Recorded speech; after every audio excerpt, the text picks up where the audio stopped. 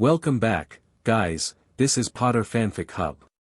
Here we explore powerful Harry Potter what-if stories and hidden magic. What if 6-year-old Harry Potter discovered he was a Metamorphmagus and escaped the Dursleys forever? If you enjoy epic magical videos, subscribe to Potter Fanfic Hub. Now, let the story begin. Chapter 1, The Boy with 1,000 Faces. The summer sun beat down on Privet Drive like a hammer on an anvil, turning the perfectly manicured lawns into carpets of brittle gold. Number 4 sat in the middle of the row like a judgmental overseer, its windows gleaming with the sort of polish that spoke of a woman who measured her worth in how much her neighbors envied her. Inside, the heat was oppressive, but Petunia Dursley would rather have melted into the carpet than open a window and let in the common air from outside. In the smallest bedroom, the one that had once been a cupboard under the stairs before they'd moved him up here to keep him from embarrassing them in front of the new neighbors, 6-year-old Harry Potter sat perfectly still on his thin mattress, counting the cracks in the ceiling. He'd counted them before. He'd counted them so many times that he could trace each one with his eyes closed, could map the pattern of water stains and peeling paint like a cartographer mapping an unknown continent. There were 47 cracks in total, plus one long one that curved like a lightning bolt. Harry liked that one best. He could hear his cousin Dudley thundering down the hall, each footstep like a small earthquake. The walls of number 4 were thin, and Harry had learned to interpret every sound in the house like a language. The heavy stomp stomp stomp of Vernon meant anger coming. The clipped click click click of Petunia's heels meant she was on the hunt for something, usually him. The thunderous crash of Dudley meant danger. This was definitely danger. Harry pressed himself back against the wall, making himself as small as possible. It was a trick he'd learned early: make yourself invisible, make yourself forgettable, make yourself nothing. When Dudley came looking for him, which he always did, eventually, the best defense was to be so unremarkable that his cousin's eyes simply slid past him. The door to his room, he was never allowed to close it. They said it was because he might try to hide things in there, but really it was so they could always see him, shuttered on its hinges as Dudley's massive body collided with it. Potter. Dudley's voice was high and nasal, like a pig being slowly squeezed through a too small fence. I know you're in there. Harry didn't move. Didn't breathe. The floorboards of his room were loose, and if he shifted his weight too quickly, they'd creak. He'd learned that lesson the hard way, when he tried to hide under his bed and the board had given him away. 3 days without food had followed, just enough to remind him what hunger felt like, not enough to actually kill him. The Dursleys were very careful about that. They never did quite enough to kill him, just enough to make him wish sometimes that they would. I know you're in there, freak. Dudley's voice was getting higher now, excited the way he always got when he was about to hurt someone. Dad said I could play with you. That was Vernon speak for, Dudley can beat you up as much as he wants and there's nothing you can do about it. Harry had learned that translation system too. The door flew open with such force that it bounced off the wall, leaving a small dent in the plaster. Harry knew that dent would be blamed on him. Everything was always blamed on him. Dudley filled the doorway like a tiny whale in shorts. He was 6 years old too, but he was 3 times Harry's size, with fat rolls cascading over the waistband of his trousers and cheeks so chubby they pushed his eyes into permanent slits. He was holding a toy gun, the kind that shot actual plastic pellets, because Vernon believed in giving his son proper toys. Not that namby-pamby safe rubbish. Found you, Dudley said, grinning with all his teeth. Harry didn't respond. He'd learned that silence was often safer than words. Words could be twisted, could be used against him. Silence was just nothing. It was harder to punish someone for nothing. Dudley raised the toy gun. Harry flinched. The first pellet hit him in the shoulder, a sharp sting that made his eyes water. The second hit his stomach, and he doubled over, gasping. The third hit his ear, and he could feel blood starting to trickle down his neck. That's for being a freak, Dudley said, reloading. This one's for stealing my toys. I didn't steal your toys, Harry whispered, but it came out too soft, too weak. He'd learned not to argue with Dudley too loudly, it only made things worse. "Shut up, freak!" Dudley fired again. Harry didn't feel this one. He didn't feel anything except a sudden, overwhelming heat in his face. It was like being pressed against a stove, like his skin was trying to crawl off his bones. He brought his hands up to his cheeks, and that was when he felt it. His face was different. The skin under his fingers was softer, smoother. The bones felt wrong, his jaw was too narrow, his nose too small. He scrambled to the small, dusty mirror that hung on his wall, the only thing in the room that was actually his, a leftover from when the previous tenants had lived here, and what he saw made him gasp. The boy in the mirror wasn't him. This boy had a narrower face, a sharper chin. His hair was still black, but it was straighter, falling across his forehead in a neat curtain instead of the wild tangle Harry was used to. His eyes, oh God, his eyes, were gray. A pale, silvery gray like the sky before rain. Harry touched his own nose in the mirror. The boy in the mirror touched his nose.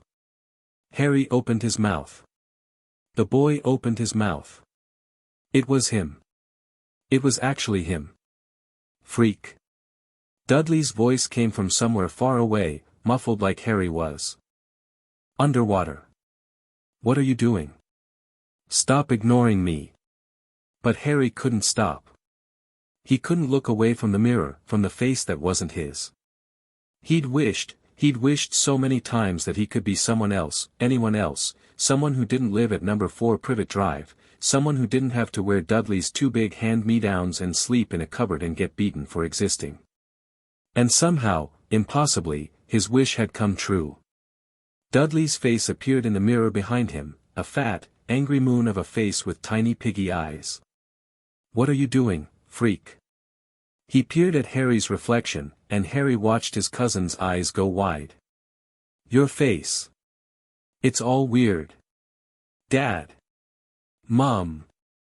The freak's done something to his face. Harry hadn't even seen his face go back. One moment he was looking at the stranger in the mirror, the next he was looking at himself again, his own round face, his own messy black hair, his own green eyes. The transformation had happened so fast he almost missed it, like a flicker of heat in his skin, and then it was gone. But Dudley had seen. And now Dudley was screaming. Harry scrambled back from the mirror, pressing himself into the corner of his room, the blood still trickling from his ear and the welts from the pellet gun already starting to bruise. He could hear heavy footsteps on the stairs, Vernon's footsteps, the ones that meant anger. What's this, then? Vernon's voice boomed from the hallway. He appeared in the doorway, his face purple with barely contained rage. What's all this screaming about? The freak's face. Dudley was still shrieking, pointing at Harry with a shaking finger. It went all weird. It turned into someone else. Vernon's tiny eyes narrowed. He crossed the room in 2 steps, his massive hands closing around Harry's arms and lifting him off the ground like he weighed nothing. What did you do, boy? Nothing, Harry gasped. I didn't, I don't know. Don't lie to me. Vernon shook him so hard that Harry's teeth rattled. Dudley saw you. What did you do to your face? I don't know. Harry's voice cracked. I don't know what happened. He didn't. He genuinely, truly didn't know. One moment he'd been looking in the mirror, and the next he'd been someone else. It had felt like heat, like his skin was trying to molt, like he was shedding one identity and growing another. Vernon dropped him onto the floor, and Harry hit the ground hard, the breath knocked out of him. We'll see about this, Vernon said, his voice dropping to something cold and dangerous. We'll see exactly what kind of freakery you're up to. He dragged Harry to the cupboard under the stairs, the same cupboard where Harry had spent the first 5 years of his life, and threw him inside. The door slammed shut, and the lock clicked, and Harry was once again in the dark, in the small, cramped space that smelled of dust and old shoes and something faintly like cleaning chemicals. There, Vernon's voice came through the door. You can stay in there until you learn not to be a freak. Harry sat in the darkness, feeling the welts on his arms and the blood drying on his neck. His face felt normal again, the bones right, the skin his own, but he could still feel the echo of the change, a tingling in his cheeks like the memory of a burn. He brought his hands up to his face, tracing the features he'd known his whole life. But what would happen if he tried to change it again? What had even happened in the first place? Maybe it was a dream. Maybe he'd imagined the whole thing, the strange face in the mirror, the flash of heat, the feeling of being someone else. Maybe the pellet gun had hit him harder than he'd thought, and he was just concussed. But as he sat in the darkness of the cupboard, his hands still shaking, he knew it wasn't a dream. He'd looked in that mirror and seen a stranger. A stranger who had looked back at him with his own eyes. He didn't know who he was anymore. He didn't know if he was a freak. If he was some kind of monster, if there was something wrong with him. All he knew was that for one brief, impossible moment, he'd been someone else. And the strangest part of all. He'd liked it. The next morning, Harry was released from the cupboard with strict instructions to keep his face normal, and not do anything freaky. He'd nodded silently, the way he'd learned to nod, and gone about his morning chores, making breakfast for the Dursleys, feeding Dudley's pet tortoise, cleaning the kitchen floor with a toothbrush because Petunia had found a single crumb in the corner. All through the day, Harry kept waiting for his face to change again. He'd look in any reflective surface he could find, the toaster, the windows, the back of a spoon, expecting to see a stranger staring back at him. But every time, it was just him. The same pale face, the same messy black hair, the same green eyes behind the same cracked glasses. Maybe he'd imagined it. Maybe it had been some kind of hallucination brought on by Dudley hitting him in the head one too many times. But then night came, and Harry lay in his bed, his small, lumpy bed in his small, dusty room, and he couldn't sleep. The image of that other face kept floating through his mind. The narrower features, the sharper chin, the gray eyes that had looked out from the mirror like they belonged to someone entirely different. Someone who wasn't Harry Potter. Someone who had never been locked in a cupboard. Someone who had never worn Dudley's hand-me-downs. Someone who had never been called a freak or a burden or an accident. Harry sat up in bed. The room was dark except for the thin sliver of moonlight coming through the gap in his curtains. In the shadows, he could almost pretend he was somewhere else. Someone else. He looked at his reflection in the dark window. It was just a silhouette, just a shape, but he could see the outline of his face, the tangle of his hair. He tried to focus. Tried to will his face to change. The way it had changed yesterday. He thought about the heat, about the strange tingling sensation that had spread across his skin. Nothing happened. He concentrated harder, scrunching up his face like he was trying to force the change through sheer willpower. His cheeks ached with the effort. Still nothing. Maybe it had been a fluke. Maybe he'd never be able to do it again. But then Harry thought about Dudley's face, the way his cousin had screamed when he'd seen the stranger in the mirror. The way Dudley's little piggy eyes had gone wide with fear. Dudley had been scared of him.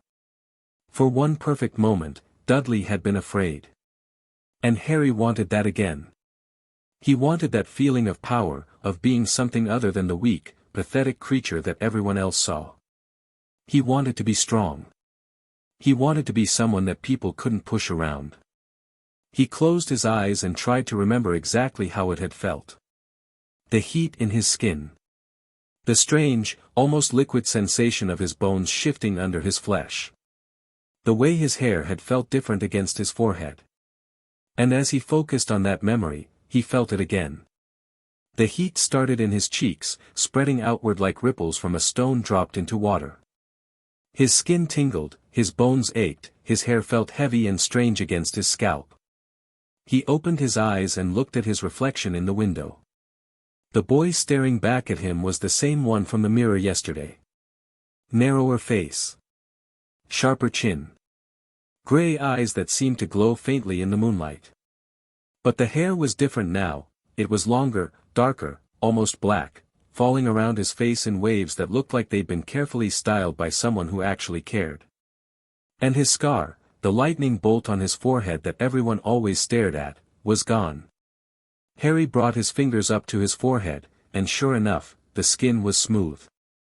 He'd spent so many years trying to hide that scar, trying to grow his hair over it so people wouldn't stare and ask questions he didn't know how to answer. And now it was just gone. The tingling in his cheeks was starting to fade, and Harry realized that the change was starting to reverse. The face in the window was becoming his own again, the bones shifting back, the scar reappearing, the hair returning to its usual wild tangle. He forced himself to focus again, to hold on to the image of the stranger. The change slowed, stopped, and for a moment, he was somewhere in between, neither the stranger nor himself but a strange mixture of both. And then he thought about the gray eyes, about the way they seemed to glow, about the way he'd felt like a completely different person when he'd looked out of them. He thought about being someone new. Someone who could walk down the street without people whispering about that poor orphan or those dreadful Potters. Someone who could go to the park and not have to worry about Dudley finding him. The face in the window shifted again, and this time, when Harry looked at his reflection, he saw a boy with the same messy black hair he'd always had, the same scar, the same green eyes, but a different nose. A narrower nose, like the stranger's. He touched it. It felt real. Now he could see his own face, but with one small change. The bones felt the same, the skin felt the same, but the shape was different. Like putting a different nose on a familiar face. Harry smiled. And the boy in the window smiled back at him, the nose staying stubbornly narrow. He focused again, trying to think of what else he could change. His ears. They felt the same. His eyes. They were still green. His hair. Still the same messy tangle. But his nose was different. He'd changed his nose. A strange, bubbling feeling started to build in his chest. It took Harry a moment to recognize it for what it was, because he'd never really felt it before. He was laughing. He was sitting in his dark bedroom, in the house where he'd been beaten and starved and called a freak his entire life, looking at his reflection in the window, and he was laughing like it was the funniest thing in the entire world. He'd changed his nose. His nose. It was the stupidest, strangest, most wonderful thing that had ever happened to him. He could change his face. He could look like anyone. Harry crawled to the edge of his bed and peered out the window. The street below was empty, just the same rows of identical houses and manicured lawns. But in the distance, he could see the park where Dudley and his friends played. He thought about going there. About walking into that park and not being Harry Potter. Not being the freak. Not being the boy everyone picked on. He could be someone else entirely. He could be anyone. The laughter faded, replaced by something harder. Something colder. He remembered what Vernon had said last night when he'd thrown him in the cupboard. The freaks are all the same. They think they can do whatever they want, but in the end, they're just freaks. Except he wasn't a freak. Not in the way Vernon meant. This wasn't something wrong with him. It was something special. Something powerful. Harry looked at his reflection one more time. The nose was back to normal now, the change fading as he lost his focus. But he knew he could do it again. He knew what it felt like now. And he knew, with a certainty that went bone deep, that things were going to change. He was going to change everything. The next few days were a blur of secret experiments. Harry discovered that he could change his face in front of a mirror much easier than when he was just imagining it. Looking at his reflection seemed to help him focus, to give him a target to aim for. He could shift his nose, his jaw, his eyebrows. He could make his hair longer or shorter, curlier or straighter. He could change his eye color from green to blue to brown to gray. But it was never quite right. When he tried to change his whole face at once, to become a completely Different person, it came out wrong. The proportions were off, the features didn't quite fit together. It was like trying to build a face out of pieces that didn't belong together. Harry practiced for hours in the darkness of his room, looking at his reflection in the window and trying to create a new face. He'd start with one feature and move to another, but the transitions were never smooth. It always felt like his face was fighting against the change, trying to snap back to its original shape. But he was getting better. By the third night, he could hold a completely different face for almost a full minute before his skin started to rebel. By the fifth night, he could hold it for 5 minutes. By the end of the first week, he could change from his normal face to a stranger's face in the time it took to blink. He was still working on making the transformations look natural. The first time he tried to change his face in front of the mirror, it had looked like clay being molded. His skin had rippled, his bones had shifted, and his nose had sort of melted into a new shape. He'd nearly screamed. But he'd kept practicing. And now, looking at his reflection in the dark window, Harry could see that he was almost there. Almost perfect. He'd found a face he liked. It was still recognizably him, same hair, same scar, same general shape. But the nose was narrower, the jaw stronger. The eyes were a lighter green, almost glowing in the darkness. The cheeks were higher, the chin more pronounced. It was like looking at a version of himself that could have existed if he'd been fed properly, if he'd grown up somewhere other than Privet Drive.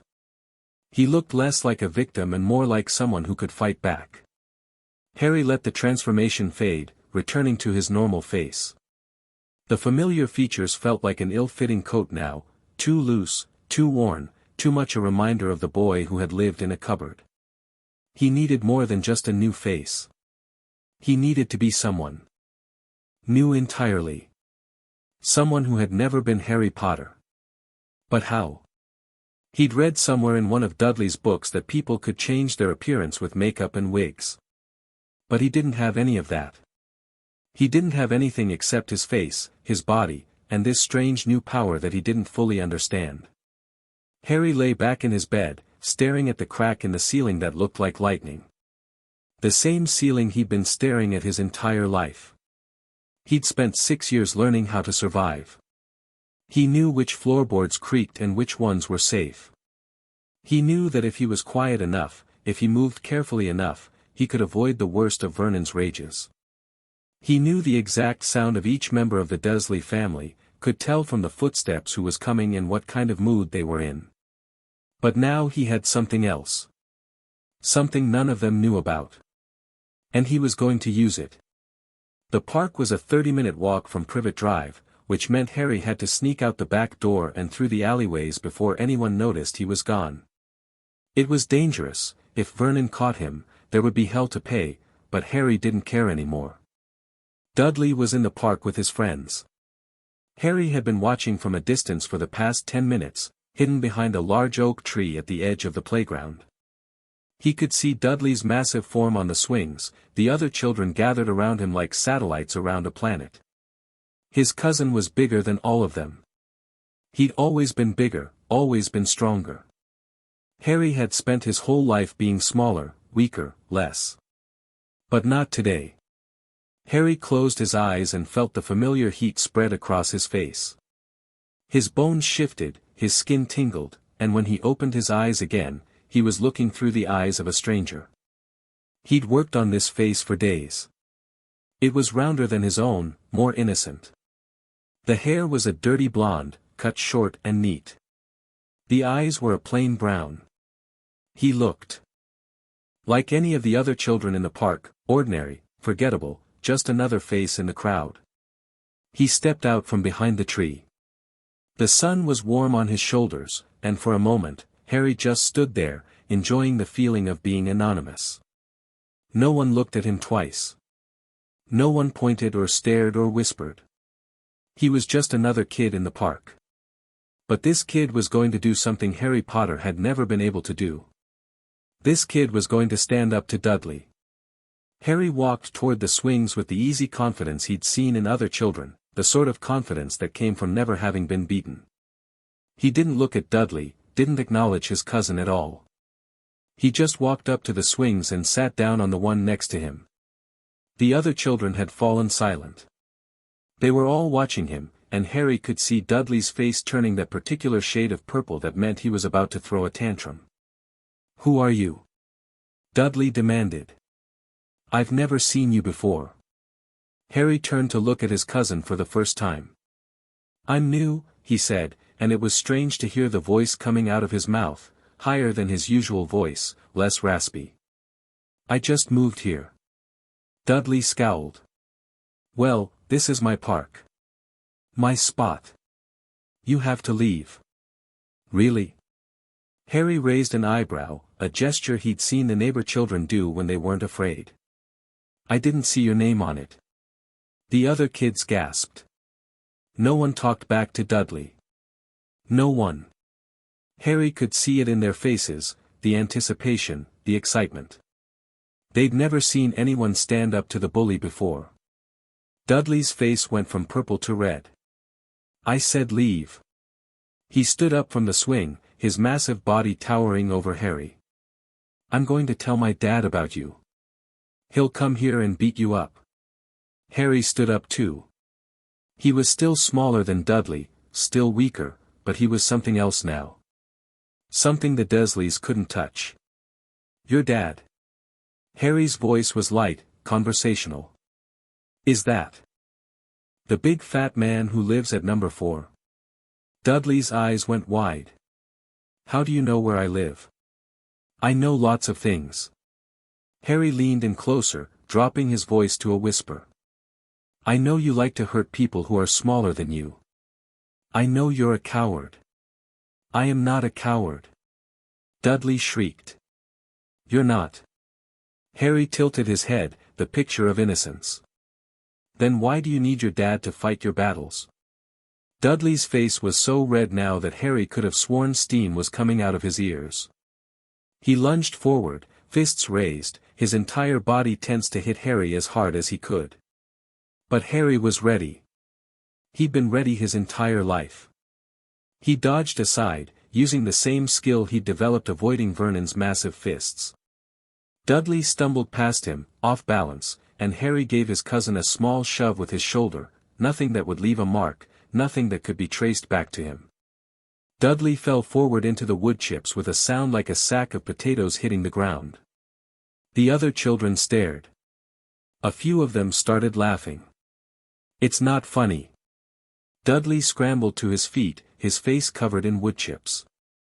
"He pushed me. He pushed me." "Did not," Harry said innocently. "You just fell." "Liar." "I'm telling my dad."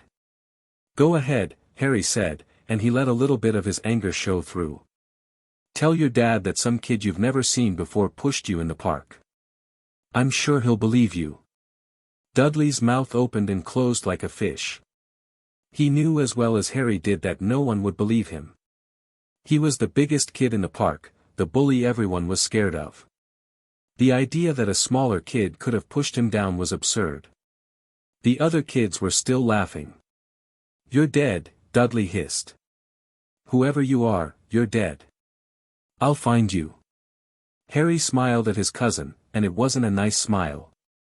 It was the smile of someone who had been pushed around for 6 years and had finally discovered he had teeth. "You won't find me," Harry said. "I'm not going to be here much longer." And then he walked away. He walked out of the park with the other children's laughter in his ears and the feel of Dudley's humiliation burning in his chest. It wasn't like a real victory, he just pushed his cousin into some wood chips, which was nothing compared to the things Dudley had done to him over the years. But it was a start. That night, Harry lay in his bed and thought about what he'd done. He'd changed his face. He'd talked to Dudley. He'd pushed his cousin into the wood chips and then walked away without anyone knowing who he really was. It had been the most thrilling experience of his life. But now he had a problem. He couldn't stay at Privet Drive forever. Sooner or later, the Dursleys would realize what he could do, if they hadn't already. And when they did, they'd find a way to stop him. They'd lock him in his room, chain him to his bed, do whatever they had to do to keep him from being a freak. Harry didn't want to go back to the cupboard. He didn't want to live his life as the Dursleys' punching bag. He wanted to be free. But where would he go? He was 6 years old. He didn't know anyone. He didn't have any money. All he had was this strange ability to change his face. Or did he have more? Harry sat up in bed and looked at his hands. They were small hands, pale from lack of sun. But they were his hands. And if he could change his face, maybe he could change more than just his face. He concentrated, thinking about the shape of his hands. Could he make them bigger? Smaller? Could he change the shape of his entire body? The heat started in his fingers, spreading up his arms. It was different from the face changing, heavier, like his bones were being replaced by something else. Harry watched in fascination as his fingers started to lengthen, his hands growing larger and more adult. He'd just become a grown-up. Harry scrambled out of bed and stumbled to the window, looking at his reflection. The face was still his own, the body still a child's, but the hands were the hands of a man, long-fingered, with square palms and prominent knuckles. He flexed them. They moved easily, as if they'd always been this size. Harry concentrated again, and the hands shrank back to normal. He tried the other direction, and they grew to adult size again. He was doing it. He was really doing it.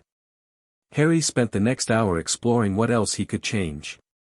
He discovered that he could make himself taller, but it made his legs ache, like they were stretching too fast. He could change the color of his skin, turning it darker or lighter with a flicker of heat. He could even change his hair color. He'd always had black hair, but now he could make it red or brown or even a strange silvery blonde. But the face was still the hardest. The features wanted to be just so, and Harry had to fight to keep them in the shape he wanted. He could hold a transformation for maybe 10 minutes at a time before his skin started to rebel, but that was all right. He didn't need to hold it for long. He just needed to hold it long enough. Long enough to get away. Harry sat down on his bed, exhausted from his experiments. The room was dark, the house silent. Somewhere in the distance, a dog was barking. The sounds of a normal night in a normal neighborhood. But Harry wasn't normal. He'd never been normal. And now he had proof that he was different, proof that he was special, proof that he didn't have to stay here anymore. He was going to leave. He was going to walk out the front door and never come back. And no one, not the Dursleys, not anyone, was ever going to find him. Harry started planning the next day. He knew the Dursleys' routine like the back of his hand. Vernon left for work at 7:30 every morning, except Sundays. Petunia spent her mornings cleaning and her afternoons on the phone with her sister Marge. Dudley spent his days watching television or playing with his friends in the park. The best time to leave would be in the afternoon, when Petunia was distracted and Dudley was out of the house. Harry could slip out the back door and be gone before anyone noticed. But he needed to be prepared. He needed money. He needed food. He needed clothes that actually fit him. And he needed to be able to change his face quickly and easily, in case anyone came looking for him. The money was the biggest problem. Harry had never had any money in his life. The Dursleys gave him nothing, not pocket money, not an allowance, not even the occasional treat. Everything he had was either Dudley's cast-offs or things he'd found in the trash. But Harry was resourceful. He'd had to be. He remembered the jar of coins Petunia kept in the kitchen cupboard. It wasn't much, just the spare change from Vernon's pockets, the money Petunia used for small purchases, but it was something. And Harry knew where the spare key was hidden. The food was easier. There was always food in the Dursleys' kitchen, and they were so careless with it that they'd never notice if a few things went missing. Harry could take a bag of crisps, a few apples, some bread and cheese. It wouldn't last long, but it would last long enough. The clothes were the hardest. Harry had exactly 2 sets of clothes that actually fit him, the rest were Dudley's hand-me-downs, too big and too worn. But he could take those, at least. It didn't matter if he looked ridiculous. He'd be changing his face soon enough. And then there was the face itself. Harry had been practicing his transformations every night, getting faster and smoother. He could now change his entire face in less than 3 seconds. He could hold it for nearly 15 minutes. And he'd discovered something else: he could change parts of his body independently, like changing his hands without changing his face, or making himself taller without altering his features. But he still couldn't hold it for very long. 15 minutes was the maximum. After that, his skin would start to shift back on its own, and he'd have to start over. He needed to practice more. But time was running out. The night before the Great Escape, Harry was calling it that in his head, because it sounded more dramatic than running away. He couldn't sleep at all. He lay in his bed, going over the plan again and again. He'd leave at 3 o'clock in the afternoon, when Petunia was on the phone with Marge and Dudley was at the park. He'd slip out the back door, climb the fence, and make his way to the train station. He didn't know where the train would take him, but anywhere was better than here. He'd change his face before he left, just in case anyone saw him. He'd keep the face on until he was far away, and then he'd change to another face, and another, until he was sure no one could follow him. He'd find somewhere to live. He didn't know how, but he'd find somewhere. People lived on the streets all the time. He could do it too. And he'd never have to see the Dursleys again. Never have to feel Vernon's fists or hear Petunia's cold voice or see Dudley's cruel grin. Never. Harry closed his eyes and tried to sleep, but the excitement was too much. He could feel his heart racing in his chest, could feel the strange tingle in his skin that meant the transformation was ready to happen. He was leaving tomorrow. Everything was going to change. The afternoon sun was bright and hot, just like the day that had started all of this. Harry could hear Petunia on the phone in the kitchen, her voice high and gossipy as she talked to Marge about some neighbor's scandal. Dudley was in the back garden, his heavy footsteps thudding on the grass as he chased his friends around. Harry was in his room, packing. He didn't have much, just the clothes he was wearing and the second set he'd hidden under his bed. A bag of food he'd stolen from the kitchen. A small jar of coins he'd taken from the cupboard. And the mirror from his wall, the only possession he actually cared about. He put everything into a small rucksack, one of Dudley's old ones, faded and worn, and slung it over his shoulder.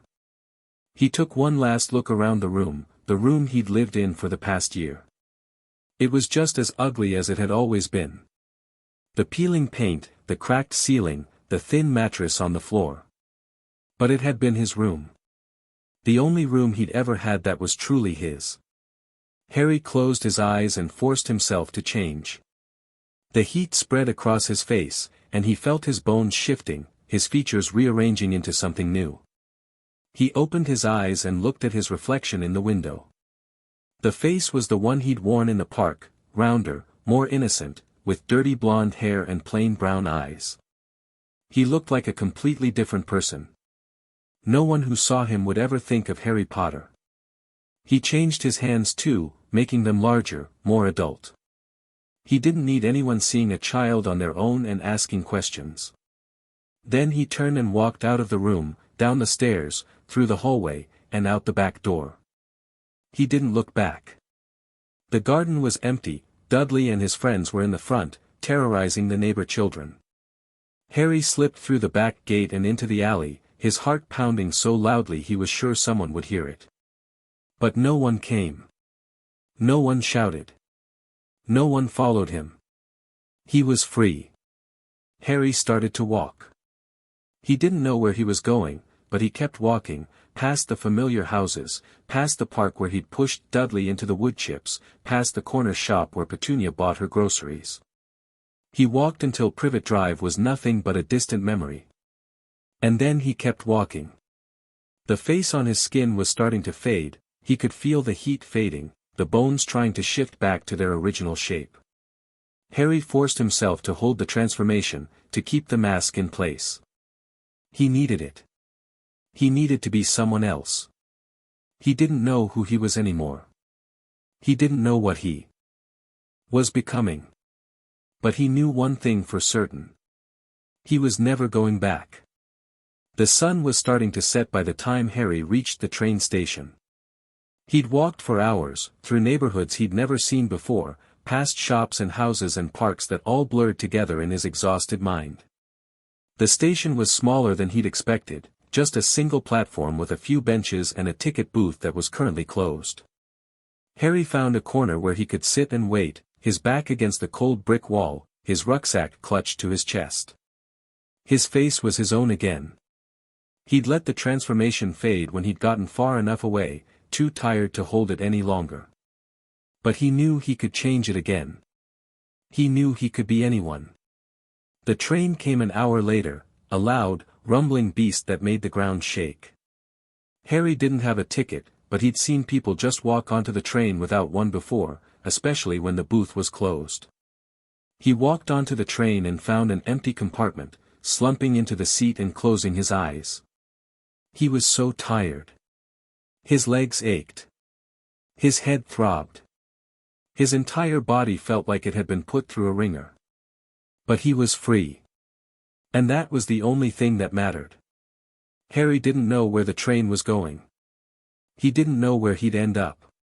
He didn't have a plan, didn't have any money, didn't have anything except a strange ability to change his face. But he had hope. And he had himself. The train lurched forward, and Harry opened his eyes to watch the station slide away. He watched until he couldn't see it anymore, until there was nothing but fields and trees and the setting sun painting the sky in shades of orange and gold.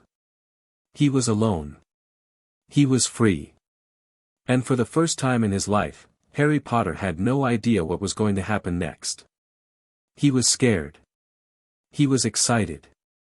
He was terrified. And underneath all of that, he was something else too. He was someone. He was someone new. The boy with 1,000 faces had just begun. The train rattled on through the darkness, carrying Harry toward a destination he didn't know and a future he couldn't imagine. He watched the world go by outside the window, towns and villages, fields and forests, all of it lit by the pale light of the moon. It was strange, being out here alone. He'd never been alone like this before, never been without the Dursleys or the familiar walls of number 4. The world was so much bigger than he'd ever imagined, so much larger and stranger and more full of possibility. He was a 6-year-old boy, alone on a train to nowhere, with nothing but the clothes on his back and a strange ability he didn't fully understand. But that ability was going to save him. He knew it was. Harry changed his face again, just to prove to himself that he could. The heat spread through his cheeks, his nose, his jaw, his eyes, and when he looked at his reflection in the dark window, he saw someone new. Someone who could walk into any crowd and vanish. Someone who could be anyone at all. He let the transformation fade, and his own face returned. The familiar features felt like an old friend now, a constant companion in a world of uncertainty. He settled back into his seat and closed his eyes. It was going to be all right. He was going to be all right. The train carried him into the night, and somewhere behind him, the Dursleys were just realizing he was gone. There would be shouting, searching, anger. There would be questions no one could answer. But Harry was already gone. And he wasn't coming back. He was going to survive. He was going to learn. He was going to grow. And one day, when he was ready, he was going to become someone extraordinary. But for now, he was just a boy on a train, running away from a life of pain toward a future of his own making. The boy with 1,000 faces. And this was only the beginning. Hashtag the boy with 1,000 faces. Hashtag chapter 2, The Great Escape. The train rattled through the night like a metal beast, its wheels singing a rhythmic song against the tracks that Harry found strangely soothing. He'd lost track of time somewhere between the 3rd and 4th hour of his journey, his young body finally succumbing to the exhaustion that had been building for days. He slept in fits and starts, jerking awake at every sudden noise, every change in the train's motion. Each time, he'd press his face to the cold window and watch the darkness rush by, trying to make sense of where he was going. But the world outside was just a blur of shadows and occasional pinpricks of light from distant farmhouses. When the sky began to lighten to a pale gray, Harry sat up straighter. His neck ached from sleeping slumped against the window, and his stomach was growling with a hunger that had become all too familiar over the years. He pulled out the small bag of food he'd stolen from the Dursleys' kitchen, a few apples, some bread that was starting to go stale, a packet of crisps, and a small piece of cheese wrapped in wax paper. It wasn't much, but it was more than he'd eaten in days. He ate slowly, savoring each bite, because he had no idea when he'd get food again. The train didn't seem to have a dining car, and Harry didn't have any money to buy food if it did. By the time he'd finished, the train was slowing down, pulling into a station that looked even smaller than the one he'd left. Harry could see a sign on the platform, "Little Whinging," and he felt a surge of panic. He hadn't gone far enough. He'd just been going in circles, probably. The train had taken him right back where he started. But no, this station was different. Smaller. Older. The sign was different from the one he'd seen at the station near Privet Drive. He'd been traveling all night, and the train had to have gone somewhere. Right? The doors hissed open, and Harry hesitated. Should he stay on the train? Go further? But he had no idea where the train was going, and he didn't have a ticket. What if a conductor came by and asked to see his ticket? What if they threw him off the train somewhere even worse? He grabbed his rucksack and scrambled off the train just as the doors started to close. The station was almost empty, just an old man reading a newspaper on a bench, and a woman with a pram waiting for the next train. Neither of them looked at Harry. He was just another child, nothing special, nothing worth noticing. Harry walked to the exit and stepped out into the morning air. The town was small and quiet, filled with the same sort of neat little houses and tidy gardens that had been his prison for 6 years. For a moment, Harry felt a wave of despair. He'd escaped one little whinging only to find himself in another. But then he looked closer. The houses were older, more run down. The gardens were less manicured. There were shops, real shops, not just the corner stores and supermarkets he was used to. And there were people, proper people, going about their business without the sort of prying eyes that had always followed him around Privet Drive. It wasn't perfect. It wasn't even good. But it was different. And different was exactly what Harry needed. The first thing Harry did was find a place to hide. He'd been walking for about an hour, sticking to the side streets and avoiding the main roads. His face was his own, he hadn't changed it since the train, too tired to hold the transformation, and he knew that made him vulnerable. If someone was looking for him, they'd be looking for a boy with messy black hair and green eyes and a lightning bolt scar on his forehead. Harry ducked into an alley between two shops and pressed himself against the wall, his heart pounding. The alley was narrow and dirty, filled with overflowing bins and the smell of rotting food. But it was also hidden. No one could see him here. He closed his eyes and focused. The heat spread across his face, that familiar, comforting warmth, and when he opened his eyes. Again, he was someone else. The face he chose was different from the one he'd worn in the park. This one was older, more careworn. The hair was a nondescript brown, the eyes a muddy hazel. He looked like the sort of person no one would ever remember, the kind of face that could get lost in a crowd without anyone noticing. He changed his hands too, making them larger, more adult. He was still a child, still small and thin, but with an adult face and adult hands, he might pass for an unusually short adult or a very old child. It was the best he could do. Harry stepped out of the alley and walked down the street, trying to look like he belonged. He didn't know how to do that, he'd never belonged anywhere in his life, but he tried to copy the way the adults around him walked. Shoulders back. Head up. Like they had somewhere to go and no time to waste. It was exhausting, keeping up the act. Every few minutes, he had to focus on the transformation, to keep his face from slipping back to its original shape. The heat was constant now, a low hum in his skin that he was starting to get used to. He wandered through the town, not sure what he was looking for. He didn't have a plan, didn't have anywhere to go. He was just, existing. Surviving. He saw a park ahead, with benches and trees and a small pond. Harry walked toward it, his legs aching from all the walking he'd done. He found an empty bench near the pond, the bench hidden by a large oak tree, and sat down. His stomach was growling again. His food was almost gone, just a few pieces of bread and the last apple. He'd have to figure out how to get more, and soon. But for now, he just sat there, watching the ducks paddle across the pond, and tried not to think about how scared he was. Harry's plan, if you could call it a plan, was simple: survive. He found a place to sleep that first night in a shed behind an abandoned house on the edge of town. The house was falling apart, the windows boarded up, the garden overgrown with weeds. But the shed was dry, and the door still had a working latch.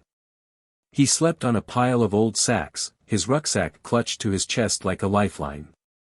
The transformation was starting to fade again, his face returning to its natural shape, but he was too tired to fight it. Tomorrow, he'd figure out where to get food. Tomorrow, he'd find a better place to hide. Tomorrow, he'd be someone else entirely. But tonight, he just slept.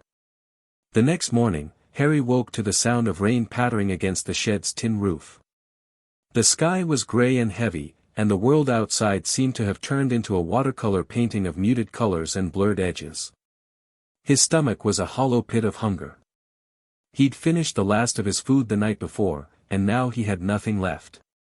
Harry forced himself to change his face again, choosing the same nondescript features as yesterday. He didn't have the energy for anything more elaborate. Then he stepped out of the shed and into the rain. The town was busier than it had been yesterday, which was both good and bad. Good because there were more people to get lost among. Bad because there were more people who might notice a child with no money and no adult supervision. Harry found a small bakery at the end of the high street, and his stomach cramped at the smell of fresh bread wafting through the open door. He pressed his face against the window, watching the loaves cooling on the counter, and tried to think of a way to get some. He had no money. He couldn't steal, he didn't know how, and even if he did, the baker was a big man with thick arms and suspicious eyes. Harry would be caught in an instant. He moved on, hoping to find something easier. The town had a market square, and as Harry turned the corner, he saw a familiar sight, a fruit and vegetable stall, its tables piled high with apples and oranges and bananas. The stallholder was busy with a customer, his back turned for just a moment. Harry's heart raced. He could do it. He could just grab something and run. But no. He'd be caught. He was too slow, too weak. The stallholder would grab him before he'd taken 2 steps. Harry was about to move on when he saw another stall, this one selling second-hand clothes and household goods. There was a rack of coats at the front, and Harry noticed a small mirror hanging from the side of the stall. A mirror. He looked at his reflection, the brown hair, the hazel eyes, the face of a child who could be anyone, and an idea started to form in his mind. He could be anyone. And anyone could do anything.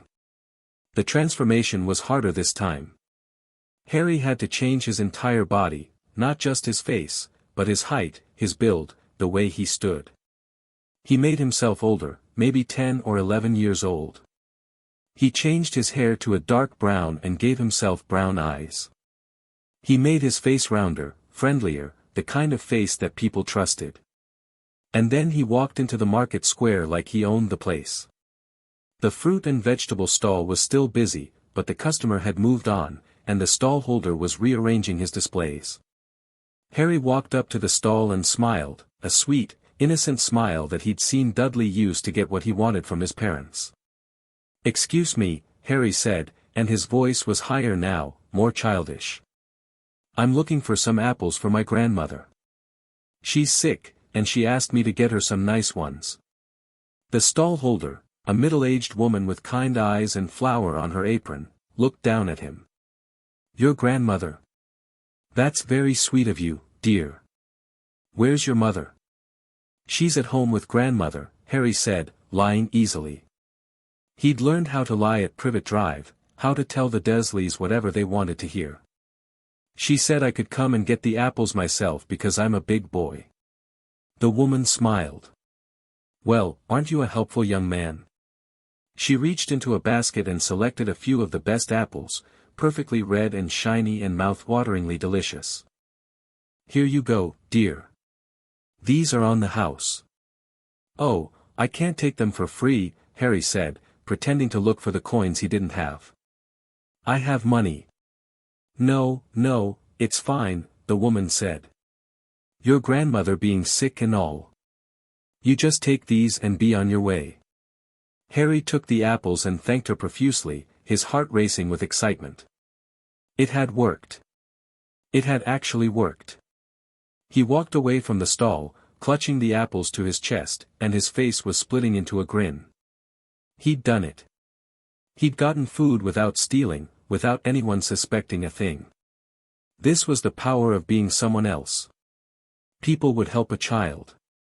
People would give things to a child. They wouldn't give things to Harry Potter, the strange boy with the strange scar, but they'd give things to anyone else. He could get food. He could get clothes. He could get anything. As long as he kept changing. That night, Harry sat in his shed and ate an apple, the sweet juice running down his chin. It was the best apple he'd ever had. Not because it was particularly good, though it was, but because he'd gotten it all on his own. He'd been using his ability for days now, and he was getting better at it. The transformations were smoother, easier. He could change his face in the blink of an eye. He could hold a transformation for nearly an hour. He'd even started to figure out how to change his voice, making it higher or lower, rounder or sharper. But he was still just a child. Still small and weak and alone. Harry lay back on his pile of sacks and stared at the cobwebs on the shed ceiling. He'd been on the run for 3 days now, and he was starting to realize that this wasn't going to be easy. He'd been lucky so far, lucky to find the shed, lucky to get the apples, lucky that no one had recognized him. But luck wouldn't last forever. He needed a plan. A real plan. Not just surviving day to day, but finding somewhere permanent to live. Somewhere he could stay without being discovered. He thought about the train, about the places it had taken him.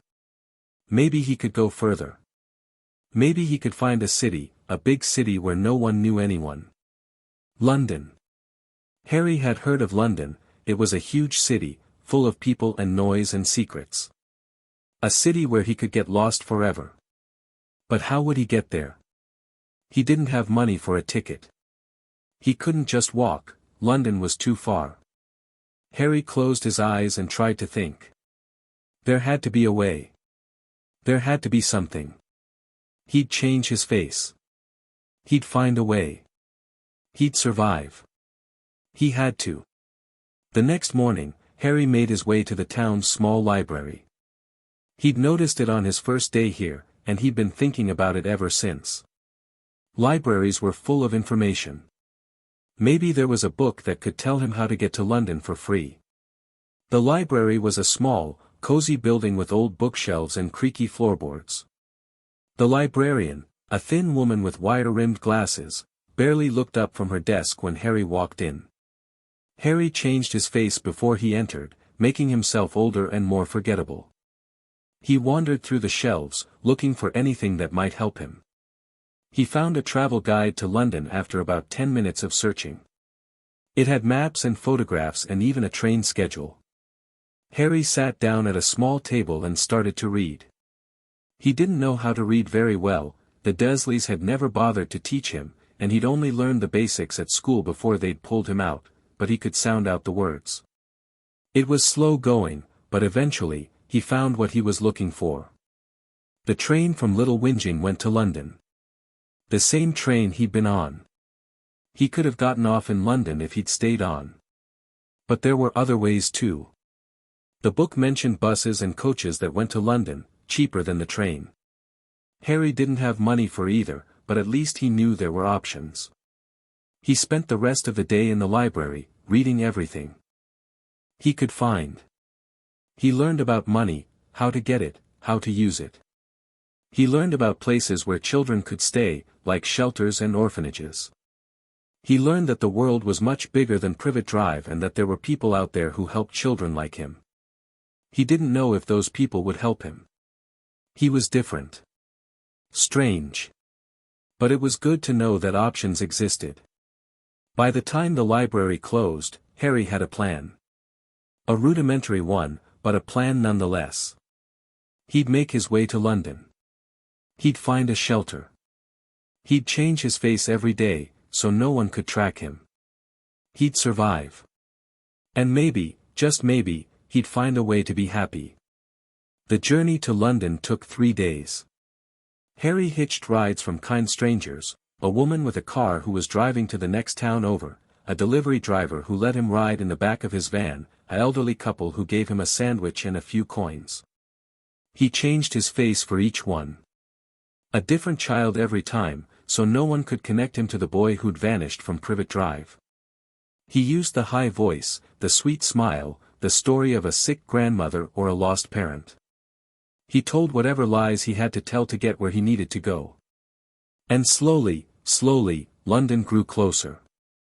The city appeared on the horizon like a promise, a vast sprawl of buildings and streets and millions of people. Harry's heart raced as he saw it. It was bigger than anything he'd ever imagined, bigger than any of the pictures in the library books. He could get lost here. He could disappear forever. The final ride was a bus. Harry didn't have money for a ticket, but he'd gotten good at sneaking on and off without anyone noticing. He sat in the back row, his rucksack clutched to his chest, watching London unfold through the window. The streets were crowded with people, more than Harry had ever seen in his life. They were all colors and sizes, all different shapes and ages. They were rushing past each other like ants, too busy to notice one small boy in the back of a bus. Harry's face was his own, and for a moment, he forgot to change it. He was too busy staring at the city, at the chaos and the beauty of it all. And then he felt a tap on his shoulder. Harry's blood turned to ice. He turned around slowly, already reaching for the warmth in his cheeks that would change his face. It was a man in a uniform. A bus conductor, with a badge on his chest and a stern expression on his face. "Where's your ticket, son?" "I don't have one," Harry said, and his voice came out higher than he meant it to, almost a squeak. The conductor's eyes narrowed. "You know you're not supposed to ride without a ticket. I'm going to have to call the police." Harry's heart was beating so fast he could barely think. The police. They'd take him back to the Dursleys. They'd lock him up. They'd. "No," Harry said, and the word came out like a desperate plea. "Please, I'm sorry. I didn't mean to.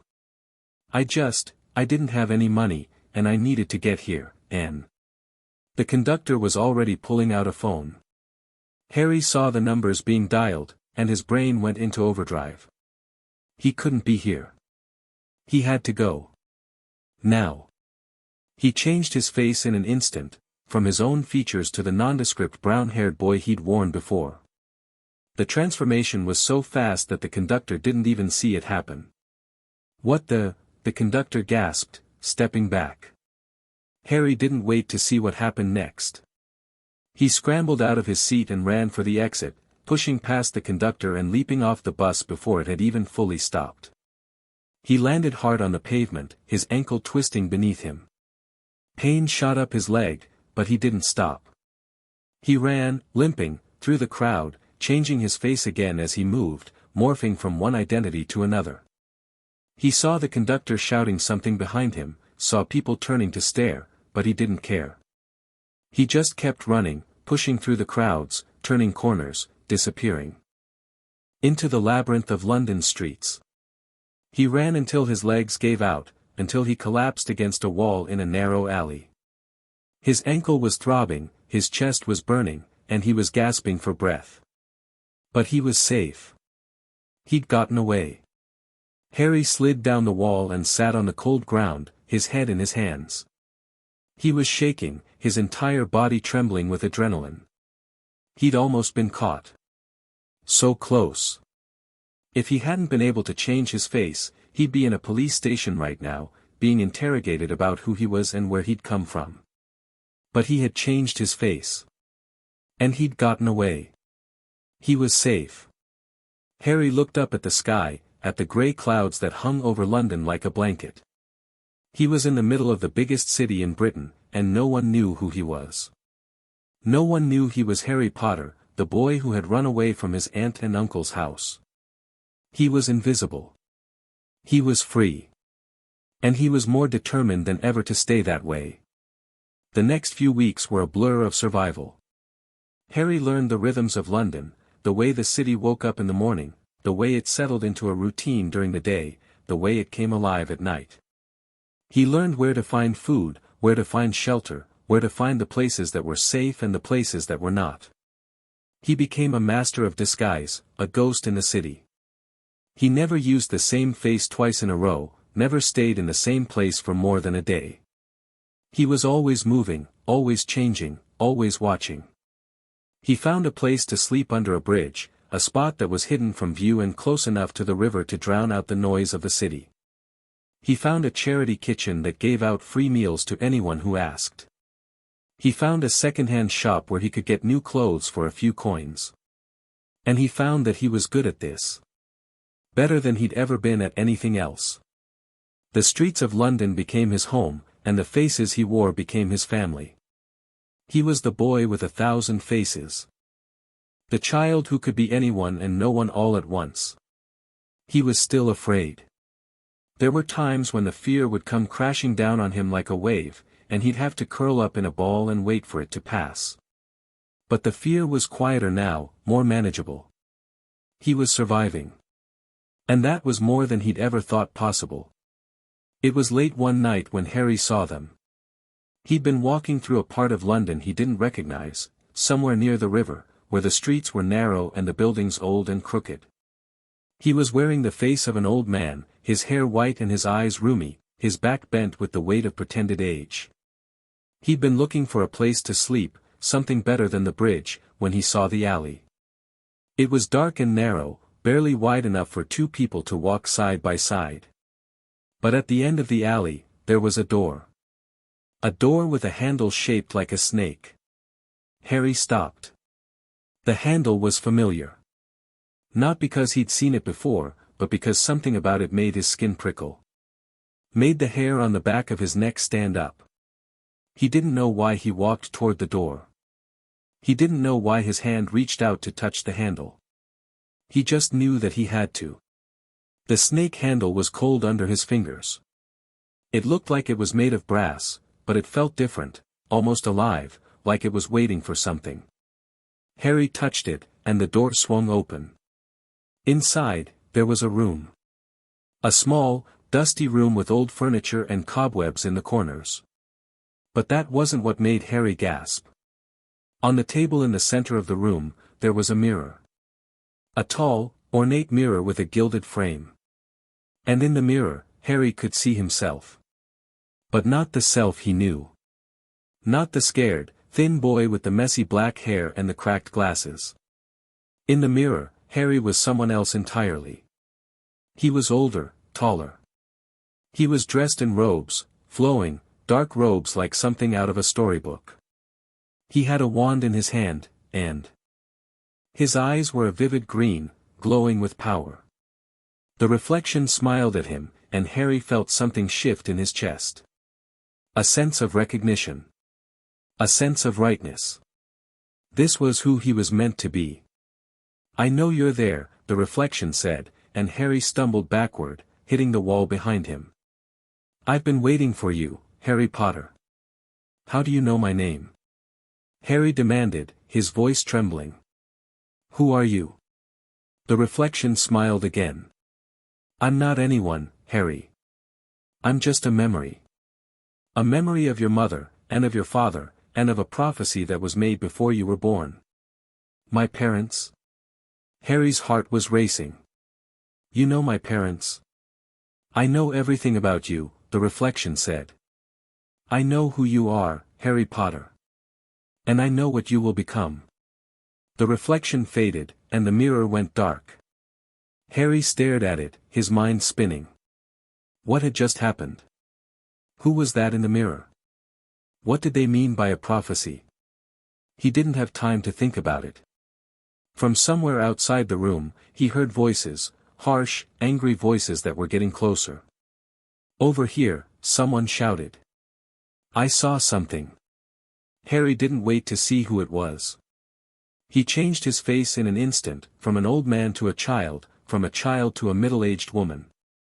He ran out of the room and through the alley, back into the streets of London. He ran until he couldn't run anymore. And then he found a place to hide and tried to understand what he'd just seen. The next morning, Harry made a decision. He was going to find out who he really was. He'd spent weeks running from everything, hiding from everyone. But that mirror had shown him something important. Something that made him realize that he couldn't run forever. He had to understand. He had to know what had happened to his parents, what the prophecy meant, why he could change his face while no one else could. He needed answers. And he was going to find them. Harry changed his face to something new, a young girl, about 10 years old, with red hair and freckles and a determined expression. He walked out into the streets of London and started looking for anyone who might be able to help him. He didn't know where to start. He didn't know who to ask. But he knew that somewhere in this vast, sprawling city, there had to be someone who could tell him the truth. The search for his identity had begun. And nothing would ever be the same. Hashtag the boy with 1,000 faces. Hashtag Chapter 3, An Unexpected Guardian. The London Underground was a labyrinth of tunnels and trains, of rushing bodies and echoing announcements. Harry had been riding it for 3 days now, changing his face every few hours, trying to find some trace of the world he'd glimpsed in that mirror. The underground was safe. No one looked at anyone here. Everyone was too busy, too rushed, too wrapped up in their own lives to notice a child who looked different every time they saw him. Harry sat in the corner of a train carriage, his face that of a young boy with sandy hair and blue eyes. He'd been at this for weeks now, and he was getting better at sustaining his transformations. He could hold a face for nearly 2 hours before the heat started to fade and his features began to slip. But he still had no answers. The mirror in that strange room had shown him something, a glimpse of a life he didn't understand, a future he couldn't imagine. He'd gone back to the alley the next day, but the door was gone. Just a blank wall where it had been, as if it had never existed. Harry had almost convinced himself it was a dream. But he knew it wasn't. He'd touched that snake-handled door. He'd seen his own reflection wearing robes and holding a wand. He'd heard a voice that claimed to be a memory of his parents. His parents. The Dursleys had told him his parents died in a car crash. They'd told him it was his fault, that he'd been the cause of the accident, the reason they'd been driving that night. He'd believed them. Because why wouldn't he? They'd told him he was a freak, a burden, an accident. Of course it was his fault. But the mirror had shown him something different. His parents had been powerful. Special. They'd had wands and robes and magic. Magic. Harry had never used that word before, not even in his head. But he knew it was true. What else could explain the way he changed his face? The way he'd made things happen when he was angry, broken windows, vanished objects, things he'd always been told were his imagination. He was magical. His parents were magical. And somewhere out there, there was a world where magic was real. He just had to find it. The train pulled into King's Cross Station, and Harry stepped off into the chaos. This was the busiest station he'd ever seen, a sea of people surging in every direction, their faces blank and their feet determined. Harry had been coming here for days, drawn by something he couldn't explain. There was something about King's Cross that felt important. Like it was a gateway to somewhere he needed to go. He walked through the station, his eyes scanning the crowd. He didn't know what he was looking for, but he'd recognize it when he saw it. He knew he would. And then he saw her. She was old, very old, with silver hair pulled back in a bun and a face that was lined with wrinkles. She was wearing a long, flowing dress in a shade of deep purple, with a shawl wrapped around her shoulders despite the warmth of the day. In her hands, she was carrying a large, leather-bound book that looked older than she was. But it wasn't her appearance that drew Harry's attention. It was the way people moved around her. They seemed to flow around her like water around a stone, never quite getting close enough to touch her. They didn't see her, not really. They just avoided her. Harry walked toward her, drawn by a curiosity he couldn't explain. The old woman looked up from her book as he approached. Her eyes were pale blue, almost white. And they seemed to see right through him. "Well, well," she said, and her voice was surprisingly strong for someone so old. "What do we have here?" Harry stopped a few feet away, suddenly nervous. He'd approached her on impulse, but now he didn't know what to say. I'm sorry to bother you. He trailed off, unsure how to explain. The old woman smiled, and it was like the sun coming out from behind a cloud. "No need to be nervous, child. I've been expecting you for quite some time." Harry blinked. "You have?" "I have." She closed her book and tucked it under her arm. "You're Harry Potter, aren't you?" Harry's blood turned to ice. "How do you know my name?" "I know many things, Harry Potter." The old woman's smile was knowing, almost amused. "I know that you ran away from your aunt and uncle's house. I know that you've been living on the streets of London. And I know that you've been changing your face to hide from everyone who's looking for you." Harry took a step back, his heart racing. "Who are you? Are you going to take me back?" "I'm not going to take you anywhere you don't want to go, child." The old woman's voice was gentle. "My name is Oriel. And I think you and I have a great deal to discuss." They walked to a small cafe near the station, a quiet place with wooden tables and the smell of fresh bread. Oriel ordered tea for herself and hot chocolate for Harry, and they sat in a corner booth where no one could overhear them. Harry had changed his face again, this time to a nondescript girl with brown hair, but Oriel didn't seem to notice. She just watched him with those pale blue eyes and smiled. "You have remarkable control for someone so young," she said. "Most Metamorphmagi can't change their appearance so quickly until they're much older." Harry frowned. What? Metamorphmagi." Oriel pronounced the word slowly, as if tasting it. "That's what you are, Harry. A Metamorphmagus.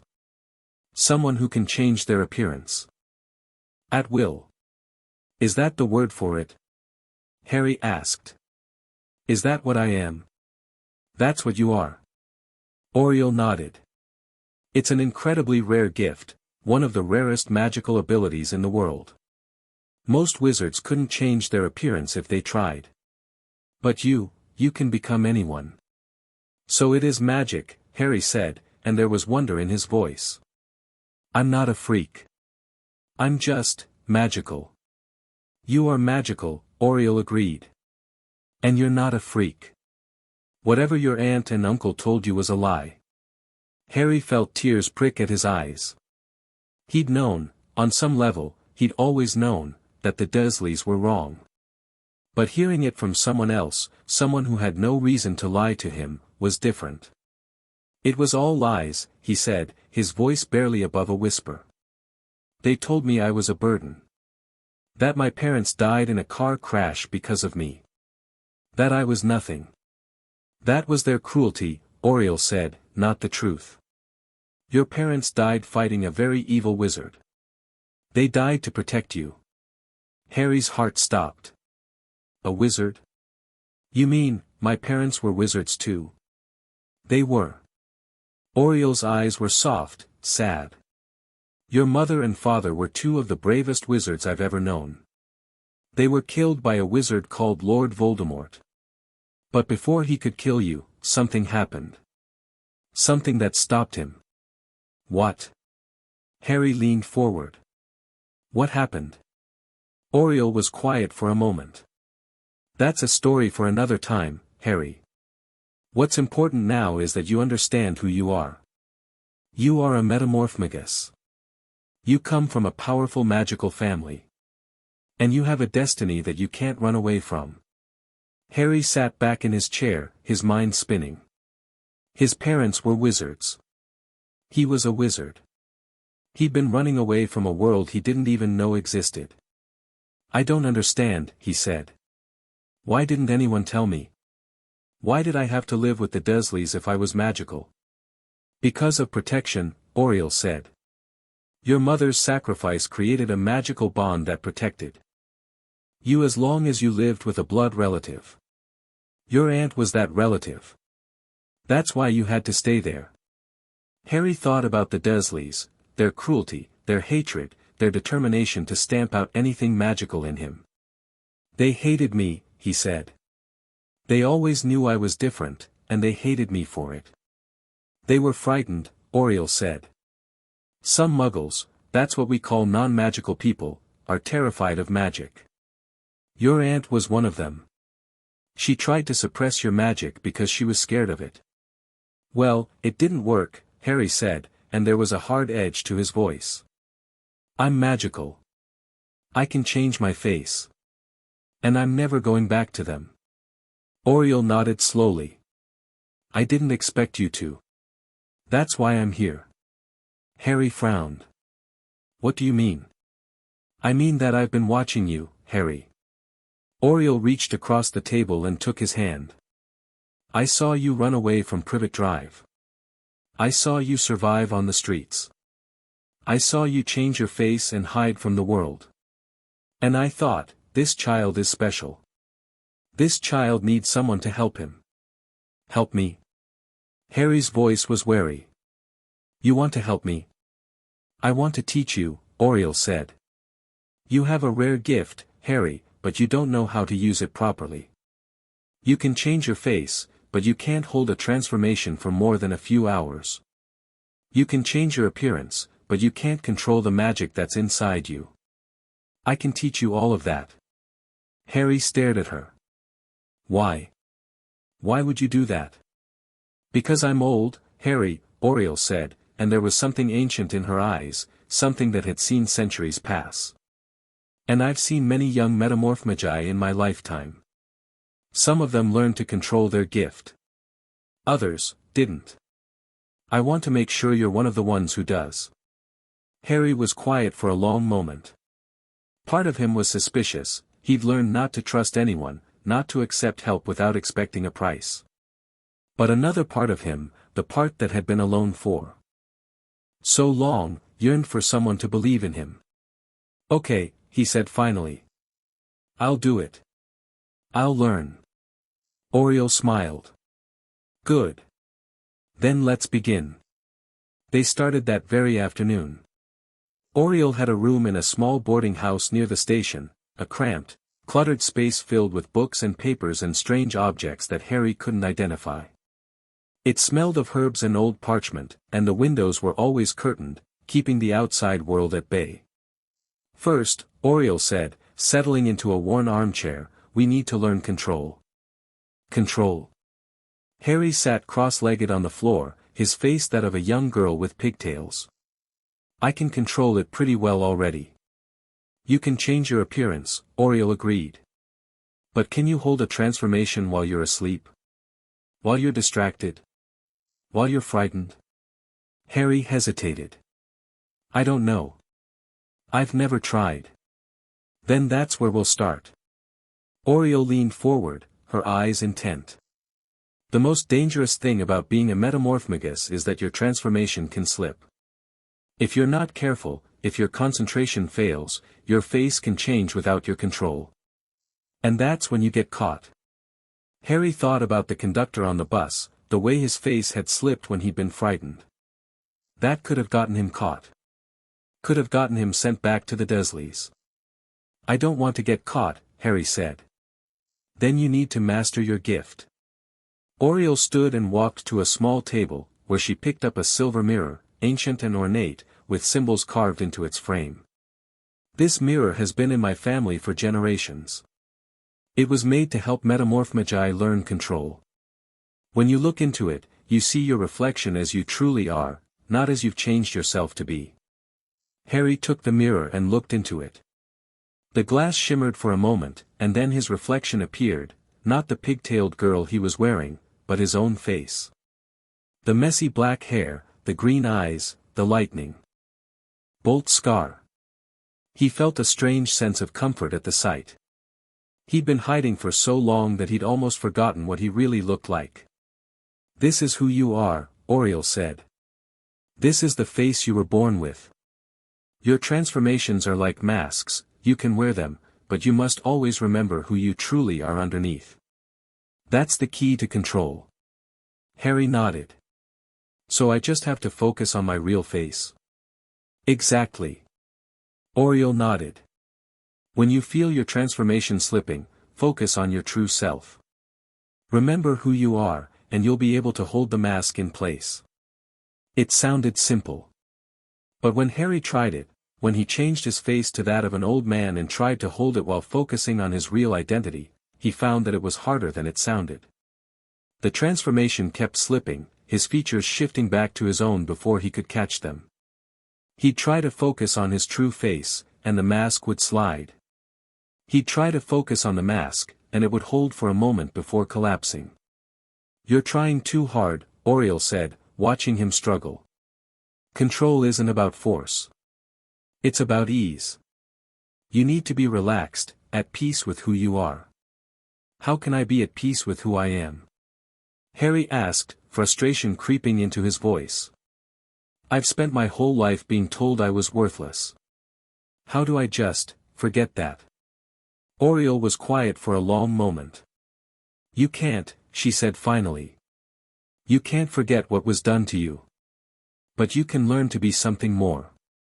You can learn to be the person you want to be, regardless of what others told you. Harry didn't respond. He just stared at his reflection in the mirror, the face he'd been born with, the face that had caused him so much pain. Could he ever be at peace with that face? He didn't know. But he was willing to try. They trained every day. Harry would wake up in Oriole's cramped room, she'd given him a cot in the corner, a small kindness that made him want to cry, and they'd begin the exercises. Control first, then stamina, then the more subtle aspects of transformation. Oriole taught him how to change his voice, to match it to whatever face he was wearing. She taught him how to change his posture, his gait, his mannerisms. She taught him how to become a different person entirely, not just in appearance but in essence. You can't just look like someone else, she said. You have to be someone else. You have to believe you're that person, even if only for a moment. Otherwise, your transformation will always feel false. It was hard. Harder than anything Harry had ever done. But he was determined. He practiced until his face ached, until he could barely hold a single transformation. And slowly, gradually, he started to improve. By the end of the first week, he could hold a transformation for 4 hours. By the end of the second, he could hold one for 6. By the end of the first month, he could hold one all day. You're a natural, Oriole said, watching him change his face from one identity to another in a matter of seconds. I've never seen anyone improve so quickly. I had a lot of motivation, Harry said. I don't want to go back. You won't, Oriole promised. No one is going to take you back. Harry believed her. He'd learned to trust her, not completely, not yet, but enough. She'd been kind to him, kinder than anyone had ever been. She'd given him shelter, food, and the knowledge he'd been desperate for. For the first time in his life, Harry felt like he had someone in his corner. But not everything was perfect. Harry had been living with Oriole for about 6 weeks when he started to notice something strange. The old woman would sometimes mutter to herself, as if she was carrying on a conversation with someone Harry couldn't see. She'd sometimes stare off into space, her eyes unfocused, and she'd forget what she was doing. "Are you all right?"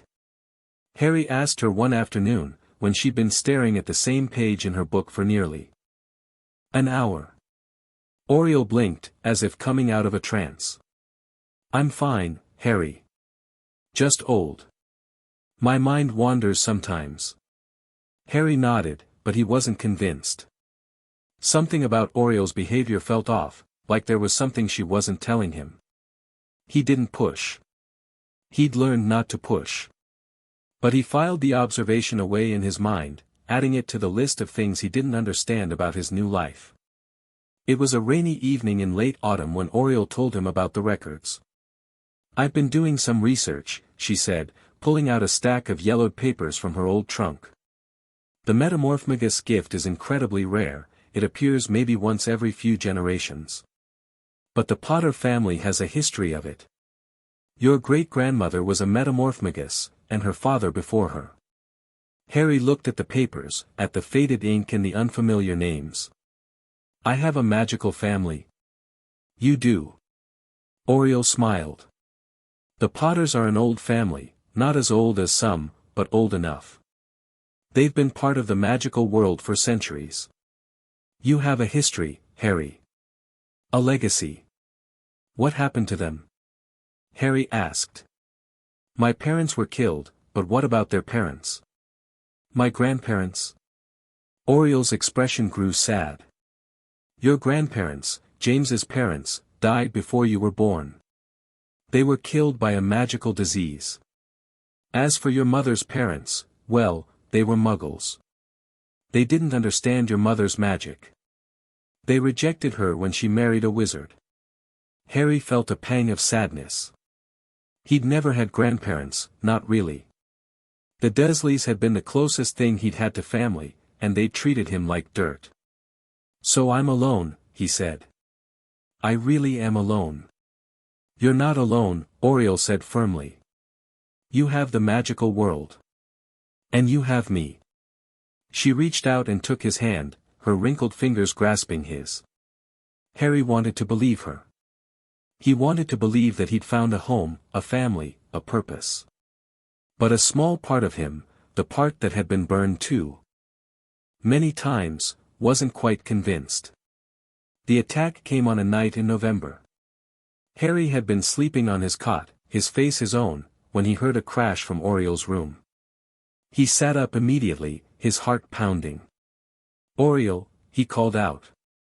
"Oriole, are you okay?" There was no response. Harry scrambled to his feet and ran to Oriole's room. The door was open, and the room was chaos. Books and papers were everywhere, scattered across the floor. The window was shattered, rain pouring in through the gap. And in the middle of it all, Oriole was struggling with a man in dark robes. "Run, Harry," she shouted. "Don't come any closer." The man turned, and Harry saw his face. It was pale and twisted, with a cruel smile that made Harry's blood run cold. "So you're the little Metamorphmagus," the man said. "I've been looking for you, boy. You're worth a lot of money." Harry didn't stop to think. He changed his face in an instant, from his own features to those of a stranger, a man with a beard and weathered skin. He changed his height, his build, his voice. "Who are you?" he demanded, his voice deeper than his own. "What do you want?" The man laughed. "Impressive. Very impressive. But it won't help you, boy. A few masks won't save you." He raised his hand, and a bolt of light shot from his fingers, aimed directly at Harry. Harry dodged, the light grazing his shoulder. Pain flared through him, but he didn't stop moving. He changed his face again, and again, and again, moving faster than he'd ever moved before. The man was confused now, his eyes darting from one face to another. He couldn't keep up. Stay still, he shouted, firing another bolt of light. Harry dove behind a bookcase, the light smashing into the books and scattering them across the floor. He could hear Oriole shouting something, could hear the sound of her wand. She had a wand, he realized, as she fought back. But the man was too strong. Oriole was old, weakened. She couldn't hold him off forever. Harry looked around the room, desperately searching for something, anything, that could help him. His eyes landed on the silver mirror, the one Oriole had given him to practice control. He grabbed it. The man was advancing on Oriole now, his wand raised. Oriole was on the floor, her breathing labored. "Leave her alone," Harry shouted. The man turned to look at him, and Harry raised the mirror.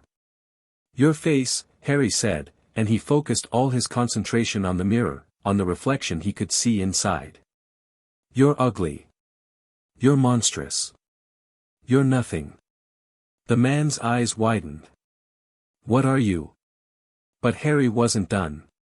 He was focusing his magic, his power, his gift, pouring everything he had into the mirror. "Everyone who sees you sees the truth," Harry said, his voice rising. "You're nothing but a coward. A monster who attacks old women and children. That's all you'll ever be." The mirror glowed. A bright, white light that filled the room. Harry watched as the man's reflection appeared in the glass, but it wasn't just a reflection. It was something more.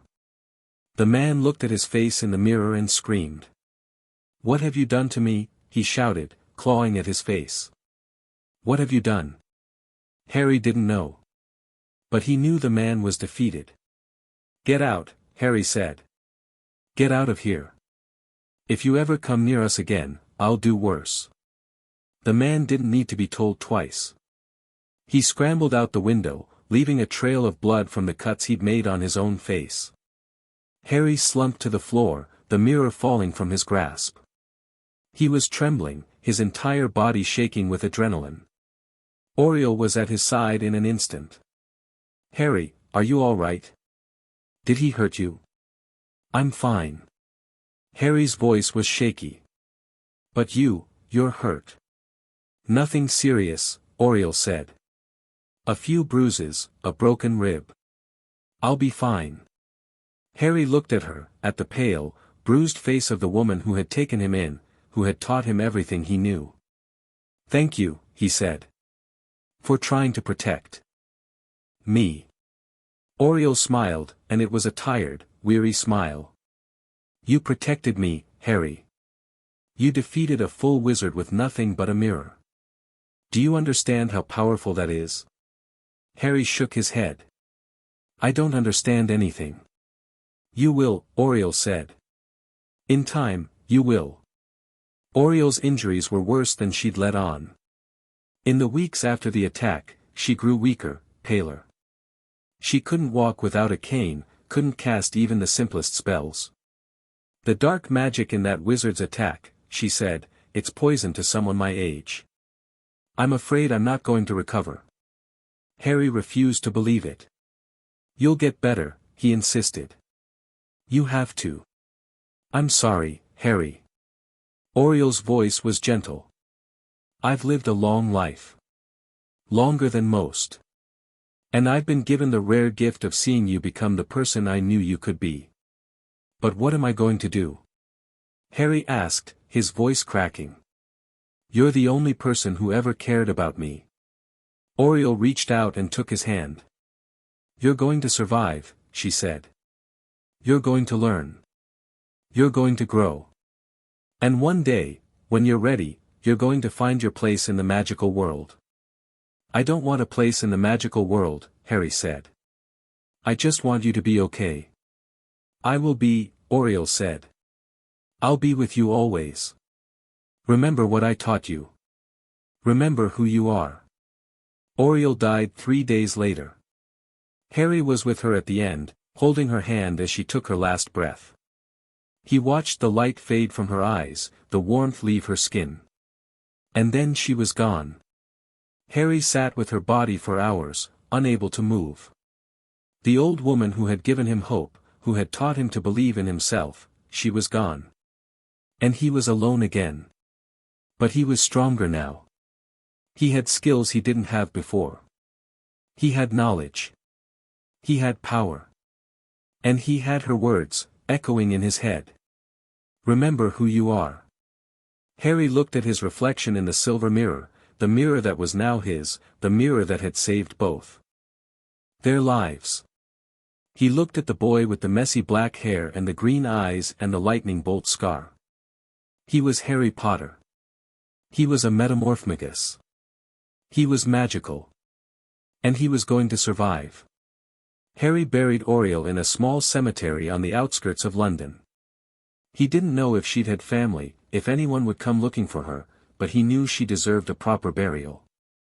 He did it himself, digging the grave with a shovel he'd found in the boarding house's garden. He marked her grave with a simple stone, carved with the words, Oriel, teacher, friend, guardian. And then he went back to her room, his room now, and started to plan. He had the mirror. He had the knowledge Oriel had given him. He had his gift. And he had a mission. He was going to find the magical world. He was going to find out what had happened to his parents. He was going to prove that he wasn't just the boy who lived. He was Harry Potter, the boy with 1,000 faces. And nothing was going to stop him.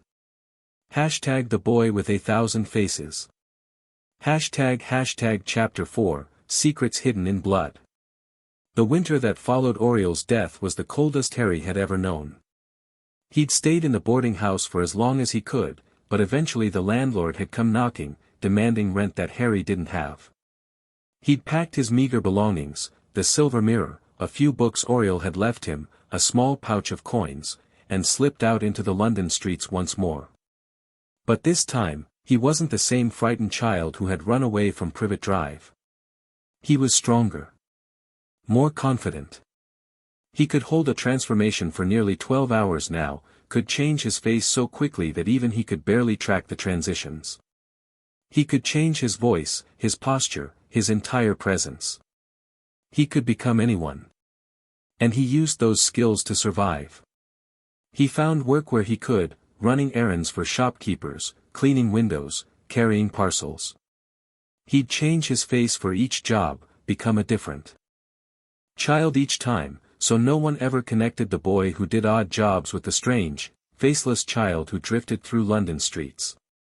He slept in doorways and under bridges, in abandoned buildings and on park benches. He ate what he could scavenge or earn. And every night, when the city grew quiet and the stars came out, he would sit and study Oriel's books by the light of a stolen torch. She'd left him more than just the mirror. She'd left him a collection of old texts, some in English, some in Latin, some in languages Harry couldn't even identify. They were filled with references to Metamorphmagi, to the history of the gift, to the families who had carried it through the centuries. And buried in those texts, Harry found his first real clue. The book was bound in cracked leather, its pages yellowed and brittle with age.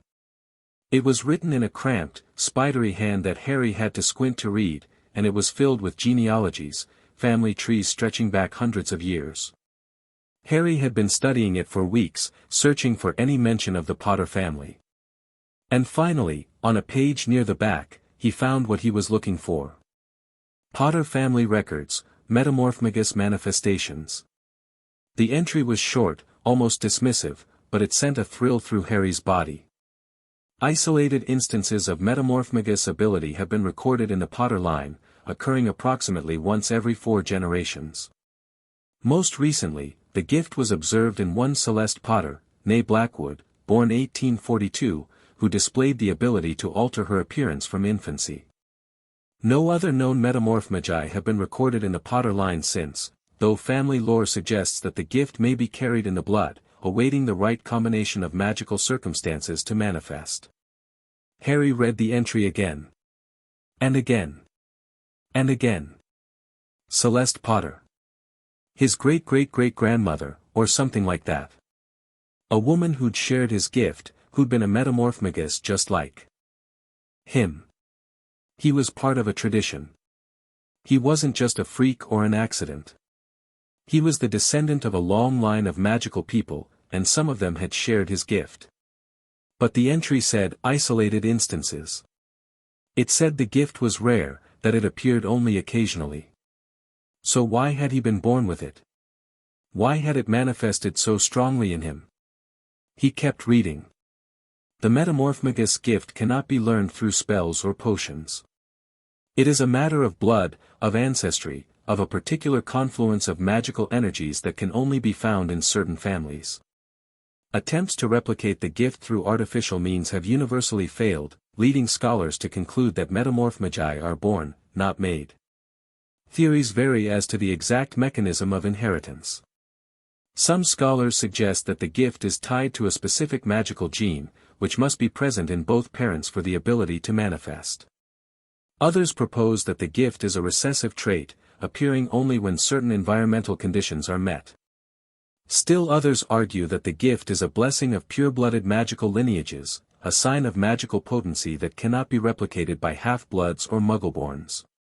Whatever the truth, one thing is certain: metamorphmagi are among the rarest and most powerful magical beings in existence. Their ability to change their appearance at will gives them an advantage in nearly every situation, and their magical cores are often exceptionally strong. They are to be respected, and feared. Harry put the book down, his mind racing. He thought about the Dursleys, about the way they'd always called him a freak. He thought about the way his magic had manifested, bursting out of him in uncontrolled bursts of power. He thought about the way his face had changed that first time, the heat in his cheeks and the stranger staring back at him from the mirror. He'd been born with this. It was in his blood, in his genes, in the very essence of who he was. And there was more. So much more. That he didn't know. He needed to find out everything. He needed to understand the Metamorphmagus gift, to understand his own power, to understand the history of the family that had given him this incredible ability. But how? He was just a child, alone on the streets of London. He didn't have access to magical libraries or wizarding scholars. He had only Oriel's old books and his own determination. It would have to be enough. Harry's research took him to places he'd never imagined. The books Oriel had left him were a start, but they were limited. They mentioned other texts, other sources, but Harry had no way to access them. He needed more information, more context, more understanding. And that understanding began with the blood. He'd read about blood magic in one of Oriel's books, ancient, powerful, and often dark. But it was also the key to understanding magical inheritance, the way magical traits were passed down through families. Harry didn't know any blood magic. He didn't know any magic at all, not really. His gift was instinctive, not learned. He could change his face, but he couldn't cast spells. He couldn't even light a candle with his magic. But he could feel it. He could feel the power flowing through his veins, a constant hum beneath his skin. It was like having an extra sense, something that buzzed with awareness whenever he concentrated. He started to experiment. Late at night, when the streets were quiet and the world was sleeping, Harry would find a quiet corner and focus on his magic. He'd close his eyes and let the heat build in his chest, let the power wash through him like a wave. He'd try to shape it, to direct it, to do something other than change his appearance. But it was like trying to hold water in his hands. The magic would slip through his fingers, dissipating into the air before he could do anything with it. He needed training. Real training. He needed someone who could teach him the basics, who could show him how to use his magic the way it was meant to be used. But there was no one. He was alone, just like he'd always been. One night, while going through Oriel's books for the 100th time, Harry found something he'd missed before. It was a folded piece of parchment, tucked into the back cover of one of the older books. The parchment was thin and yellowed, covered in handwriting that was different from Oriel's, finer, more elegant. Harry unfolded it with trembling fingers. To whoever finds this, if you are a Metamorphmagus, if you are reading these words, then you are part of something ancient and powerful. The gift is in your blood, and the blood does not lie. Harry's heart raced as he read on. The Metamorphmagus ability is one of the rarest magical gifts in existence. It cannot be taught, cannot be learned, cannot be purchased. It is a birthright, passed down through generations of wizards and witches who carried the gift in their very essence. The Potter family has carried this gift for centuries. It appears in our bloodline like a pulse, a heartbeat that echoes through the generations. Sometimes the gift is strong, manifesting in ways that cannot be hidden. Sometimes it is weak, barely a whisper in the magical core. But always, it is there. Your great-grandmother Celeste was one of the strongest Metamorphmagi our family has ever produced. She could change her appearance so completely that even her closest friends could not recognize her. She used her gift to fight for what was right, to protect the innocent, to confound the wicked. She wrote extensively about the gift, about the responsibilities it carries, about the dangers it poses. Her journals are hidden in a place where only a Potter can find them. If you are reading this, if you are a Potter, then you must seek them out. The journals will teach you what I cannot. They will show you the path to understanding your gift, to mastering it, to using it for the good of all. But be warned, the gift carries a price. Metamorphmagi are often targeted by those who would use them for their own purposes. Our ability to change our appearance makes us valuable to those who seek to hide their true selves. There are those who would hunt you, who would capture you, who would use your gift for dark purposes. You must be careful. You must be strong. And you must never forget who you truly are. The gift is in your blood. The blood is your heritage. Use it wisely. Euphemia Potter. Harry read the letter 3 times, his hands shaking so badly he could barely hold the parchment. His grandmother. This was from his grandmother. Euphemia Potter, his father's mother. The woman who had died before he was born. She'd known about his gift. Or at least, she'd known that the gift ran in the family, that it might manifest in future generations. And she'd left this letter, hidden in a book, waiting for someone like him to find it. His grandmother had known he might be a Metamorphmagus. She'd wanted him to understand his heritage, to seek out the truth, to find the journals that would teach him everything he needed to know. But where were the journals? The letter said they were hidden in a place where only a Potter could find them. Where? What did that mean? Harry read the letter again, looking for any clue, any hint of the location. But there was nothing. Just the warning, the promise, the mystery. He stared at the letter, at the fading ink of his grandmother's handwriting. She'd been dead for 6 years. She'd written this before he was even born, thinking about the possibility of a grandchild who might share her gift. She'd wanted him to find the truth. She'd wanted him to be strong, to be careful, to never forget who he truly was. Harry folded the letter carefully and tucked it into his pocket, next to his heart. He'd find the journals. He'd find the truth. He'd become the person his grandmother had believed he could be. He just needed to figure out where to start. The answer came to him in a dream. Harry dreamed of a house, an old, grand house with ivy-covered walls and tall, narrow windows. He dreamed of a library filled with books that glowed with a soft, golden light. He dreamed of a voice, a woman's voice, gentle and warm. Find the house, Harry. Find the house on the hill. He woke with a gasp, his heart racing. The dream had felt so real, so vivid. He could still hear the voice, could still see the house in his mind's eye.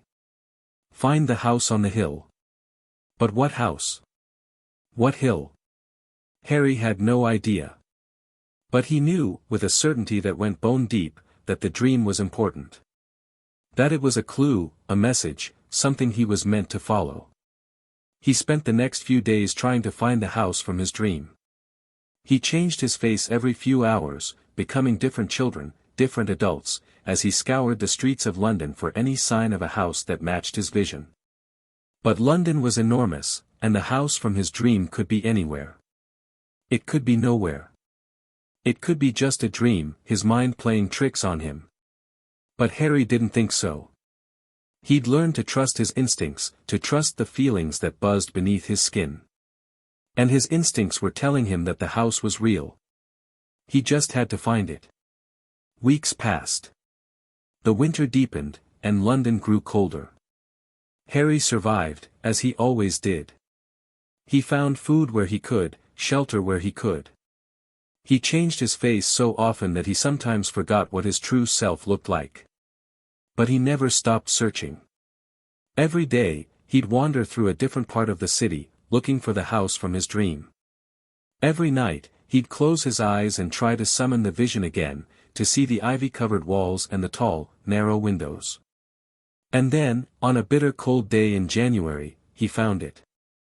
He'd been walking through a part of London he'd never visited before, an old, wealthy area with grand houses and tree-lined streets. He'd been looking for a place to shelter from the wind, to get out of the cold for a few hours. And then he saw the house. It was just like in his dream. The ivy-covered walls, the tall, narrow windows, the grand entrance with the lion's head knocker. It sat at the top of a small hill, set back from the street, almost hidden by the bare branches of ancient trees. Harry's heart nearly stopped. He stood there, staring at the house, unable to believe his eyes. It was real. It was actually real. He walked toward it, his feet moving without his conscious direction. The gate was iron, ornate, and it swung open as he approached, as if it had been waiting for him. Harry stepped through the gate and walked up the path to the front door. The lion's head knocker stared at him with empty eyes, and he could feel the magic in the air, thick and warm and welcoming. He reached out and touched the door. It swung open. The inside of the house was dark and dusty, clearly abandoned for many years. But there was something welcoming about it too, something that made Harry feel like he was coming home. He walked through the entrance hall, his footsteps echoing on the marble floor. The house was enormous, with high ceilings and grand staircases and rooms that stretched on forever.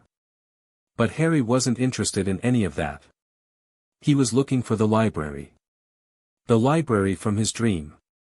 He found it at the end of a long corridor, its doors dark and heavy. He pushed them open and stepped inside. The room was filled with books. Hundreds of them, thousands of them, stretching from floor to ceiling on towering shelves. And in the center of the room, on a small table, there was a book that glowed with a soft, golden light. Harry walked toward it, his heart racing. He could feel the magic emanating from the book, could feel it pulsing in time with his own heartbeat. He touched the cover, and the glow intensified. "Hello, Harry," a voice said. A woman's voice. Gentle and warm. Harry spun around, but there was no one there. He was alone in the library. "I'm not really here," the voice said. "I'm just a memory. A fragment of magic that your grandmother left behind." "Grandmother?" Harry's voice was shaky. "Euphemia?" "Yes." The voice was soft, full of affection. "I knew you would come, Harry. I knew you would find this place. I knew you would seek the truth." Harry's eyes filled with tears. "You knew about me? About what I can do?" "I knew about the gift," the voice said. "I knew it ran in our blood, that it might manifest in you. And I knew that if it did, you would need guidance. You would need the knowledge that only our family can provide." Harry looked at the glowing book. "Is this the journal? The one the letter mentioned?" "This is part of it." The voice was warm. "There are others, hidden in places that only a true potter can find. But this is the beginning. This is where your journey truly starts." Harry opened the book. The pages were filled with elegant handwriting, the same fine script from the letter. And as Harry read, he felt the magic of his ancestors wash over him, filling him with knowledge and power and understanding. "Welcome home, Harry," the voice said, growing fainter. "Welcome to your heritage." And then the voice was gone, and Harry was alone with the journal, surrounded by the ghosts of his family's past. The journal was the most incredible thing Harry had ever read. It was written by Euphemia herself, chronicling her life as a Metamorphmagus, her experiences with the gift, and the history of the Potter family's relationship with the ability. "The gift appears in our blood like a fever," she wrote. "It comes and goes, sometimes skipping generations, sometimes manifesting in unexpected ways. There is no pattern to it, no way to predict when it will appear or who will carry it. But when it does appear, it is always strong. Always powerful. Always undeniable." Euphemia had been a remarkable woman. She'd used her gift to work as a spy during the First War against Voldemort, changing her face to infiltrate Death Eater meetings and gather intelligence. She'd been fearless, cunning, and utterly dedicated to the cause of good. "The gift is a tool," she wrote. "It can be used for good or for ill. It is up to the bearer to decide how they will use it. But I have always believed that the gift comes with a responsibility. A responsibility to protect the innocent, to fight for what is right, to use our power in service of others." Harry read those words over and over, letting them sink into his soul. He'd never thought of his gift as a responsibility before.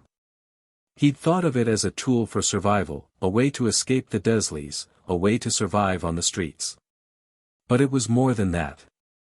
It was a legacy. A heritage. A calling. Euphemia also wrote about the dangers of the gift. "Metamorphmagi are valuable," she warned. "Our ability to change our appearance makes us indispensable to those who seek to hide their true selves. There are those who would capture us, who would use us, who would exploit our gift for their own purposes. You must be careful, Harry. You must trust no one until they have proven themselves worthy of trust. And you must never, ever forget who you truly are. The gift is in your blood. The blood is your heritage. But your soul, your heart, your mind, those are your own. Guard them well." Harry closed the journal and sat back, his mind reeling. He'd learned so much. About his family, about his gift, about the dangers he would face. But he still had so many questions. So much he didn't understand. Who was the wizard who had killed his parents? What had really happened that night? Why had he been left with the Dursleys instead of being raised in the magical world? And what was he supposed to do now? He was just a child. A 6-year-old, almost 7, still so young and small and weak. How was he supposed to live up to the legacy of his parents, of his grandmother, of all the Potters who had come before him? But as Harry sat in the dusty library, surrounded by the books and the magic of his ancestors, he felt something stir in his chest. Something that felt like determination. He was Harry Potter. He was a Metamorphmagus. He was the son of 2 brave wizards, the grandson of a remarkable woman, the descendant of a family that had been magical for centuries. He wasn't just going to survive. He was going to thrive. He was going to become the person his parents and grandparents had believed he could be. Harry spent the next few weeks in the hidden house, reading every book he could find, learning everything he could about the magical world. He discovered that the house was protected by powerful enchantments that hid it from muggles and magicals alike. Only a true Potter could find it, only a true Potter could enter. He discovered that his grandparents had left him more than just the house. They'd left him a legacy, a wealth of knowledge and power that would take him years to fully understand. He discovered that the Metamorphmagus gift was even rarer than he'd thought. There were only a handful of recorded cases in the entire history of the magical world. And he was one of them. But most importantly, he discovered that he wasn't alone. There were others out there, others who shared his gift, who had lived through similar struggles, who had found their way in a world that didn't always understand them. Euphemia's journal mentioned several of them, gave their names and histories and the details of their lives. And there was one name that stood out above all others. Elias Blackwood, Metamorphmagus, born 1783. One of the most powerful Metamorphmagi in recorded history. Known for his ability to change his appearance so completely that even the most powerful detection spells could not find him. A mysterious figure who vanished from the magical world in 1812, never to be seen again. Some say he is still alive, still wandering the world in one of his many disguises. Harry read the entry 3 times. Elias Blackwood. A Metamorphmagus like him. A man who had been so powerful that he'd simply vanished. Could Elias Blackwood still be alive? Could there be another Metamorphmagus out there, someone who understood what Harry was going through, someone who could teach him? Harry didn't know. But the thought filled him with hope. He wasn't alone. He'd never been alone. His blood carried the gift of Metamorphmagi. His family had carried it for centuries. And somewhere out there, there might be others who shared his gift, who understood his struggles, who could help him become the person he was meant to be. Harry closed the journal and stood up. He'd spent long enough hiding in this house. It was time to go out into the world again, to put his knowledge to use, to find his destiny. He was Harry Potter. He was a Metamorphmagus. He was the boy with 1,000 faces. And he was just getting started. Hashtag the boy with 1,000 faces. Hashtag chapter 5, the invisible child. The house on the hill became Harry's sanctuary. He'd return there whenever the streets of London became too dangerous, too cold, too lonely. It was always waiting for him, its ancient enchantments recognizing his blood, welcoming him home with a warmth that made his chest ache. But he couldn't stay there forever. He was still a child, still growing, still learning. The house was a refuge, not a prison. And Harry had learned that the world was full of secrets waiting to be discovered, knowledge waiting to be claimed. So he ventured out, day after day, wearing 1,000 different faces. He became a street urchin with ragged clothes and a hungry look, a well-dressed child on his way to school, an elderly woman with a cane, a young man with a briefcase. He became anyone he needed to be to survive, to learn, to grow. And slowly, he mastered the art of becoming invisible.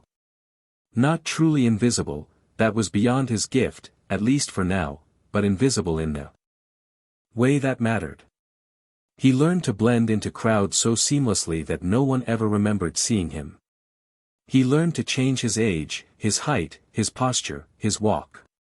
He learned to become so utterly unremarkable that people's eyes would slide right past him. He was the invisible child, the boy who could be anyone and no one all at once. The library in the hidden house was filled with more than just journals and histories. It also contained a collection of textbooks, from basic magical theory to advanced transfiguration. Harry devoured them all, reading by candlelight late into the night. He learned about the structure of magical society, the existence of the Ministry of Magic, the importance of the International Statute of Secrecy. He learned about Hogwarts School of Witchcraft and Wizardry, the place where all magical children were educated. He learned about the 4 houses, Gryffindor, Hufflepuff, Ravenclaw, Slytherin, and the qualities each one valued. He learned about the Dark Lord, Voldemort, the wizard who had murdered his parents. He learned about the war that had ravaged the magical world, the terror that had gripped Britain for over a decade. He learned that his parents had been heroes, that they'd fought against Voldemort and his followers, that they'd died trying to protect him. And he learned that, somehow, impossibly, he had survived. The books didn't explain how. They just said that Voldemort had been defeated when he tried to kill Harry, that the Dark Lord had vanished, that the magical world had been saved by a 1-year-old boy. Harry didn't understand any of it. How could a baby defeat the most powerful dark wizard in history? What had happened in that room, in that house in Godric's Hollow? The books didn't have answers. But Harry was determined to find them. As the months passed, Harry's control over his gift grew stronger. He could hold a transformation for nearly a full day now, could change his face in the space of a heartbeat. Could make himself look like anyone he could imagine. He'd even started to experiment with more subtle changes, altering the shape of his hands, the color of his eyes, the texture of his hair. He could make himself look younger or older, fatter or thinner, taller or shorter. He could change the sound of his voice, the way he moved, the way he held himself. He was becoming a master of disguise. But there was still so much he didn't know. So much he couldn't do. He could change his appearance, but he couldn't cast spells. He could hide from the world, but he couldn't truly protect himself. The journals in the library mentioned something called wandless magic, the ability to perform magic without a wand. It was rare, difficult, and incredibly powerful. And it was supposedly something that Metamorphmagi often had a natural talent for.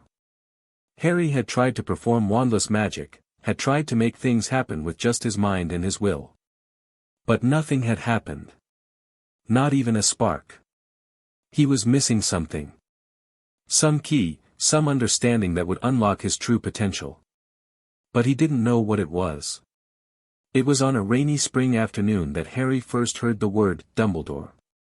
He was in a magical bookstore in Diagon Alley, disguised as a young boy with sandy hair and freckles. He'd discovered the entrance to Diagon Alley weeks ago, hidden behind the leaky cauldron, and he'd been coming back ever since. The shop was small and cramped, filled with towers of books that stretched to the ceiling. Harry had been browsing the shelves, looking for anything that might help him understand his gift, when he heard two wizards talking nearby. "I'm telling you, Dumbledore is beside himself," one of the wizards said. "The boy's been missing for months now. No one knows where he is." "Dumbledore," the other wizard said. "The headmaster. What's he got to do with it?" "The Potter boy, you idiot. The boy who lived. He's vanished. Disappeared from his relative's house. Dumbledore's been searching for him since January, but there's no sign of him anywhere." Harry's blood turned to ice. He pressed himself against the bookshelf, trying to make himself smaller, trying to become invisible. "Poor kid," the first wizard said. "With you-know-who gone, you'd think he'd be safe. But now he's just gone. Some people think he was kidnapped. Others think he ran away." "Ran away? He's just a child. Where would he run?" "I don't know. But Dumbledore's been frantic. He's got the Order searching everywhere. They've even brought in specialists." Harry felt his heart pounding in his chest. They were looking for him. The magical world was looking for him. And this Dumbledore person, the headmaster of Hogwarts, was leading the search. He had to be more careful. He had to hide better. He had to become so invisible that no one could ever find him. Harry slipped out of the bookstore and into the crowded streets of Diagon Alley. He changed his face again, becoming someone new, someone no one would recognize. But the fear was still there, a cold knot in his stomach. They were hunting him. And he had no idea how to stop them. Harry started to use his gift in ways he'd never considered before. He couldn't just change his face anymore. He had to become someone completely different, someone so utterly removed from Harry Potter that no one would ever make the connection. He started creating identities. Real identities, with backstories and histories and personalities. He'd practiced them for hours, perfecting the details, making them real in his mind. He became Thomas, a shy boy who never spoke above a whisper, who always looked at his feet when he walked. He became Sarah, a confident girl with a loud laugh and a quick temper. He became Marcus, a quiet child who spent hours reading in libraries, who never looked up from his books. Each identity was a different person, a different mask. And Harry wore them all with equal skill. He was becoming someone new. Someone who had never been Harry Potter. And it was terrifying, how easy it was. The summer came, and with it, the heat. London sweltered, the streets becoming sticky and oppressive. Harry changed his face constantly, moving through the crowds like a ghost. He'd started to notice something strange. When he was wearing one of his identities, really wearing it, becoming that person completely, he could feel the magic inside him shift. It was like his magical core was adapting to the new persona, becoming something different. It was subtle, barely noticeable. But it was there. Harry experimented with it. He'd become Marcus and try to perform a spell, a simple lumos, the light spell he'd read about in one of the books. Nothing happened. But then he'd become Sarah, the confident girl, and try again. And this time, a tiny spark of light flickered at his fingertips. It wasn't much. It wasn't even a proper spell. But it was something. The identity mattered. The way he thought about himself, the way he perceived himself, the way he became someone else, it changed his magical core. Harry was fascinated. He started to experiment more, to try different identities with different magical abilities. He became a scholarly boy and tried to focus his magic with concentration. He became a fierce girl and tried to push his magic with emotion. He became an old man and tried to pull his magic from deep within himself. Each identity gave him different results. Each one unlocked a different aspect of his power. He wasn't just a Metamorphmagus. He was something more. Something that could become anyone, and in doing so, access any part of his magical potential. It was the most incredible discovery Harry had ever made. The months passed, and Harry grew. He was 7 years old now, then 8, then 9. He'd been on the streets for years, had been hiding from the magical world for almost as long. He'd become a master of survival, a ghost in the city, a legend. In his own mind. But he was still a child. Still small, still vulnerable, still alone.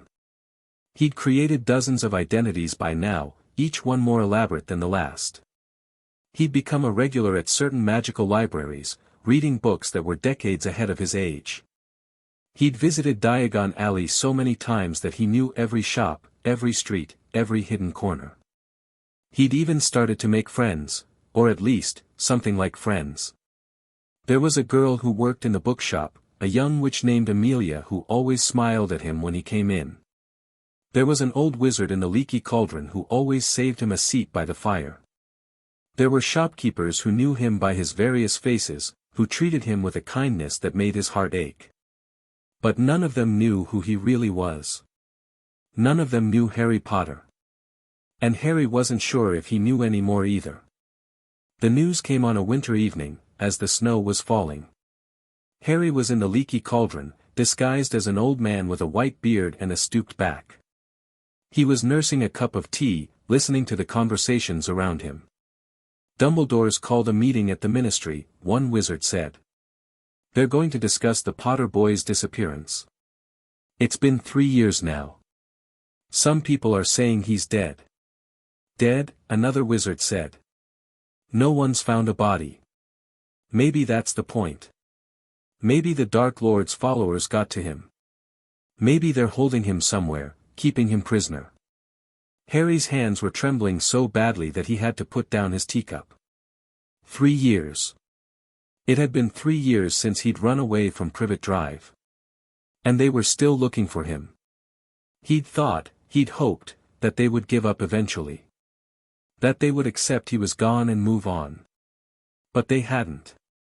They were still searching, still hunting, still trying to find him. He couldn't stay here anymore. It was too dangerous. Too many people were looking for him, too many people wanted to find him.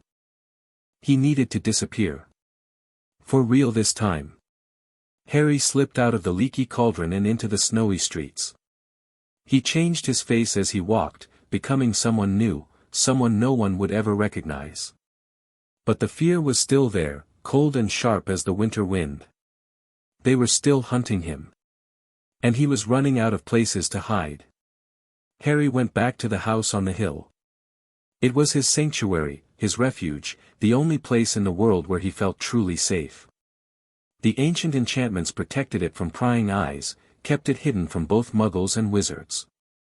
He curled up in the library, surrounded by the books and the magic of his ancestors, and tried to think. He couldn't keep running forever. He couldn't keep hiding forever. Eventually, someone would find him. Eventually, someone would catch him. He needed to be stronger. He needed to be faster. He needed to be so completely invisible that no one could ever find him.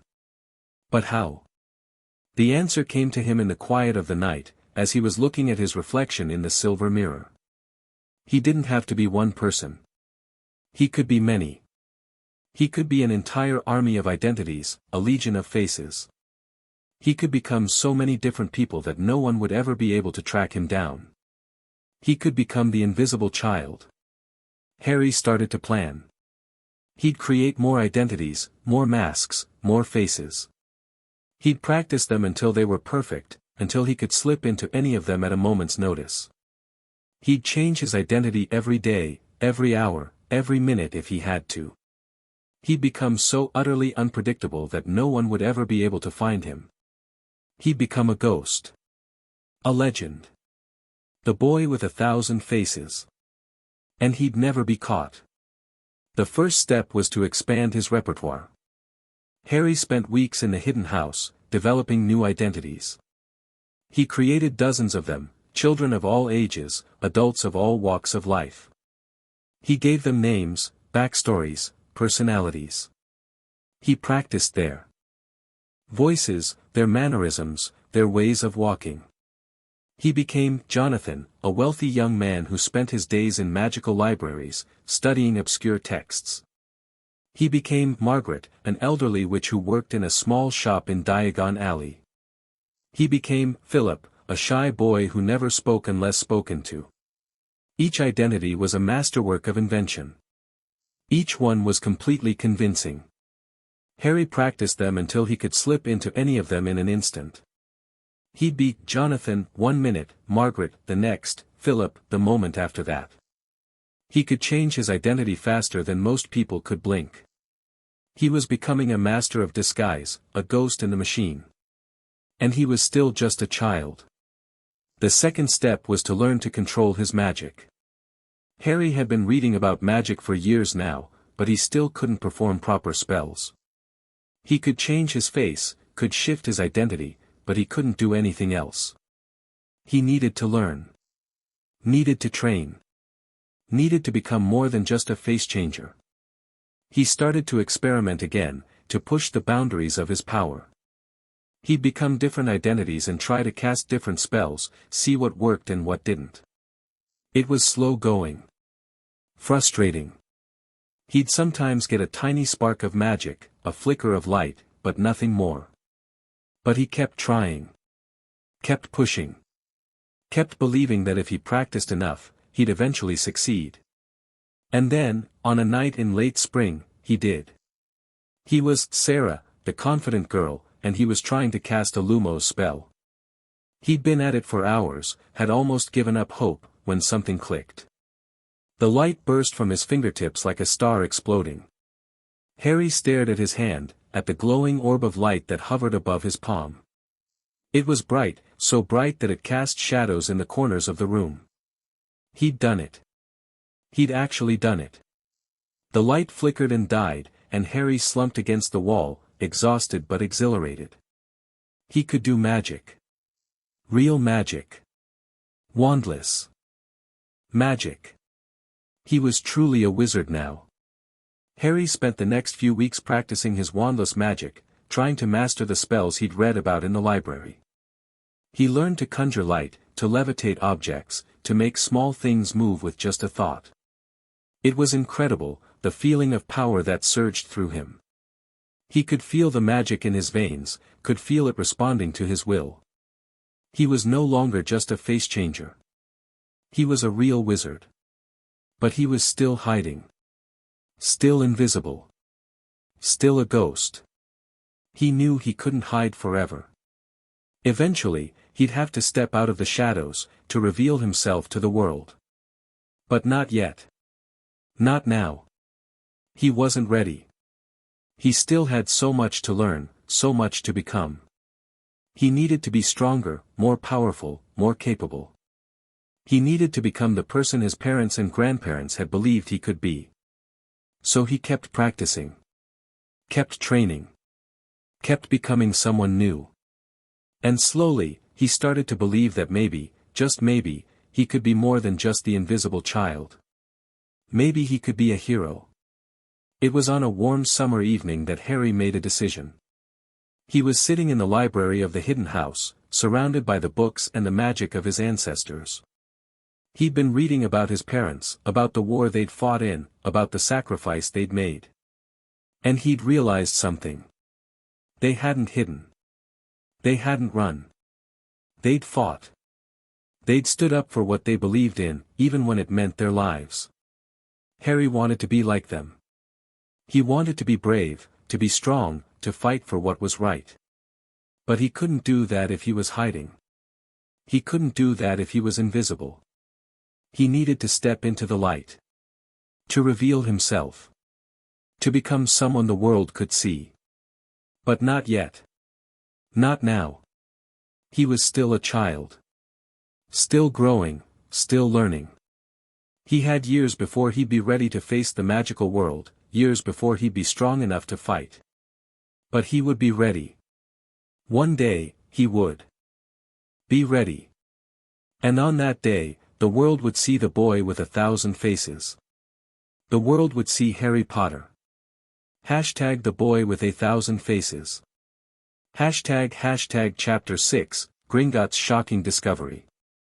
The year Harry turned 10 was the year everything changed. He'd been living on the streets of London for almost 4 years now, hiding from the magical world, surviving through sheer determination and his extraordinary gift. He'd grown taller, stronger, more capable. He could hold a transformation for nearly 2 days straight, could change his face in the space of a heartbeat, could become anyone he wanted to be. But he was still a child. Still alone. Still searching for answers that seemed to slip further away with each passing year. He'd been to Diagon Alley hundreds of times, always in a different guise, always careful not to draw attention. He'd browsed the shops, read the books, listened to the conversations. He'd learned everything he could about the magical world, about its history, its politics, its secrets. But there was one place he'd never been. Gringotts' Wizarding Bank. It sat at the end of Diagon Alley like a fortress, its white marble walls gleaming in the sun. The goblins who ran it were fearsome creatures, with sharp teeth and sharper eyes. They were known for their loyalty to their clients, and for their utter disdain for anyone who tried to cheat them. Harry had always avoided Gringotts. It seemed too dangerous, too exposed. The goblins might recognize him, might know who he really was. They might report him to the Ministry, to Dumbledore, to anyone who was looking for him. But now, he had no choice. He needed money. Real money, not the few coins he could scavenge or earn. He needed to buy supplies, to find better shelter, to prepare for whatever was coming next. He'd been reading about wizarding currency, galleons, sickles, nuts, and he knew that there were exchange counters where muggles could trade their money for wizard gold. But Harry didn't have any muggle money either. He'd been living on the streets, surviving on scraps and charity. He had nothing. But he'd also read about the Potter vaults. His parents had been wealthy, had left him a fortune in Gringotts. It was his birthright, his inheritance. He just had to find a way to claim it. Harry spent days planning. He'd need to go to Gringotts, to present himself as the rightful heir to the Potter fortune. But he couldn't do that as himself, not yet, not when the magical world was still searching for him. He'd need to go in disguise, to change his face so completely that not even the goblins would recognize him. But there was a problem. The goblins had ways of identifying people, magical ways that went beyond appearances. They could see through disguises, could sense the truth beneath the mask. Harry didn't know if his Metamorphmagus abilities would fool them. He didn't know if he could hide from creatures who had been guarding wizard gold for centuries. But he had to try. He practiced his transformations obsessively in the days leading up to the visit. He created a new identity, Marcus, a young wizard of about 11, with neat brown hair and serious brown eyes. He practiced the voice, the mannerisms, the walk. He became so completely Marcus that he almost forgot he was Harry Potter underneath. And then, on a cool autumn morning, he walked into Gringotts. The bank was even more impressive up close. The marble floors gleamed like mirrors, reflecting the chandeliers that hung from the high ceiling. The counters were made of dark wood, polished to a high shine, and behind them stood rows of goblins, all with the same sharp eyes and thin, cruel mouths. Harry, no, Marcus, walked up to the nearest counter and waited. His heart was pounding so loudly he was sure the goblin could hear it. A goblin with a long, pointed nose and beady black eyes looked up at him. "What business do you have at Gringotts, boy?" "I need to access a vault," Harry said. His voice steady despite the fear coursing through him. "The Potter Vault. I'm the heir." The goblin's eyes narrowed. "The Potter Vault? That has been sealed for years. The only heir to the Potter fortune is the boy who lived, and he has not been seen in nearly 4 years." Harry swallowed hard. He'd known this would be difficult, had prepared for it.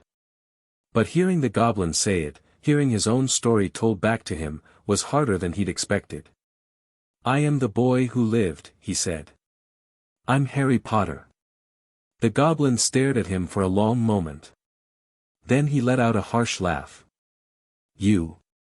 The boy who lived? You're just a child. A common-looking child with no distinguishing features. How do you expect me to believe that?" Harry had prepared for this too. He'd brought the silver mirror from the hidden house, the mirror that Oriel had given him. It was ancient and magical, and it would prove who he really was. He pulled the mirror out of his pocket and held it up. "Look," he said. "Look at the reflection. You'll see who I really am." The goblin leaned forward, peering into the mirror. His eyes widened, and he gasped. "By the stones," he breathed. "It's true. You really are Harry Potter." The goblin's demeanor changed instantly. He stood up straighter, his expression becoming more respectful. "Forgive me, Mr. Potter," he said. "We have been searching for you for years. No one knew where you had gone." "The Ministry." "I don't want anyone to know," Harry interrupted. "I don't want the Ministry, or Dumbledore, or anyone else to find out I'm here. Can you help me?" The goblin's eyes narrowed again, but there was something else in them too. Something that looked almost like approval. "You are a clever one, Mr. Potter," he said. "To hide from the entire magical world for 4 years, that takes skill. And courage. And perhaps a bit of luck." Harry nodded. "I need to access my vault. I need money. And I need information. Can you help me?" The goblin considered him for a moment. Then he nodded. "I will take you to the vault myself," he said. "But first, there is something you should know. Something that has been discovered about your vault in the years since you disappeared." Harry's heart raced. "What is it?" The goblin leaned closer, his voice dropping to a whisper. "The protections around the Potter vault have been weakening. Blood magic, Mr. Potter. The ancient magic that bound the vault to your family has been eroding. Someone has been trying to break into your vault for years." Harry felt a chill run down his spine. "Who? Who's been trying to break in?" The goblin shook his head. "We don't know. The attempts have been subtle, clever. Whoever is doing it knows what they're doing. But they haven't succeeded yet. The vault is still secure. How long until they do? It's hard to say. The enchantments are ancient, powerful. But they're not invincible. If you hadn't come back when you did, I'm not sure how much longer they would have held." Harry thought about the books in the hidden house, about his parents' journals, about the secrets they'd left behind. If someone was trying to break into his vault, it was because they wanted something. Something important. He needed to find out what it was. The cart ride to the vault was terrifying. The goblins drove the carts through tunnels that twisted and turned, descending deeper into the earth than Harry had ever imagined. The goblin, his name was Griphook, he'd said, drove with reckless abandon, laughing at the way Harry gripped the sides of the cart. "Not used to underground travel, Mr. Potter?" Griphook asked, a sharp-toothed grin on his face. Not exactly, Harry said, his knuckles white. I've spent most of my life above ground. Pity. The depths hold many secrets. Many treasures. Many dangers. The cart finally stopped at a massive iron door, covered in runes and symbols that glowed faintly in the darkness. The Potter Vault, Griphook said, gesturing with a gnarled hand. Untouched for nearly a decade. Your parents' legacy. Harry stepped out of the cart and walked toward the door. He could feel the magic emanating from it, ancient and powerful. It was welcoming, almost. Like it recognized him. Griphook pressed his hand to the door, and the runes flared brightly. The door swung open, revealing a cavernous room filled with gold and silver and gems. Harry gasped. The vault was enormous. Piles of galleons rose like mountains. Jeweled artifacts gleamed in the corners. Portraits hung on the walls, their subjects watching him with curious eyes. This is all mine? Harry asked, his voice barely a whisper. This is the Potter fortune, Griphook said. It has been accumulating for centuries. But there is more than just gold in this vault, Mr. Potter. There are things that are more valuable than money. Harry walked into the vault, his eyes scanning the treasures. He saw ancient tomes, magical artifacts, portraits of his ancestors. And at the very back of the vault, on a small pedestal, he saw a box. A wooden box, simple and unassuming, with the Potter family crest carved into its lid. He walked toward it, drawn by a force he couldn't explain. What's in the box? He asked. Griphook shook his head. I don't know, Mr. Potter. The contents are sealed by blood magic. Only a Potter can open it. I've been told by your parents to ensure it reaches you when you come of age. Harry felt his heart skip a beat. His parents. They'd left something for him. Something important. He reached out to touch the box, but Griphook held up a hand. Not yet, Mr. Potter, he said. The box is protected by powerful enchantments. It must be opened at the right time, in the right way. If you try to open it now, you could destroy what's inside. Harry withdrew his hand, his curiosity burning. When? When can I open it? When you are ready, Griphook said. You will know when the time is right. Harry left the vault with a small pouch of gold, enough to survive for a year, Griphook had said, and a promise to return. But as he rode the cart back up to the surface, he couldn't stop thinking about the box. His parents had left him something. Something that was hidden behind blood magic, something that could only be opened when he was ready. What was in it? A message? A weapon? A key to something important? He had so many questions, and no one to answer them. But there was one thing he could do. He could investigate the weakening protections around the vault. He could find out who was trying to break in, and why. It was a start. Harry returned to the hidden house and began to research. He spent days in the library, reading everything he could find about blood magic, about vault protections, about the goblins' methods of guarding treasure. He learned about the ancient enchantments that bound the vaults to their owners, the complex web of magic that made them nearly impenetrable. But he also learned something else. Something that chilled him to the bone. Blood magic could be weakened by neglect. By distance. By the failure of the bloodline to maintain the connection. And the connection to the Potter Vault was weakening because the heir, Harry, had been living outside the magical world for 4 years. He hadn't been maintaining the enchantments, hadn't been renewing the bonds that tied him to his family's legacy. Someone had been taking advantage of that weakness. But who? Harry thought about what he knew. The magical world was still hunting for him. Dumbledore was still searching. The Death Eaters, Voldemort's followers, were still out there, waiting for their master to return. And someone wanted what was in his vault. Harry didn't know if it was Dumbledore, or the Ministry, or the Death Eaters, or someone else entirely. All he knew was that he needed to find out. And he needed to find out fast. The first step was to figure out how to strengthen the protections. Harry read about blood rituals, about sacrifices and offerings, about the ancient magic that bound families together.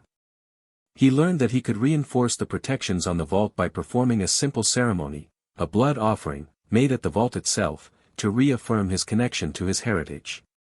It was dangerous. Blood magic was dark, unpredictable. If he made a mistake, he could hurt himself or worse. But he had to try. Harry waited until the next full moon, when the magical energies were at their peak. Then he returned to Gringotts, disguised as Marcus once again. Griphook was waiting for him. "Mr. Potter," he said, "are you ready?" Harry nodded. "I need to perform the ritual. To strengthen the protections on the vault." Griphook's eyes widened. "A blood ritual? That's extremely dangerous, Mr. Potter. If you don't know what you're doing." "I know what I'm doing," Harry said, though he wasn't entirely sure that was true. "I've been researching it for weeks. I'm ready." Griphook led him back to the vault, and Harry stood before the massive iron door, his heart pounding. He pulled out a small knife, one he'd found in a hidden house, one that had belonged to his grandmother, and pricked his finger. A single drop of blood fell onto the door. The runes flared to life, brighter than before. The iron door shuddered, and the magic in the air grew thick and heavy. Harry could feel it pulsing through him, could feel his blood singing in response. "It's working," Griphook breathed. "The protections are strengthening. Whatever was trying to break in is being pushed back." Harry felt the magic settle around him, warm and protective. He was connected to this place now, to his family's legacy, in a way he hadn't been before. He was safe. The vault was safe. But for how long? Harry's research led him to another discovery. In the back of one of the old journals, he found a letter from his father to his mother, written in the months before Harry was born. "Lily, my love. I've been thinking about the vault lately, about the ancient magic that protects it. The goblins have done a remarkable job, but I worry that it's not enough. If something happens to us, to me, I want you to know that there are other protections, other safeguards, that we can put in place. I've been in contact with a warder, a specialist in blood magic. He's offered to help us secure the vault for Harry. It will be expensive, and it will be complicated, but I think it's worth it. I want to make sure our son is safe, no matter what happens. I know you're worried about the war, about the danger we face. I'm worried too. But I have hope that we'll survive, hope that we'll raise our son together, hope that the magical world will one day be at peace. But if we don't make it, I want Harry to know that we loved him. We loved him more than anything. And we did everything we could to protect him." Harry read the letter 3 times, tears streaming down his face. His father had been thinking about him, had been planning for his future, had been worried about protecting him. He'd been loved. Truly, deeply loved. Harry folded the letter carefully and tucked it into his pocket. He had to find that warder, the one his father had been in contact with. He had to find out what protections had been put in place, and whether they were still active. He had to do everything he could to protect himself, to protect his family's legacy. The search for the warder took weeks. Harry changed identities constantly, visiting magical libraries and speaking with experts in blood magic. He'd become a scholar, a banker, a historian, anyone who could give him information. Finally, he found what he was looking for. A small bookshop in Nocturne Alley, tucked away in a corner where no one would think to look. The owner was a wizened old man with a hunched back and a scarred face. He claimed to know everything about blood magic, and for the right price, he was willing to share his knowledge. Harry came to him disguised as a wealthy young man, his pockets full of gold from the vault. The old man's eyes lit up when he saw the money. "What can I do for you, young sir?" he asked, his voice like gravel. "I'm looking for a warder," Harry said. "A specialist in blood magic. I believe my father, James Potter, consulted with him before he died. The old man's eyes widened. James Potter? The boy who live's father? Harry nodded. Do you know who he consulted with? The old man was quiet for a long moment. Then he nodded slowly. I know who you're looking for. His name was Cedric. He's not from around here anymore. He got involved in something dangerous. What kind of something? Dark magic, the old man said. He started dabbling in things he shouldn't have. I don't think your father knew about it, but it was why the warder disappeared. He went into hiding. Where? Harry demanded. Where is he now? The old man shook his head. I don't know. But I can tell you what I know about the wards he created. They were based on something ancient, something from the old families. The Potters, the Blacks, the Longbottoms. They were all connected somehow. Harry felt his heart race. The Blacks. That was his grandmother's family. Euphemia Potter had been a Black before she married. And the Longbottoms, he'd read about them. They were another old family, one that had fought against Voldemort. I need to know more, Harry said. Everything you can tell me. The old man smiled, showing yellowed teeth. That will cost you extra, young sir. But for the right price, I'll tell you everything. Harry paid him. And he learned the truth. The wards on the Potter Vault were connected to a network of blood magic that had been created centuries ago, by a coalition of old families. The Potters, the Blacks, the Longbottoms, and several others had worked together to create a system of protections that would safeguard their fortunes, their families, and their secrets. But the network had been weakened. Several of the families had been nearly wiped out during the war against Voldemort. Their lines had been broken, their blood magic severed. The Potters were one of the few families still standing.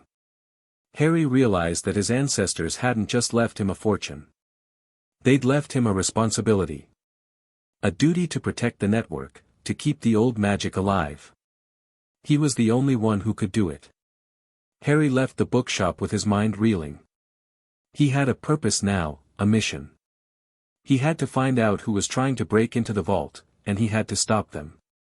He had to protect the legacy of his ancestors, the network of blood magic that had been created centuries ago. He was just a child. But he was the only one who could do this. He had to try. The goblins were his next stop. Harry returned to Gringotts and asked to speak with Griphook again. The goblin seemed to be expecting him. Mr. Potter, he said. I had a feeling you'd be back. I need to know who's trying to break into the vault, Harry said. The attempts have been going on for years. Someone must know something. Someone must have seen something. Griphook's expression was unreadable. We've investigated the matter extensively, Mr. Potter. The attempts have been made using dark magic, subtle and clever. We haven't been able to identify the perpetrator. But you have theories, Harry pressed. You must have theories. Griphook was quiet for a long moment. Then he nodded slowly. We believe it may be someone from within the ministry, he said. Someone with access to high-level magical knowledge. Someone who knew how to weaken the wards without breaking them entirely. Harry's blood ran cold. The ministry? The same ministry that was supposed to protect him, to protect the magical world. Why would they do that? Harry asked. What do they want? We don't know, Griphook said. But we do know that the attempt stopped about 6 months ago. Whoever was doing it seems to have given up. Stopped. Harry frowned. Why would they stop? Griphook's eyes gleamed. Perhaps they realized that the protections were too strong. Or perhaps they found another way to get what they wanted. Harry thought about the box in the vault, the box that his parents had left him.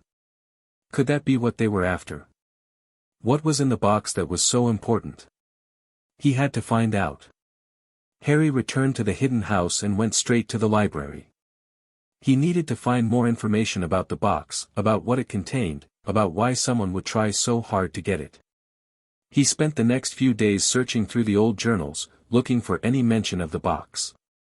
He found references to it in several places, brief mentions, nothing specific. But then he found something. A letter from his mother to his father, written just days before Harry was born. James, my love. I've been thinking about what you said about the vault, about the protections.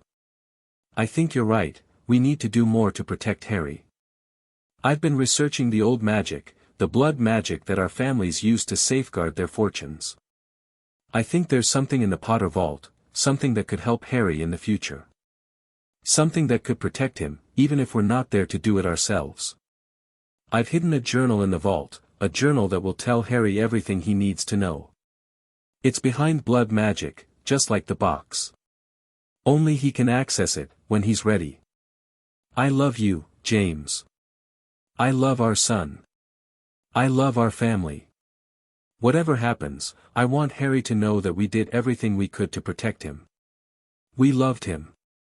We will always love him. Harry closed his eyes, tears streaming down his face. His mother had hidden a journal in the vault. A journal that would tell him everything he needed to know. He had to get it. He had to find out what she'd left for him. But there was a problem. The journal was sealed behind blood magic, just like the box. He couldn't access it until he was ready, until the time was right. Harry thought about everything he'd learned, about the attempts on the vault, about the weakening protections, about the network of blood magic that connected his family to the ancient world. He was the heir. He was the one who had to protect all of it. The vault, the journal, the box, the legacy of his ancestors. He was just a child. But he was the only one who could do it. Harry made a decision. He would return to the vault. He would find the journal. He would find out what his mother had left for him. And he would protect the legacy of his family, no matter what it took. Hashtag the boy with 1,000 faces. Hashtag chapter 7, a vault full of answers. The journey back to Gringotts felt different this time. Harry had been to the vault before, had seen the mountains of gold and the glittering artifacts. But now he knew there was something more there, something his mother had hidden for him, something that could change everything. He'd spent the night in a hidden house, reading and rereading his mother's letter. The words were burned into his memory now, each one a precious gift from a woman he'd never known. I've hidden a journal in the vault, a journal that will tell Harry everything he needs to know. Everything he needed to know. About his parents, about his family, about the magic that ran in his blood.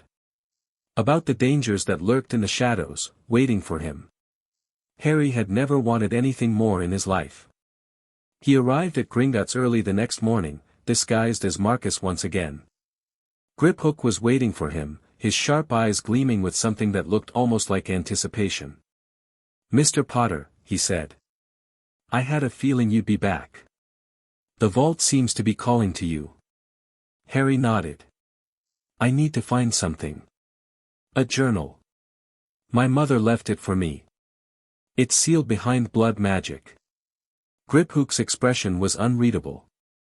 "I'm aware of the journal, Mr. Potter. Your parents made arrangements for it before. They died. They instructed us to ensure it reached you when you were ready. Am I ready now?" Harry asked. Griphook considered him for a long moment. Then he nodded slowly. "I believe you are. You've grown much in the years since you first came to us. You've learned to survive, to hide, to protect yourself. You've strengthened the protections on the vault. You've proven yourself worthy of your parents' trust." Harry felt a surge of emotion at the goblin's words. He'd spent so long feeling alone, feeling like no one believed in him. But here was a goblin, a creature who had no reason to care about him, telling him he was worthy. "Take me to the vault," Harry said. "I'm ready." The cart ride was just as terrifying as before, but Harry barely noticed. His mind was racing with questions, with hopes, with fears. What would the journal contain? What secrets had his mother left for him? Would it tell him about his parents, about the war, about the prophecy that had haunted his life? The vault door loomed before him, the runes glowing faintly in the darkness. Harry pressed his hand to the iron, feeling the magic pulse beneath his fingers. "Open," he said, and the door swung open. He walked into the vault, his eyes scanning the treasure. He'd seen it before, but it still took his breath away. The mountains of gold, the sparkling gems, the ancient artifacts. It was more wealth than he'd ever imagined. But he wasn't here for the gold. He was here for the journal. Harry walked to the back of the vault, to the small pedestal where the box sat. He'd been drawn to it before, but now he knew there was something else there too. Something hidden. He knelt down and examined the base of the pedestal. There, barely visible in the dim light, was a small indentation. A place where something could be inserted. Harry pulled out the silver mirror, the one Oriel had given him, the one that had helped him learn control. He pressed it into the indentation, and the pedestal began to glow. A compartment slid open at the base, revealing a small, leather-bound journal. Harry reached in and pulled it out, his hands trembling. The cover was embossed with a single word, Lily. His mother's name. Harry opened the journal, and the first page was filled with familiar handwriting, the same elegant script he'd seen in the letter. "My dearest Harry. If you are reading this, then I am gone. I know that's a terrible way to start a letter, but I don't want to pretend.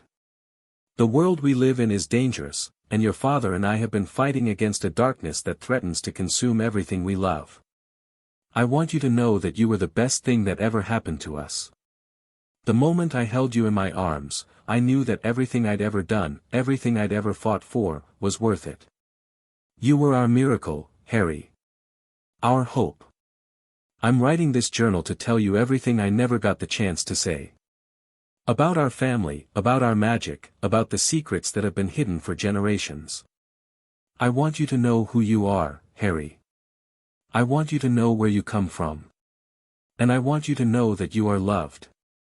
So deeply, so completely, so unconditionally. Whatever happens, never forget that. With all my love.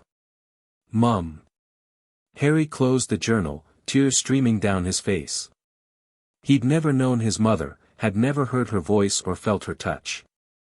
But reading her words, feeling her love pour off the page, he felt closer to her than he'd ever thought possible.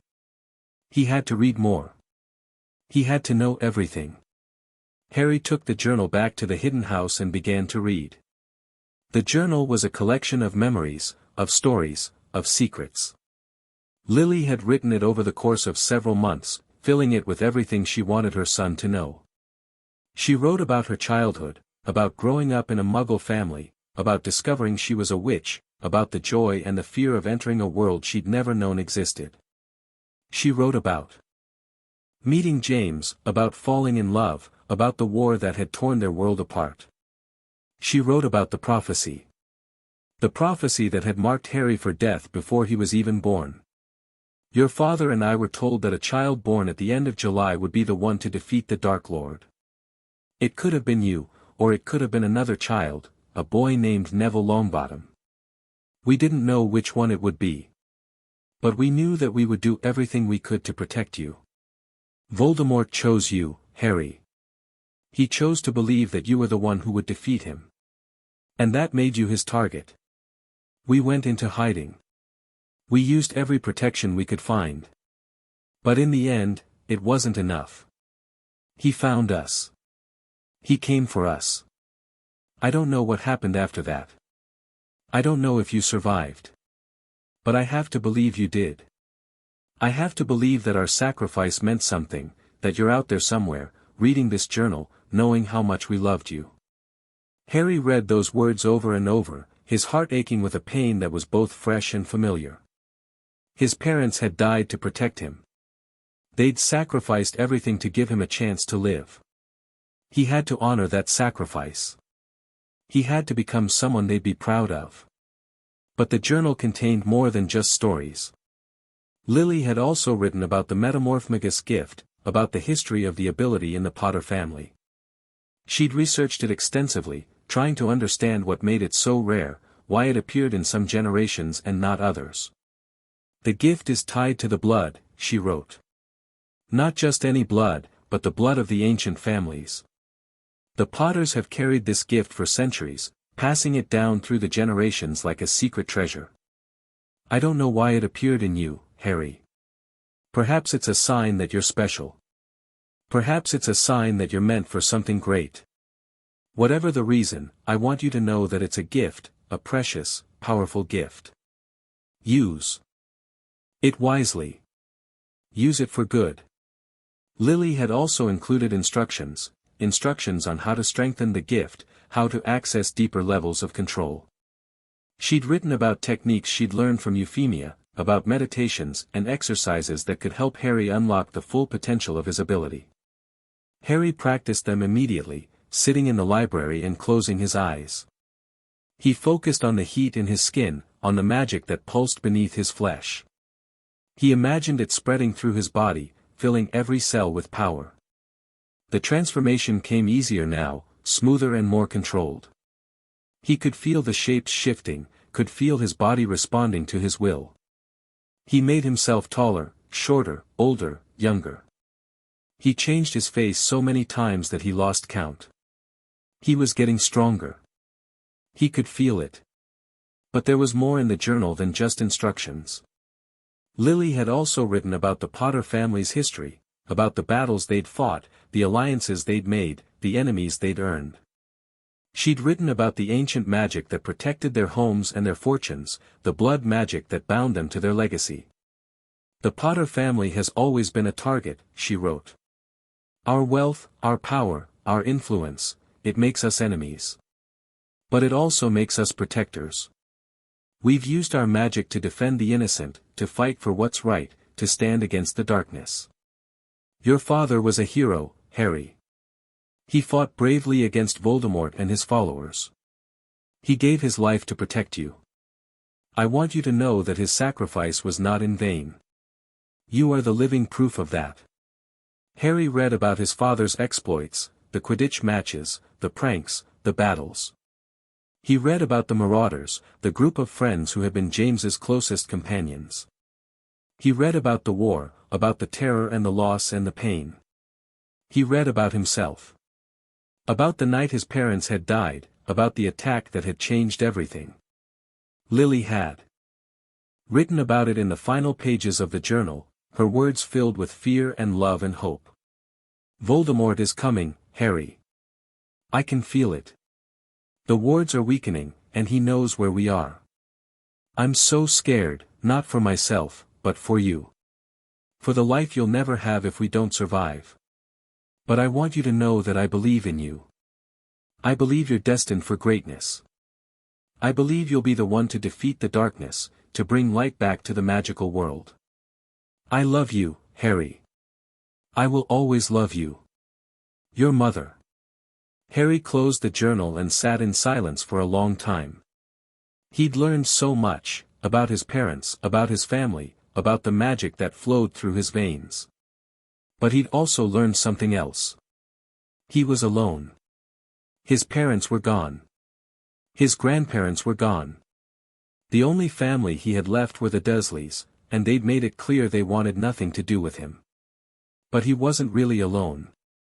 He had his mother's words, his father's legacy, the memories of a family that had loved him more than anything. And he had his gift. The Metamorphmagus ability that made him special, that made him powerful, that made him who he was. Harry looked at his reflection in the silver mirror. The boy staring back at him was different from the child who had run away from Privet Drive 5 years ago. He was older, stronger, more determined. He had a purpose now, a purpose that had been given to him by his parents, by his grandparents, by all the Potters who had come before him. He would become someone they'd be proud of. He would fight for what was right, protect the innocent, stand against the darkness. He would become a hero. Harry spent the next few weeks studying the journal, memorizing every word. He practiced the techniques Lily had written about, pushing himself to his limits. He could now hold a transformation for nearly 3 days, could change his face in the blink of an eye, could make himself look like anyone he'd ever seen.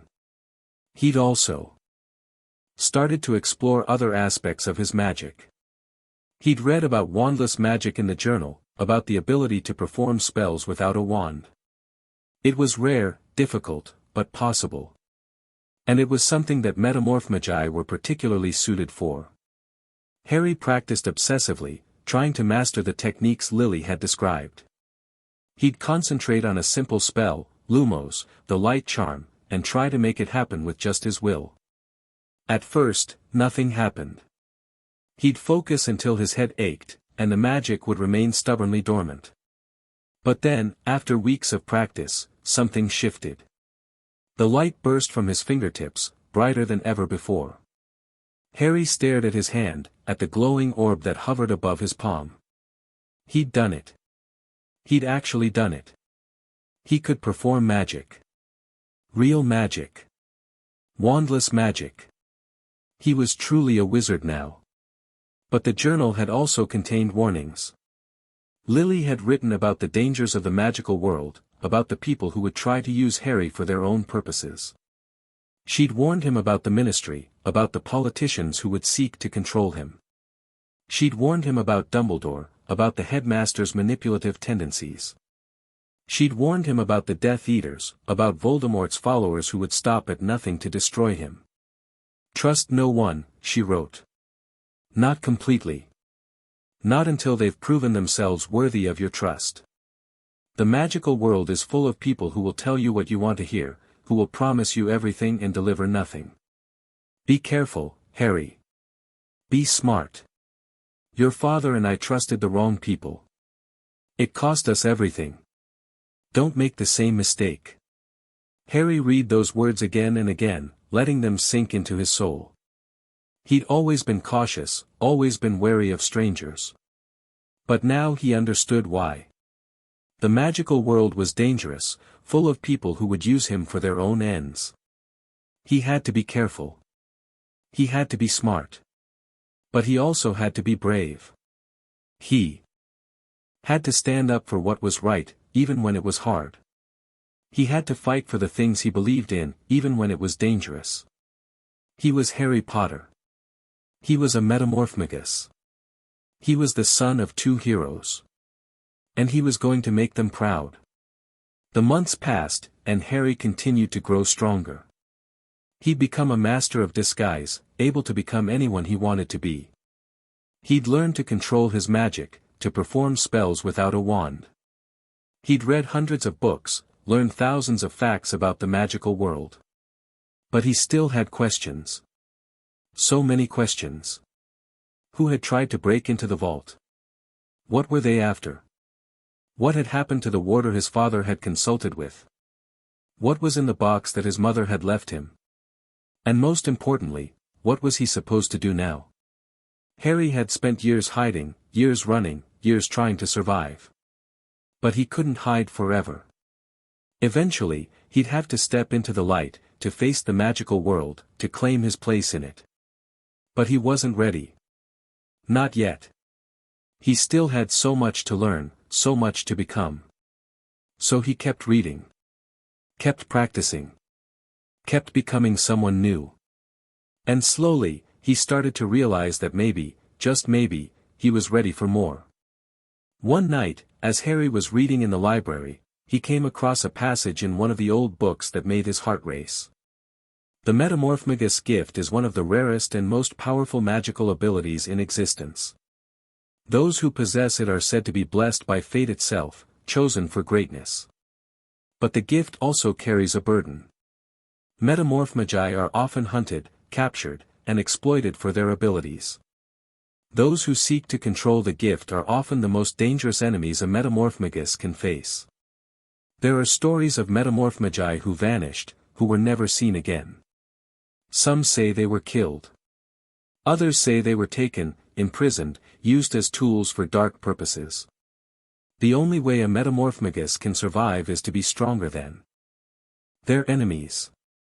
Faster. Smarter. More determined.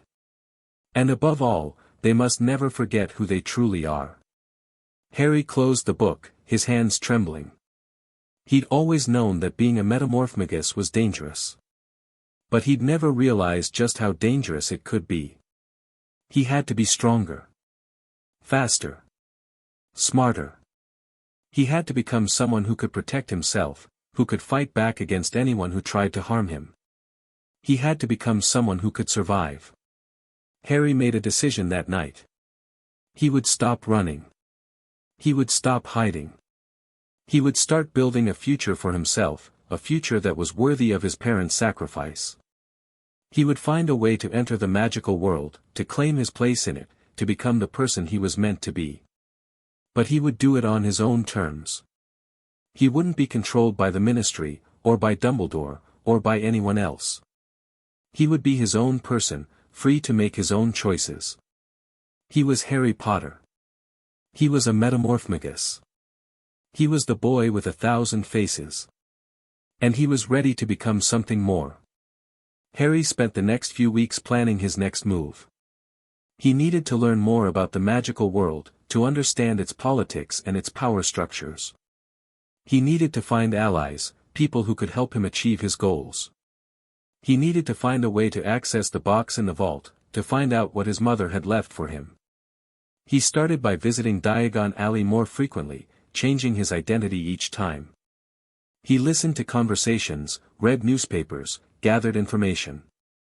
He learned about the Ministry's current leadership, about the state of the magical economy, about the latest political scandals. He learned about Dumbledore, about the headmaster's influence over the magical world. He learned about the Order of the Phoenix, the secret organization that had fought against Voldemort.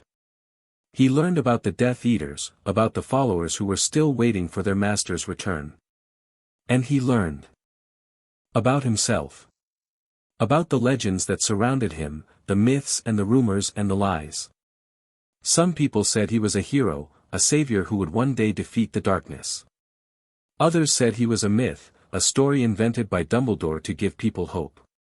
Still others said he was dead, killed by Voldemort's followers years ago. No one knew the truth.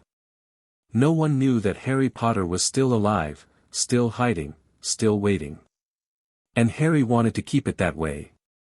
At least for now. Harry's research led him to a new discovery. There was a place in Diagon Alley, a small, hidden shop that specialized in old magic and ancient artifacts. It was run by a witch named Miranda, a woman who claimed to have knowledge of the Potters and their history. Harry visited the shop, disguised as an elderly wizard with a long gray beard. Miranda was a tiny woman with sharp eyes and a quick smile. She seemed to see through his disguise immediately, but she didn't say anything. She just led him to the back of the shop, where a small table sat with tea and biscuits. "I've been expecting you, Mr. Potter," she said. "Your mother told me you might come one day." Harry's heart skipped a beat. "You knew my mother?" Miranda nodded. "I knew her well. She was one of my most promising students. She had a gift for ancient magic, for the old ways that most witches and wizards have forgotten. She left me a journal," Harry said. "It told me about the vault, about the box, about the blood magic. But it didn't tell me everything." "Of course it didn't." Miranda smiled. "Your mother was careful. She didn't want to give you too much at once, to overwhelm you. She wanted you to discover things on your own, in your own time." Harry leaned forward. "What else is there? What else did she leave for me?" Miranda was quiet for a moment. Then she reached into her pocket and pulled out a small, golden key. It was delicate, ornate, and it glowed with a faint magical light. "Your mother left this for you," she said. "It's the key to the box in the vault. She wanted you to have it when you were ready." Harry took the key, his hands trembling. "When am I ready? When can I open the box?" "When you're ready to face what's inside," Miranda said. "The box contains something powerful, Harry. Something that could change everything. But it also contains something dangerous. Something that could hurt you if you're not prepared." Harry looked at the key, at the golden glow that pulsed with ancient magic. He'd waited so long for this, had dreamed about what might be inside the box. But now that the key was in his hand, he felt a flicker of fear. What if he wasn't ready? What if he opened the box and discovered something he couldn't handle? But he couldn't wait forever. He'd been hiding for so long, had been running for so long. It was time to face the truth. "I'm ready," he said. "I have to be ready." Miranda nodded slowly. "Then go, Mr. Potter. Open the box. Face what's inside. And remember, no matter what happens, you are not alone. Your mother loved you. Your father loved you. And they believed in you." Harry nodded, his eyes burning with unshed tears. He tucked the key into his pocket and left the shop, his heart pounding with anticipation. It was time. After all these years, it was finally time. He was going to open the box. He was going to find out what his mother had left for him. And he was going to become the person she'd always believed he could be. #the boy with 1,000 faces. ## Chapter 8, The Shadow Apprentice. The golden key burned in Harry's pocket like a promise. He'd been carrying it for 3 days now, ever since Miranda had given it to him. He'd wanted to go straight to Gringotts, to open the box immediately, to discover what his mother had left for him. But something had held him back. Fear. Uncertainty. The nagging doubt that he wasn't ready. He'd spent so long hiding, so long running, so long surviving. The idea of stepping into the light. Of claiming his inheritance, of becoming the person his parents had believed he could be, it was terrifying. But he couldn't put it off forever. Harry made his way to Gringotts on a cold winter morning, the key clutched in his hand. Griphook was waiting for him, his expression unreadable. "Mr. Potter," he said. "I had a feeling you'd be coming. The key has been calling to you, hasn't it?" Harry nodded. "I need to open the box. I need to know what's inside." Griphook led him to the vault without another word. The iron door swung open, and Harry walked inside, his footsteps echoing in the cavernous space. The box sat on its pedestal, waiting for him. Harry approached it slowly, the key in his hand. He could feel the magic emanating from the box, ancient and powerful. It was welcoming, almost. Like it had been waiting for him. He inserted the key into the lock. The box clicked open. Harry lifted the lid, his heart pounding. Inside, there was a single piece of parchment, folded neatly. He reached in and pulled it out, his hands trembling. The handwriting was familiar, his mother's elegant script. "My dearest Harry. If you're reading this, then you found the key and opened the box. I'm so proud of you. I knew you would find your way here, would discover the truth about who you are. The box contains more than just this letter. It contains the key to your future, a path that I've been preparing for you since before you were born. There is a man named Arcturus Black. He is your great-uncle, your grandmother's brother. He is one of the few remaining members of the Black family, and he has been searching for you for years. He knows about your gift, Harry. He knows what you are. And he wants to help you. Go to him. Find him. He will teach you everything you need to know. I love you, Harry. I will always love you. Your mother." Harry read the letter 3 times, his mind racing. Arcturus Black. His great-uncle. A man who had been searching for him for years. A man who could teach him everything he needed to know. Harry folded the letter carefully and tucked it into his pocket. He had a new mission now. A new purpose. He had to find Arcturus Black. The search for Arcturus Black was more difficult than Harry had expected.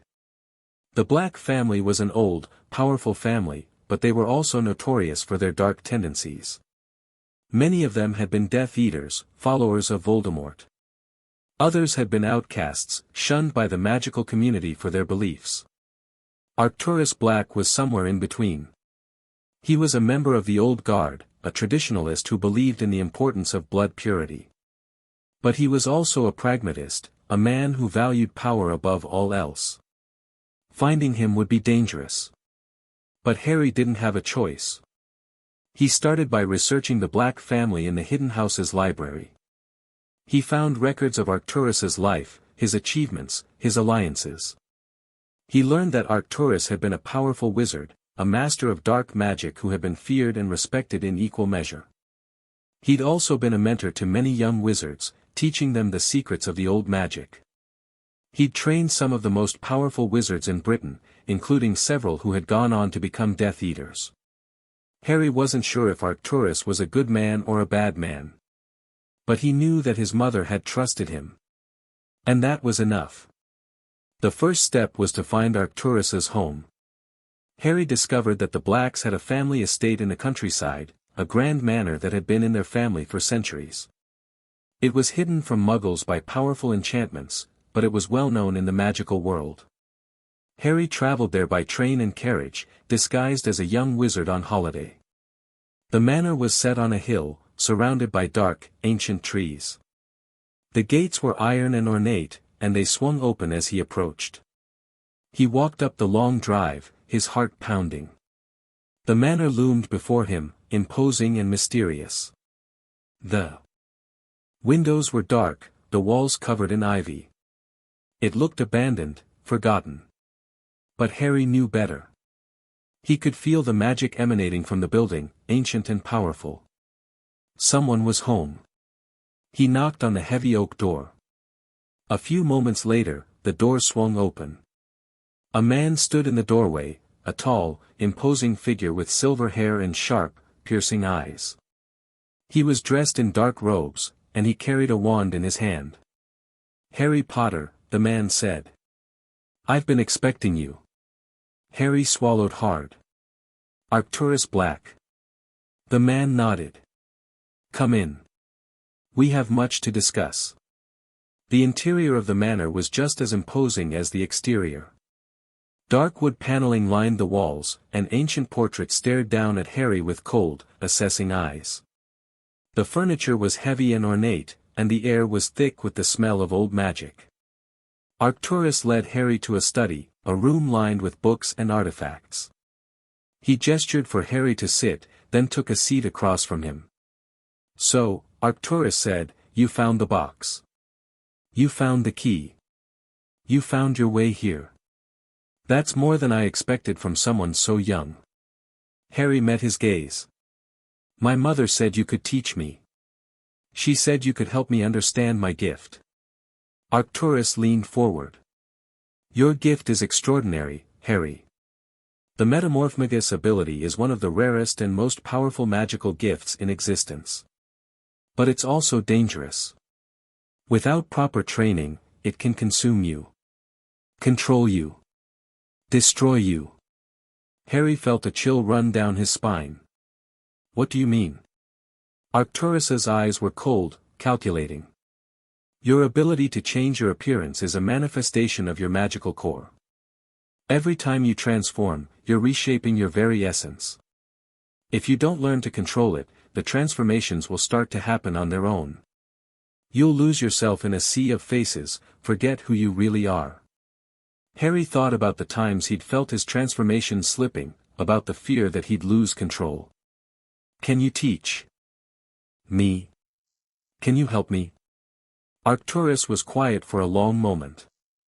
Then he nodded. "I can teach you. But it won't be easy. I'm a hard teacher, Harry. I demand discipline, dedication, and obedience. If you're not willing to give me all three, you can leave now." Harry didn't hesitate. "I'm willing. I'll do whatever it takes." Arcturus smiled, and it was a cold, sharp smile. "Good. Then let's begin." Arcturus's training was brutal. He pushed Harry to his limits, demanding perfection in every transformation. He made Harry change his face 100 times a day, each time more quickly and accurately than the last. He made Harry hold transformations for days, testing his endurance and control. The key to mastery is discipline, Arcturus said. You must be able to control your transformations at all times, in all circumstances. No matter what happens, no matter how tired, how frightened, how angry you are, you must be able to maintain your mask. Harry trained until his body ached and his mind was numb. He trained until he could change his face in the space of a heartbeat, until he could hold a transformation for a week. He trained until his gift was no longer a mystery but a tool, something he could use with precision and power. But Arcturus taught him more than just transformations. He taught Harry about the magical world, about its history and its politics. He taught him about the old families, the ancient alliances, the blood feuds that had shaped magical Britain for centuries. The magical world is divided, Arcturus said. Not just by blood purity, but by power, by ambition, by fear. The Ministry controls everything, but they're weak. Corrupt. They care more about their own positions than about the good of the wizarding world. He taught Harry about the Dark Lord, about the war that had ravaged Britain. He taught Harry about the Death Eaters, about the followers who had sworn loyalty to Voldemort. The Dark Lord was a monster, Arcturus said. But he was also powerful. He understood the nature of magic in a way that few others do.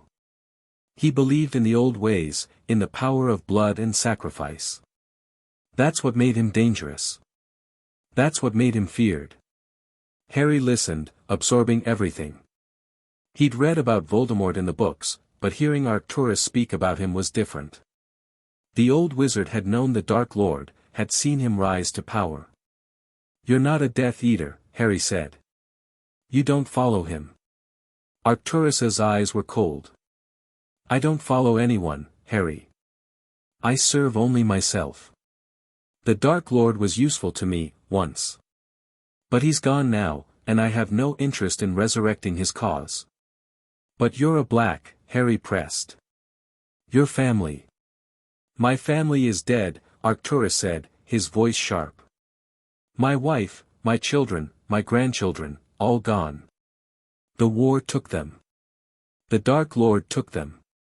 I don't have any loyalty to his memory." Harry fell silent. He understood loss. He understood the pain of being alone. "I'm sorry," he said. Arcturus waved a hand dismissively. "Don't be sorry. Be smart. Be strong. Be ready for what's coming. That's the only way you'll survive." The training continued for months. Harry learned to control every aspect of his transformations, down to the smallest detail. He could change the color of his eyes, the texture of his hair, the shape of his fingernails. He could make himself taller or shorter, fatter or thinner, younger or older. He could become anyone. Anyone at all. But Arcturus wasn't satisfied with just appearance. He wanted Harry to become someone else entirely, to adopt the personality, the mannerisms, the way of thinking of his disguises. "When you're in a disguise, you must become that person," Arcturus said. "Not just look like them. Be them. Their thoughts, their fears, their dreams, all of it must become yours. Only then will you be truly convincing." Harry practiced until he could slip into a disguise so completely that he forgot who he really was. He'd be a merchant one day, a servant the next, a noble the day after. Each identity was different, unique, fully realized. But there was a danger to it too. Harry started to lose himself in the disguises, to forget which face was his own. He'd look in the mirror and see a stranger staring back, and he'd have to remind himself who he really was. Arcturus noticed. "You're losing yourself," he said one evening. "Your ability is powerful, but it's also dangerous. If you're not careful, you'll forget who you are. You'll become nothing but a collection of masks." Harry stared at his reflection in the silver mirror, his own face, the one he'd been born with. "How do I stop it? How do I remember who I really am?" Arcturus was quiet for a long moment. "You remember what you've lost," he said.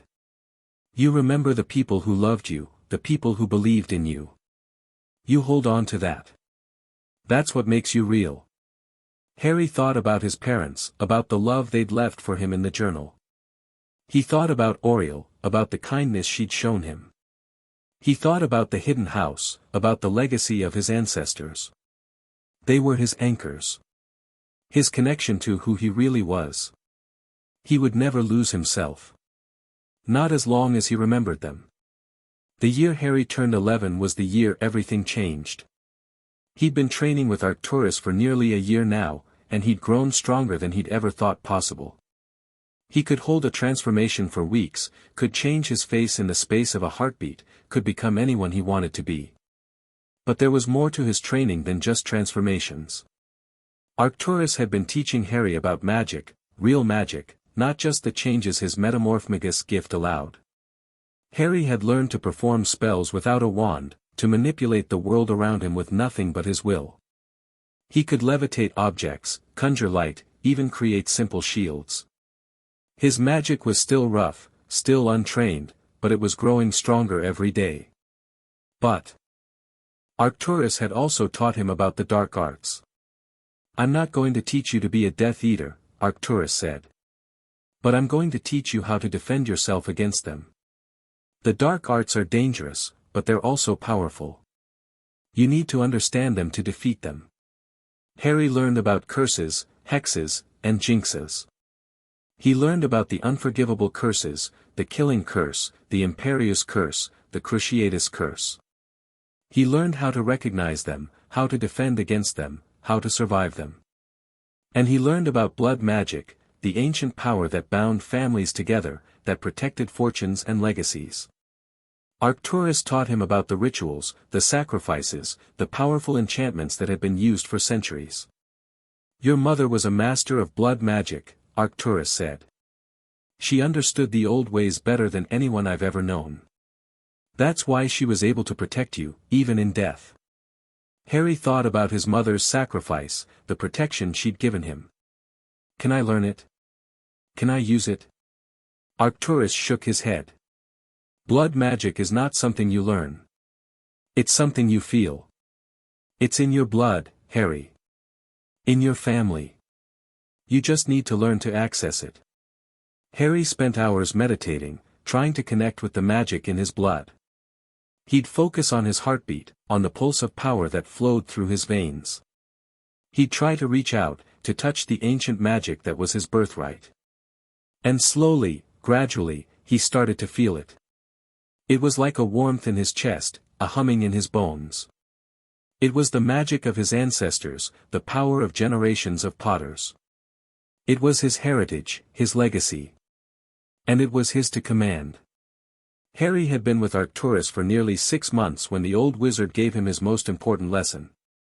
"You've learned to change your appearance, to control your magic, to defend yourself against the dark arts," Arcturus said. "But there's one thing you haven't learned. The most important lesson of all." Harry leaned forward. "What is it?" Arcturus's eyes were cold, calculating. "You need to learn to be invisible. Not just in appearance, but in truth. You need to become someone that no one ever notices, that no one ever remembers. You need to become a shadow." Harry frowned. "I've been hiding for years.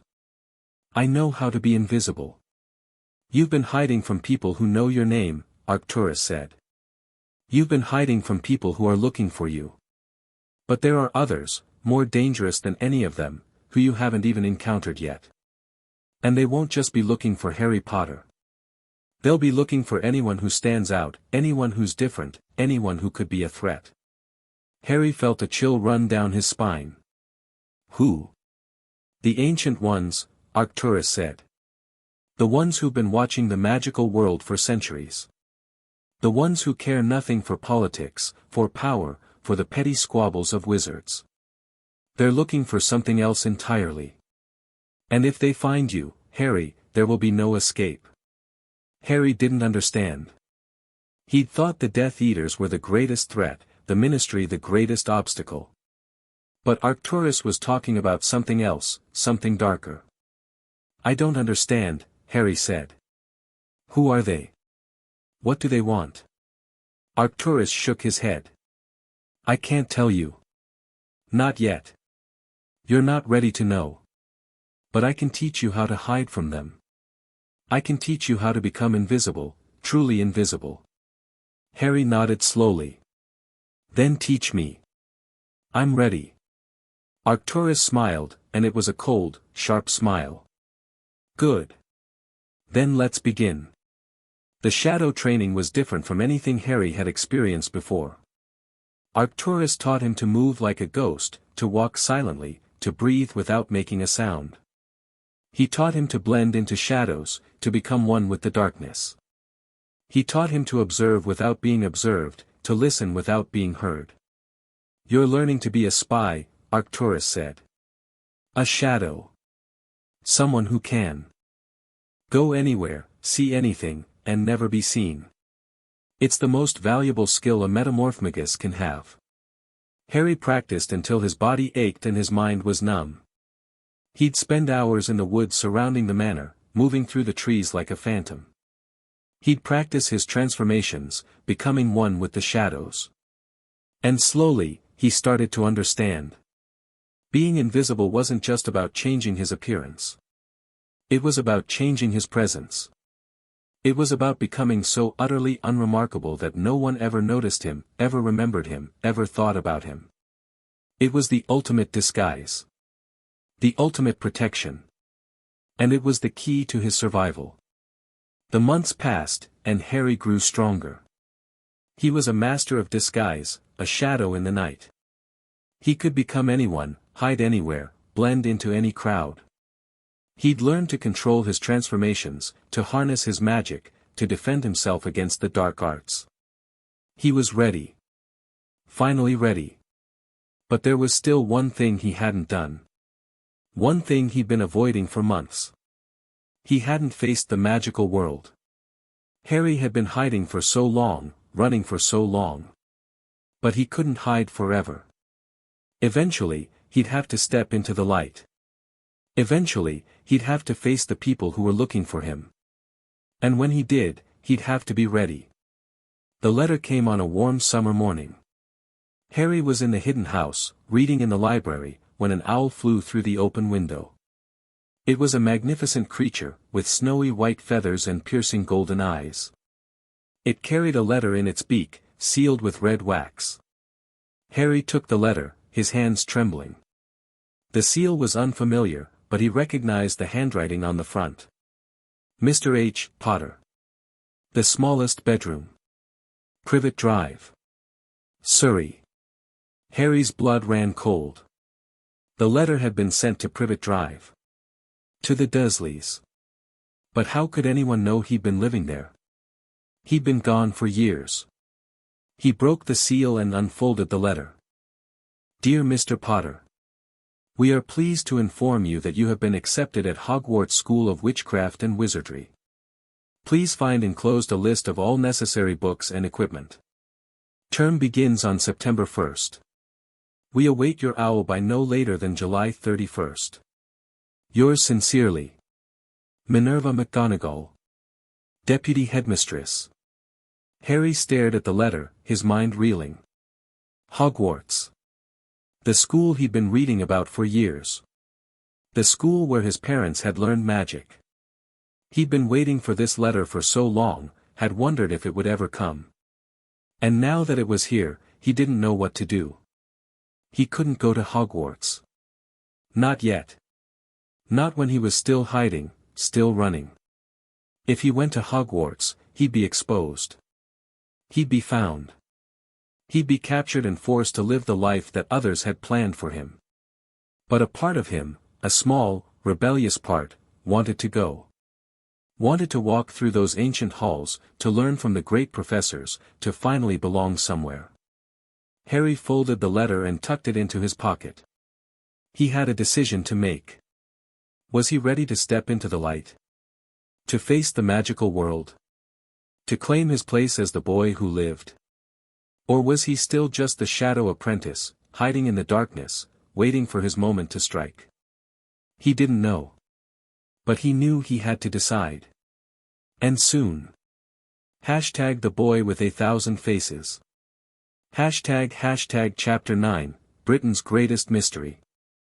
The Hogwarts letter burned in Harry's pocket for 3 days. He carried it everywhere, pulling it out to read in quiet moments, tracing the elegant script with his fingers. It was proof that the magical world knew he existed, that they hadn't forgotten him, that they were waiting for him. But it was also a trap. A doorway that, once opened, could never be closed again. Harry knew he couldn't ignore the letter forever. Eventually, someone would come looking for him. McGonagall, or Dumbledore, or someone else from Hogwarts. They'd track him down, find him, drag him back into the light. But he wasn't ready. Not yet. Not when there was still so much he didn't know, so much he hadn't learned. He went back to Arcturus. The old wizard was waiting for him in the study, his cold eyes gleaming in the firelight. He'd known Harry would return, had been expecting it. The letter came, Arcturus said. I saw the owl. Hogwarts is calling you. Harry nodded, pulling the letter out of his pocket. I don't know what to do. I want to go, I've been waiting for this my whole life, but I'm not ready. I can't just walk into Hogwarts and pretend to be someone I'm not. Arcturus leaned back in his chair, his expression unreadable. And what would you be pretending? You are Harry Potter, the boy who lived. That's who they expect to see. But I'm not just Harry Potter, Harry said, frustration creeping into his voice. I'm so much more than that. I'm the Metamorphmagus. The boy with 1,000 faces. I've been hiding for years, learning to survive, becoming someone they never expected me to be. If I go to Hogwarts, all of that disappears. I become the orphan, the victim, the boy they all think they know. Arcturus's eyes narrowed. And what's wrong with that? You are Harry Potter. You are the orphan.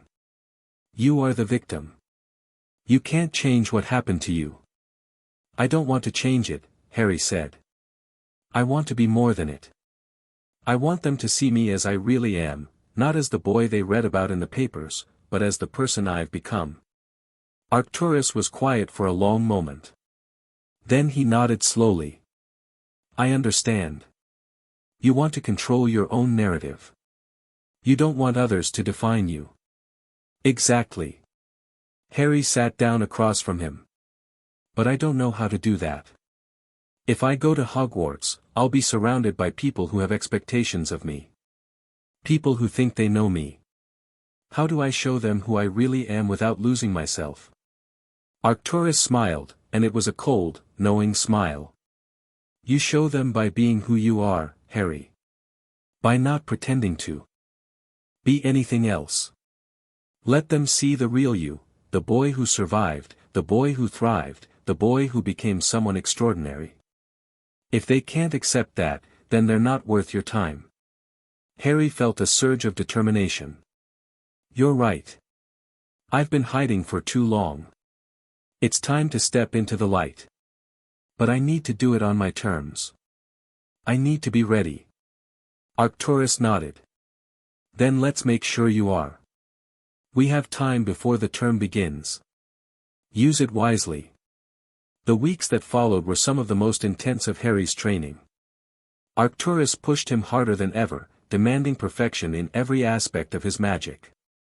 Harry practiced his transformations until they were second nature, until he could change his face in the space of a heartbeat without even thinking about it. He practiced his wandless magic until he could perform spells with nothing but his will. He could levitate objects, conjure shields, even create small bursts of elemental magic. His power was growing, becoming more refined, more controlled. But Arcturus also taught him something else, something more important than any spell. He taught Harry about the magical world's expectations of him. The wizarding world has been watching you since the day you were born, Arcturus said. They've built you up as a symbol, a hero, a savior. They have expectations of you, Harry. They expect you to be perfect, to be powerful, to be everything they've ever dreamed of. Harry frowned. But I'm just a kid. I can't be all of that. I know that. You know that. But they don't. Arcturus's eyes were sharp. They've been waiting for you for 11 years. They've been hoping that you would be the one to save them, to bring back the light, to defeat the darkness. And when they finally meet you, they're going to be disappointed. Disappointed?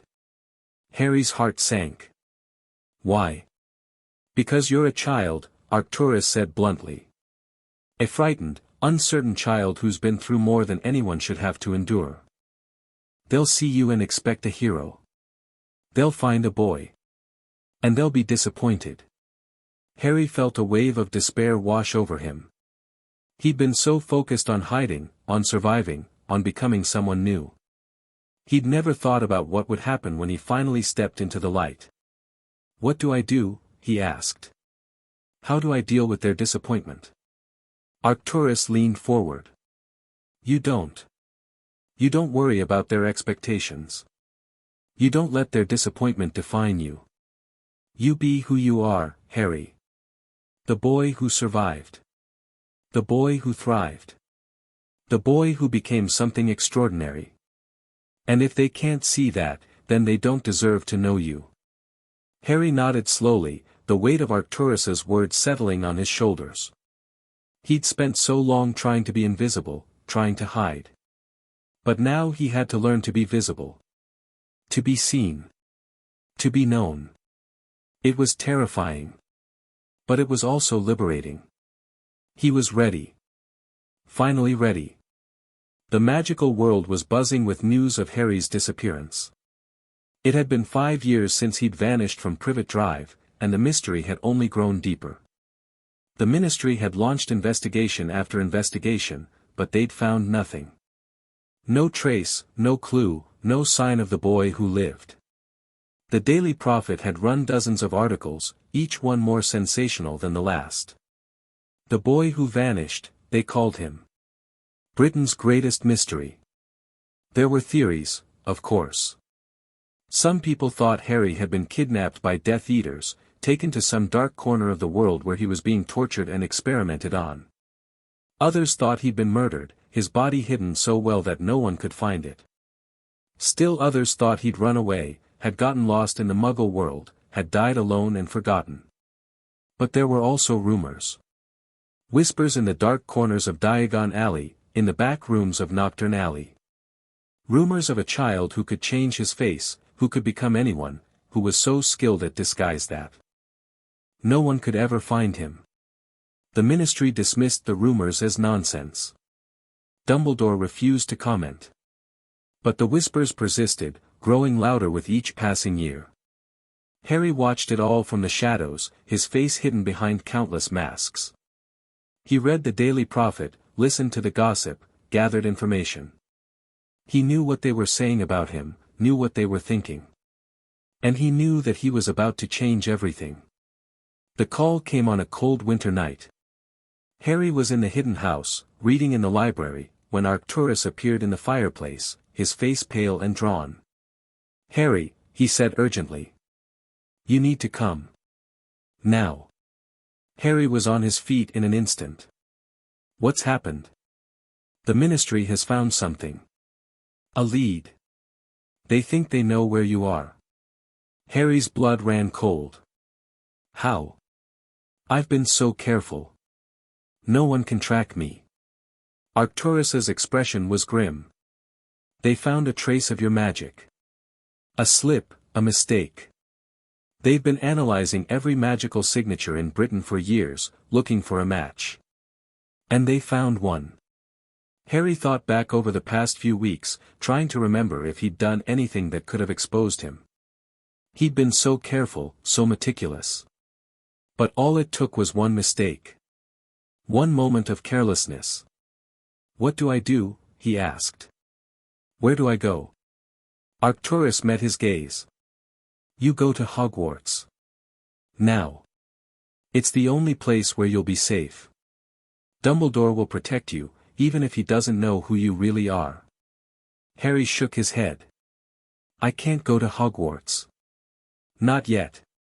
I'm not ready. You have no choice, Arcturus said. The ministry will find you if you stay here. They'll take you away, question you, try to control you. Hogwarts is the only place where you'll be free. Harry felt a surge of panic. He'd spent so long hiding, so long planning. He wasn't ready to face the magical world, wasn't ready to be Harry Potter. But Arcturus was right. He had no choice. Okay, he said finally. I'll go. But I need to do it on my terms. I need to be ready. Arcturus nodded. You'll have time. The term doesn't start for months. Use the time wisely. Harry took a deep breath. I will. I promise. Harry spent the next few months preparing for his journey to Hogwarts. He read every book he could find about the school, learning its history, its traditions, its secrets. He learned about the 4 houses, about the Sorting Hat, about the classes and the professors. He studied magic obsessively, pushing himself to master spells that were years ahead of his age. He practiced his transformations until they were flawless, until he could become anyone in the space of a heartbeat. And he planned. He planned for every scenario, every possibility. He'd go to Hogwarts as Harry Potter, the boy who lived. But he'd also be something more. He'd be the Metamorphmagus, the boy with 1,000 faces. He'd be the shadow apprentice, the spy, the survivor. He'd be everything they never expected him to be. The news of Harry's imminent arrival at Hogwarts spread through the magical world like wildfire. The Daily Prophet ran a front-page story, "The boy who lived returns, Hogwarts awaits its hero." The ministry issued a statement, congratulating Harry on his decision to attend Hogwarts and promising to support him in every way possible. But not everyone was happy.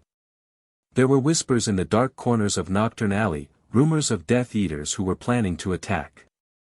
There were threats, anonymous and chilling, promising that Harry would never make it to Hogwarts alive. The ministry increased security. Dumbledore issued a statement, assuring the public that Harry would be safe. The Aurors were put on high alert. Harry watched it all from the shadows, his face hidden behind a mask of anonymity. He knew the danger, knew the risks. But he was ready. He'd been waiting for this moment his entire life. The day of Harry's departure arrived on a cold, grey morning. Harry stood in the hidden house, looking at his reflection in the silver mirror. He was wearing his own face, the messy black hair, the green eyes, the lightning bolt scar. It was the face he'd been born with, the face he'd been hiding for years. But it wasn't the only face he had. He concentrated, and his features shifted. His hair became darker, longer. His eyes turned to a deep brown. His nose became sharper, his jaw more defined. He became someone else, someone no one would recognize. But then he shifted back. He wanted to go to Hogwarts as himself. He wanted them to see him, really see him, for the first time. He was done hiding. Done running. It was time to face the world. Harry tucked the silver mirror into his pocket and walked out of the hidden house for the last time. He didn't look back. The journey to Hogwarts was long, but Harry didn't mind. He spent the time practicing his magic, perfecting his transformations, preparing for what was to come. He arrived at King's Cross Station just as the sun was setting. The platform was crowded with families, all of them saying goodbye to their children. Harry walked through the throng, his heart pounding. He found platform 9 3/4 easily, he'd read about it in the books. He walked through the barrier, and the magical world opened up before him. The Hogwarts Express was magnificent, a gleaming scarlet steam engine that filled the platform with smoke and steam. Harry walked toward it, his steps sure and steady. He was about to board when he heard a voice behind him. "Harry? Harry Potter?" Harry turned. A woman was standing there, her eyes wide with shock. She had dark hair and kind eyes, and she was holding the hand of a small boy. "Mrs. Weasley," Harry said, because he'd read about her too. "It's nice to meet you." The woman, Molly Weasley, gasped. "Oh my goodness. It's really you. We've been so worried about you. Everyone has been so worried." Harry smiled, but it was a careful smile. "I'm fine, Mrs. Weasley. I've been taking care of myself." Molly Weasley opened her mouth to say something else, but she was interrupted by a loud voice. "Harry! Harry!" Harry turned. A group of students was running toward him, their faces alight with excitement. He recognized them from the photos in the Daily Prophet, the Weasley family, Ron and his brothers. "Blimey," Ron said, skidding to a stop in front of Harry. "It's really you. You're really Harry Potter." Harry nodded. "I'm really Harry Potter." Ron grinned. "This is brilliant. Wait until everyone sees you. They're going to go mental." Harry didn't respond. He just watched the chaos unfolding around him, the excitement and the fear and the overwhelming attention. He'd been invisible for so long. Now he was the center of the magical world's attention. It was terrifying. But it was also exhilarating. Harry boarded the Hogwarts Express and found an empty compartment. He sat down and looked out the window at the platform, at the families saying goodbye, at the students laughing and talking. He was finally going to Hogwarts. Finally going to be a wizard. But he was also going to be something else. Something the magical world had never seen before. He was the boy who lived. He was the Metamorphmagus. He was the boy with 1,000 faces. And he was ready to show them who he really was. The train pulled out of the station, and Harry settled back in his seat. He could hear the other students talking in the corridor, could hear the excitement in their voices. They were all talking about him. Harry Potter. The boy who lived. The boy who had vanished and returned. Harry closed his eyes and let his face shift. Just slightly. Just enough to change the shape of his nose, the color of his eyes. He was still Harry Potter, still the boy who lived. But he was also something else. He was someone who had survived. Someone who had thrived. Someone who had become extraordinary. And he was going to prove it to all of them. The train carried him. Through the countryside, toward Hogwarts, toward his future. And Harry smiled. He was finally going home. Hashtag the boy with 1,000 faces. Hashtag chapter 10, becoming someone new. The Hogwarts Express thundered through the English countryside, carrying Harry toward a destiny he'd spent years preparing for. The compartment was empty, he'd chosen it deliberately, wanting a few moments of peace before the chaos of Hogwarts consumed him. He sat by the window, watching the fields and forests blur past. His reflection stared back at him from the glass, his own face, the one he'd been born with. The messy black hair, the green eyes, the lightning bolt scar. But it wasn't the only face he had. Harry let his features shift, just slightly. His hair became darker, straighter. His eyes turned to a deep brown. His nose sharpened, his jaw squared. He looked like a completely different person, someone who could walk into any crowd and vanish. Then he shifted back. He wanted to go to Hogwarts as himself.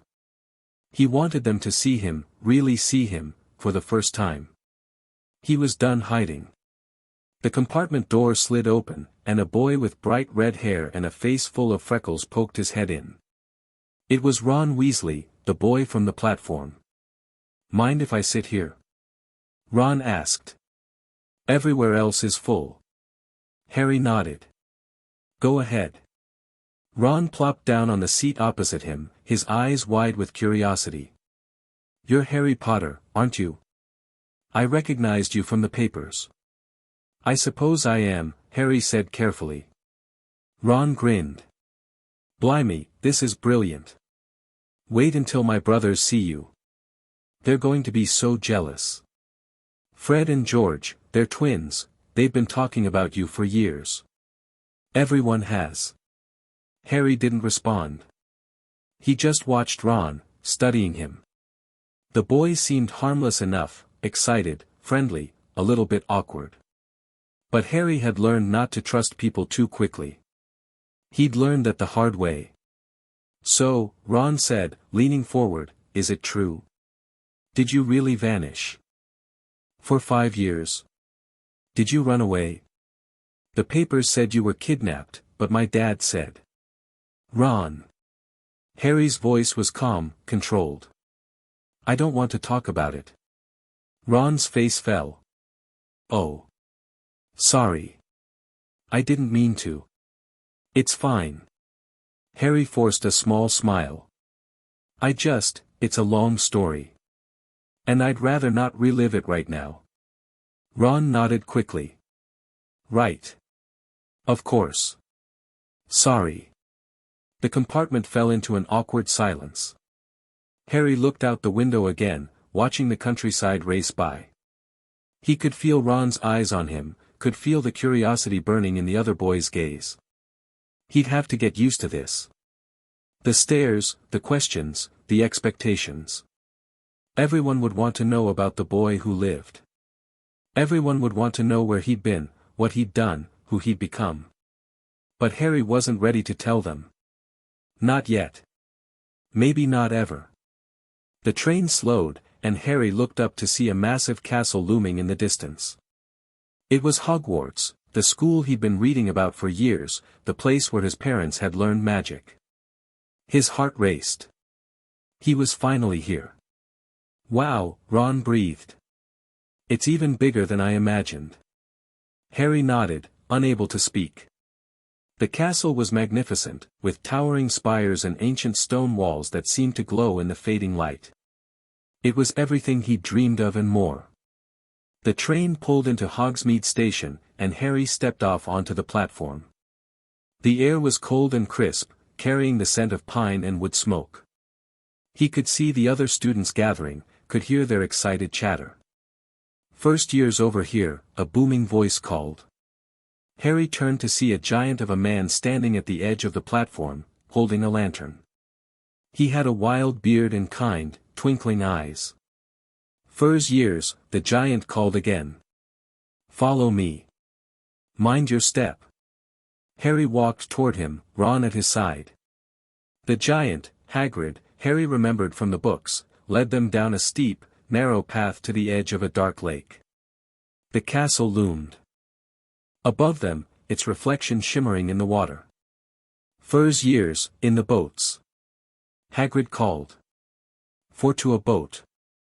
Harry climbed into a boat with Ron and 2 other students, a shy-looking girl with bushy brown hair and a boy with dark skin and a nervous expression. They pushed off from the shore, and the boats glided across the lake toward the castle. Harry looked up at Hogwarts, his heart swelling with emotion. He'd dreamed of this moment for so long, had imagined it so many times. And now it was real. He was finally here. He was finally home. The sorting ceremony was everything Harry had expected and more. He stood in the great hall, surrounded by hundreds of students, all of them staring at him with curious eyes. He could feel their gazes on him, could hear their whispers. "That's him. That's Harry Potter. The boy who lived." He kept his face neutral, his expression calm. He'd been preparing for this moment for years. He wouldn't let them see his fear. The sorting hat sang its song, and then the names began to be called. Students walked up to the stool, sat down, and were sorted into their houses. Harry watched them all, studying the way the hat worked, the way it seemed to see into their minds. He wasn't worried about the sorting. He'd known for years where he'd end up. He'd read about the houses, about the qualities each one valued. He was brave, like a Gryffindor. He was cunning, like a Slytherin. He was smart, like a Ravenclaw. He was loyal, like a Hufflepuff. He was all of them and none of them. "Potter, Harry." The whispers grew louder as Harry walked up to the stool. He sat down, and the hat was placed on his head. "Ah," a voice said in his ear. "Harry Potter. I've been expecting you." You're a difficult one, aren't you? So much potential. So many possibilities. Harry didn't respond. He just waited. I see the bravery, the hat continued. The courage to face your fears, to stand up for what's right. That's Gryffindor, without a doubt. But I also see the cunning, the willingness to do whatever it takes to survive. That's Slytherin. And the intelligence, the thirst for knowledge, the desire to understand. That's Ravenclaw. And the loyalty, the determination to protect those you care about. That's Hufflepuff. The hat paused. You could succeed in any of them, Harry. You have the qualities of all four houses. The question is, what do you want? Harry thought about it. He'd spent so long hiding, so long running. He didn't want to be defined by a single house, by a single label. He wanted to be more than that. I want to be myself, he said silently. I want to be who I really am. The hat laughed. Who you really are? That's a complicated question for someone like you.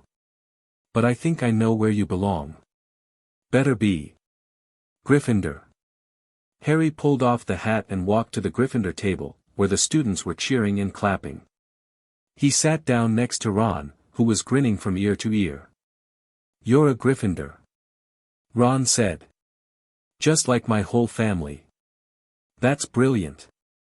Harry nodded, forcing a smile. He was glad to be in Gryffindor. It was the house of his parents, the house of bravery and courage. But he couldn't shake the feeling that he could have been in any of them. He was more than just a Gryffindor. He was more than just a label. He was Harry Potter. The boy with 1,000 faces. The first few weeks at Hogwarts were a blur of classes, homework, and constant attention. Harry was the center of everyone's gaze, the subject of endless whispers and speculation. Students would stare at him in the corridors, point at him in the Great Hall, follow him with their eyes wherever he went. He hated it. He'd spent so long being invisible, so long hiding in the shadows. Being the center of attention was uncomfortable, unsettling. But he didn't let it show. He kept his face calm, his expression neutral. He was polite to everyone, friendly but distant. He answered questions with carefully constructed responses that revealed nothing. He was becoming someone new, someone who could navigate the social complexities of Hogwarts, someone who could be Harry Potter without losing himself. It was exhausting.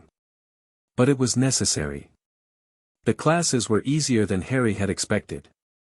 He'd been studying magic for years, reading books that were far beyond his age level. His wandless magic was already stronger than most students' wand magic. He could perform spells without thinking, could control his magic with precision and power. But he didn't show it. He kept his abilities hidden, performed at a level that was above average but not exceptional. He didn't want to draw more attention to himself. He didn't want them to know what he could really do. In Charms class, Professor Flitwick was impressed with his ability to levitate feathers. In Transfiguration, Professor McGonagall praised his skill at turning matches into needles. In Defense Against the Dark Arts, Harry deliberately underperformed, not wanting to reveal the extent of his knowledge. He was playing a role. Becoming someone new. And he was good at it, better than he'd ever been at anything else. But there were cracks in the facade. Harry's disguise was perfect in every way except one, his emotions. He'd learned to control his transformations, to hide his true face behind countless masks. But he couldn't control his heart. The loneliness was the worst. He was surrounded by people, hundreds of students, dozens of teachers, all of them watching him, talking to him, wanting to know him. But he was still alone. Still isolated. Still the boy who had no one. Ron was friendly, but he didn't understand. He didn't know about the years of hiding, the years of fear. He didn't know about Arcturus, about the training, about the shadows that still haunted Harry's dreams. Hermione, the bushy-haired girl from the boat, was brilliant, but she was also insufferable. She knew everything, had read every book, and she made sure. Everyone knew it. Harry respected her intelligence, but he couldn't bring himself to trust her. And then there was the mystery. The thing that was happening at Hogwarts that no one could explain. It started with the voices. Harry was walking through the corridors one evening, his face hidden behind a mask of anonymity, when he heard it. A whisper, soft and cold, that seemed to come from everywhere and nowhere at once. Kill, kill, kill. Harry froze. His heart pounded in his chest. He looked around, but the corridor was empty. The whispering faded, leaving behind an eerie silence. He'd heard it before, in the walls of the castle. He dismissed it as his imagination, as the stress of his new life. But now he was sure. Something was wrong. Something was very, very wrong. Harry hurried back to the Gryffindor common room, his mind racing. What was happening at Hogwarts? What was the whispering? And why did it seem to be getting louder every day? The attack started a few weeks later. A cat was found petrified in the corridors. Then a student, a Ravenclaw girl, was found in the same condition. The school was in chaos. Students whispered about the Chamber of Secrets, about the monster that was supposed to be hidden beneath the castle. Harry listened to the whispers, gathered information, tried to understand. He'd read about the Chamber of Secrets in the hidden house, knew the legends, knew the history. But he didn't know how to stop it. He was just a student, just a child. He didn't have the power to fight a monster, to save the school, to be the hero everyone expected him to be. But he had to try. He had to do something. Harry's search for answers led him to a discovery that changed everything. He'd been exploring the castle late at night, his face hidden behind a mask of shadows, when he stumbled upon a hidden room.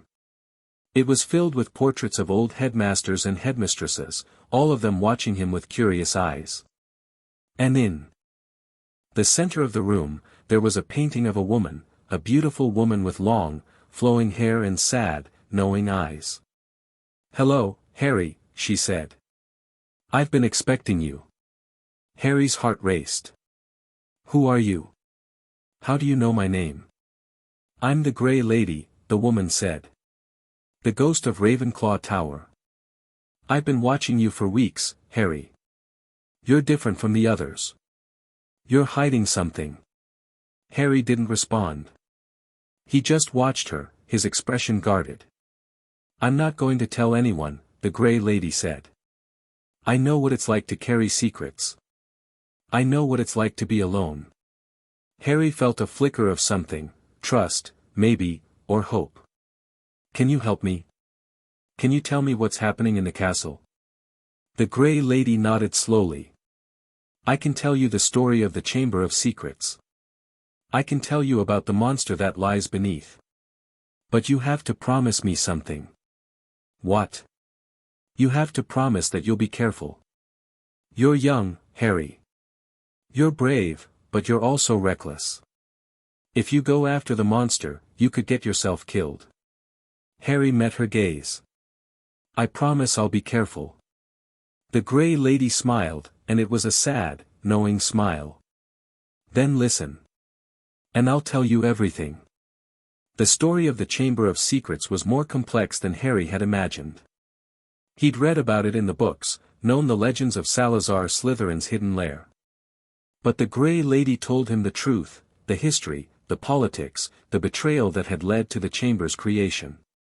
Slytherin wasn't just a bigot, the Grey Lady said. He was a visionary. He saw the future, saw the darkness that was coming.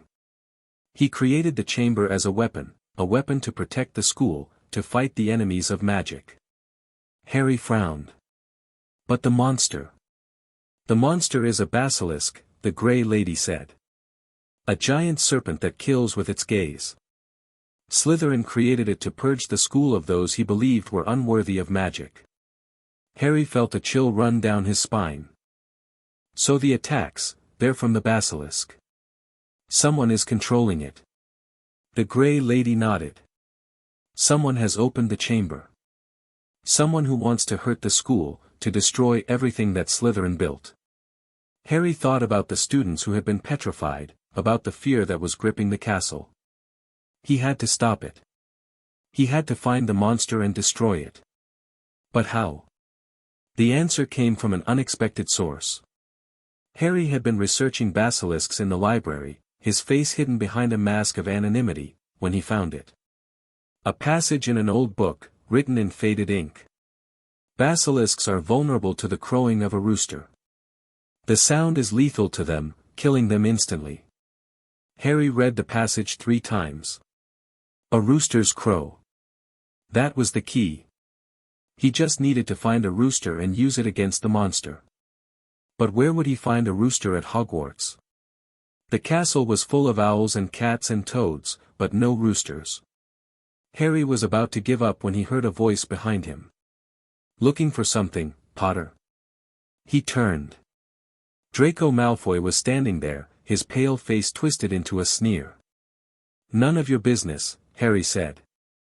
Malfoy laughed. The famous Harry Potter, searching for answers in the library. How pathetic. Everyone knows you're just a fraud. A lucky boy who survived by accident.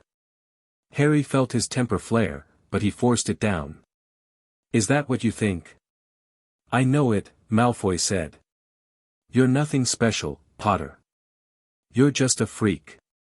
Harry's eyes narrowed. He'd been called a freak before, by the Dursleys, by everyone who thought he was different. He'd let the word slide off him, had refused to let it hurt. But now, after everything he'd been through, after everything he'd become, he wasn't going to let some entitled brat insult him. You're right, Harry said, his voice calm. I'm not special. I'm just a boy who survived. But at least I survived something. What have you survived, Malfoy? Your daddy's money. Malfoy's face went red. You'll pay for that, Potter. I don't think I will, Harry said. Now if you'll excuse me, I have a school to save. He walked away, leaving Malfoy sputtering behind him. He'd found the information he needed. Now he just had to find a rooster. Harry's search for a rooster led him to Hagrid's hut. The gamekeeper was kind, friendly, and he seemed to know everything about the magical creatures that lived in the castle. Harry explained his situation, told him about the basilisk, about the need for a rooster. Hagrid listened, his face growing increasingly pale. A basilisk? At Hogwarts? That's bloody dangerous, that is. I know, Harry said. But I need a rooster. It's the only way to stop it. Hagrid nodded slowly. I've got one. A rooster I've been keepin' for years. You can have it, Harry. Just promise me you'll be careful. Harry promised. He took the rooster and brought it back to the castle, hidden under his cloak. He'd use it to destroy the basilisk, to save the school, to become the hero everyone expected him to be. But he wasn't just doing it for them. He was doing it for himself. To prove that he was more than just the boy who lived. To prove that he was someone new. The confrontation came in the darkness of the Chamber of Secrets. Harry stood in the hidden chamber beneath the castle, the rooster tucked under his arm. The air was cold and damp, and he could hear the whispering again, louder now, more insistent. Kill, kill, kill. He moved forward, his heart pounding. The basilisk was here. He could feel it. And then he saw it, a massive serpent, its scales gleaming in the darkness, its eyes burning with ancient hatred. Harry raised the rooster, ready to let it crow. But before he could, the basilisk lunged. Harry dodged, rolling to the side. The rooster screeched, but it wasn't a crow, not the sound that would kill the monster. He had to make it crow. He had to. The basilisk struck again, and Harry felt a sharp pain. In his leg. The fangs had grazed him, just barely, but it was enough. He could feel the poison spreading through his veins. He was dying. But he wasn't going to give up. Not now, not after everything he'd been through. Harry closed his eyes and focused. He thought about his parents, about the love they'd left for him. He thought about Arcturus, about the training that had made him strong. He thought about all the faces he'd worn, all the disguises he'd perfected. He was Harry Potter. He was the Metamorphmagus. He was the boy with 1,000 faces. And he was going to survive. Harry opened his eyes and let the transformation wash over him. He became someone new, someone faster, stronger, more powerful. He became a warrior, a fighter, a survivor. He raised the rooster and made it crow. The sound echoed through the chamber, and the basilisk screamed. Its scales started to crack, its body began to wither. It collapsed to the ground, dead. Harry collapsed too. The poison was spreading, sapping his strength. He could feel himself slipping away. But then he heard footsteps. Voices. People coming to save him. Harry smiled. He'd done it. He'd saved the school. He'd become the hero everyone expected him to be. And he'd done it by becoming someone new. Harry woke up in the hospital wing, his body aching but alive. Madame Pomfrey was tending to him, her face a mask of professional concern. "You're lucky to be alive, Mr. Potter. That basilisk venom was incredibly potent. If you hadn't gotten here when you did." Harry nodded, not trusting himself to speak. He'd survived. He'd actually survived. The door opened, and Professor Dumbledore walked in. His eyes were twinkling, and he was smiling. "Harry," he said. "You've done something remarkable. You've saved the school. You've proven yourself to be a true hero." Harry shook his head. "I just did what needed to be done." Dumbledore's eyes narrowed slightly. "You're more than just a hero, Harry. You're something extraordinary. I've been watching you, you know. I've seen the way you hide yourself, the way you change your face, the way you become someone new. You're not just Harry Potter. You're someone else entirely." Harry met his gaze. "I'm whoever I need to be." Dumbledore nodded slowly. "Yes. I believe you are. Thank you."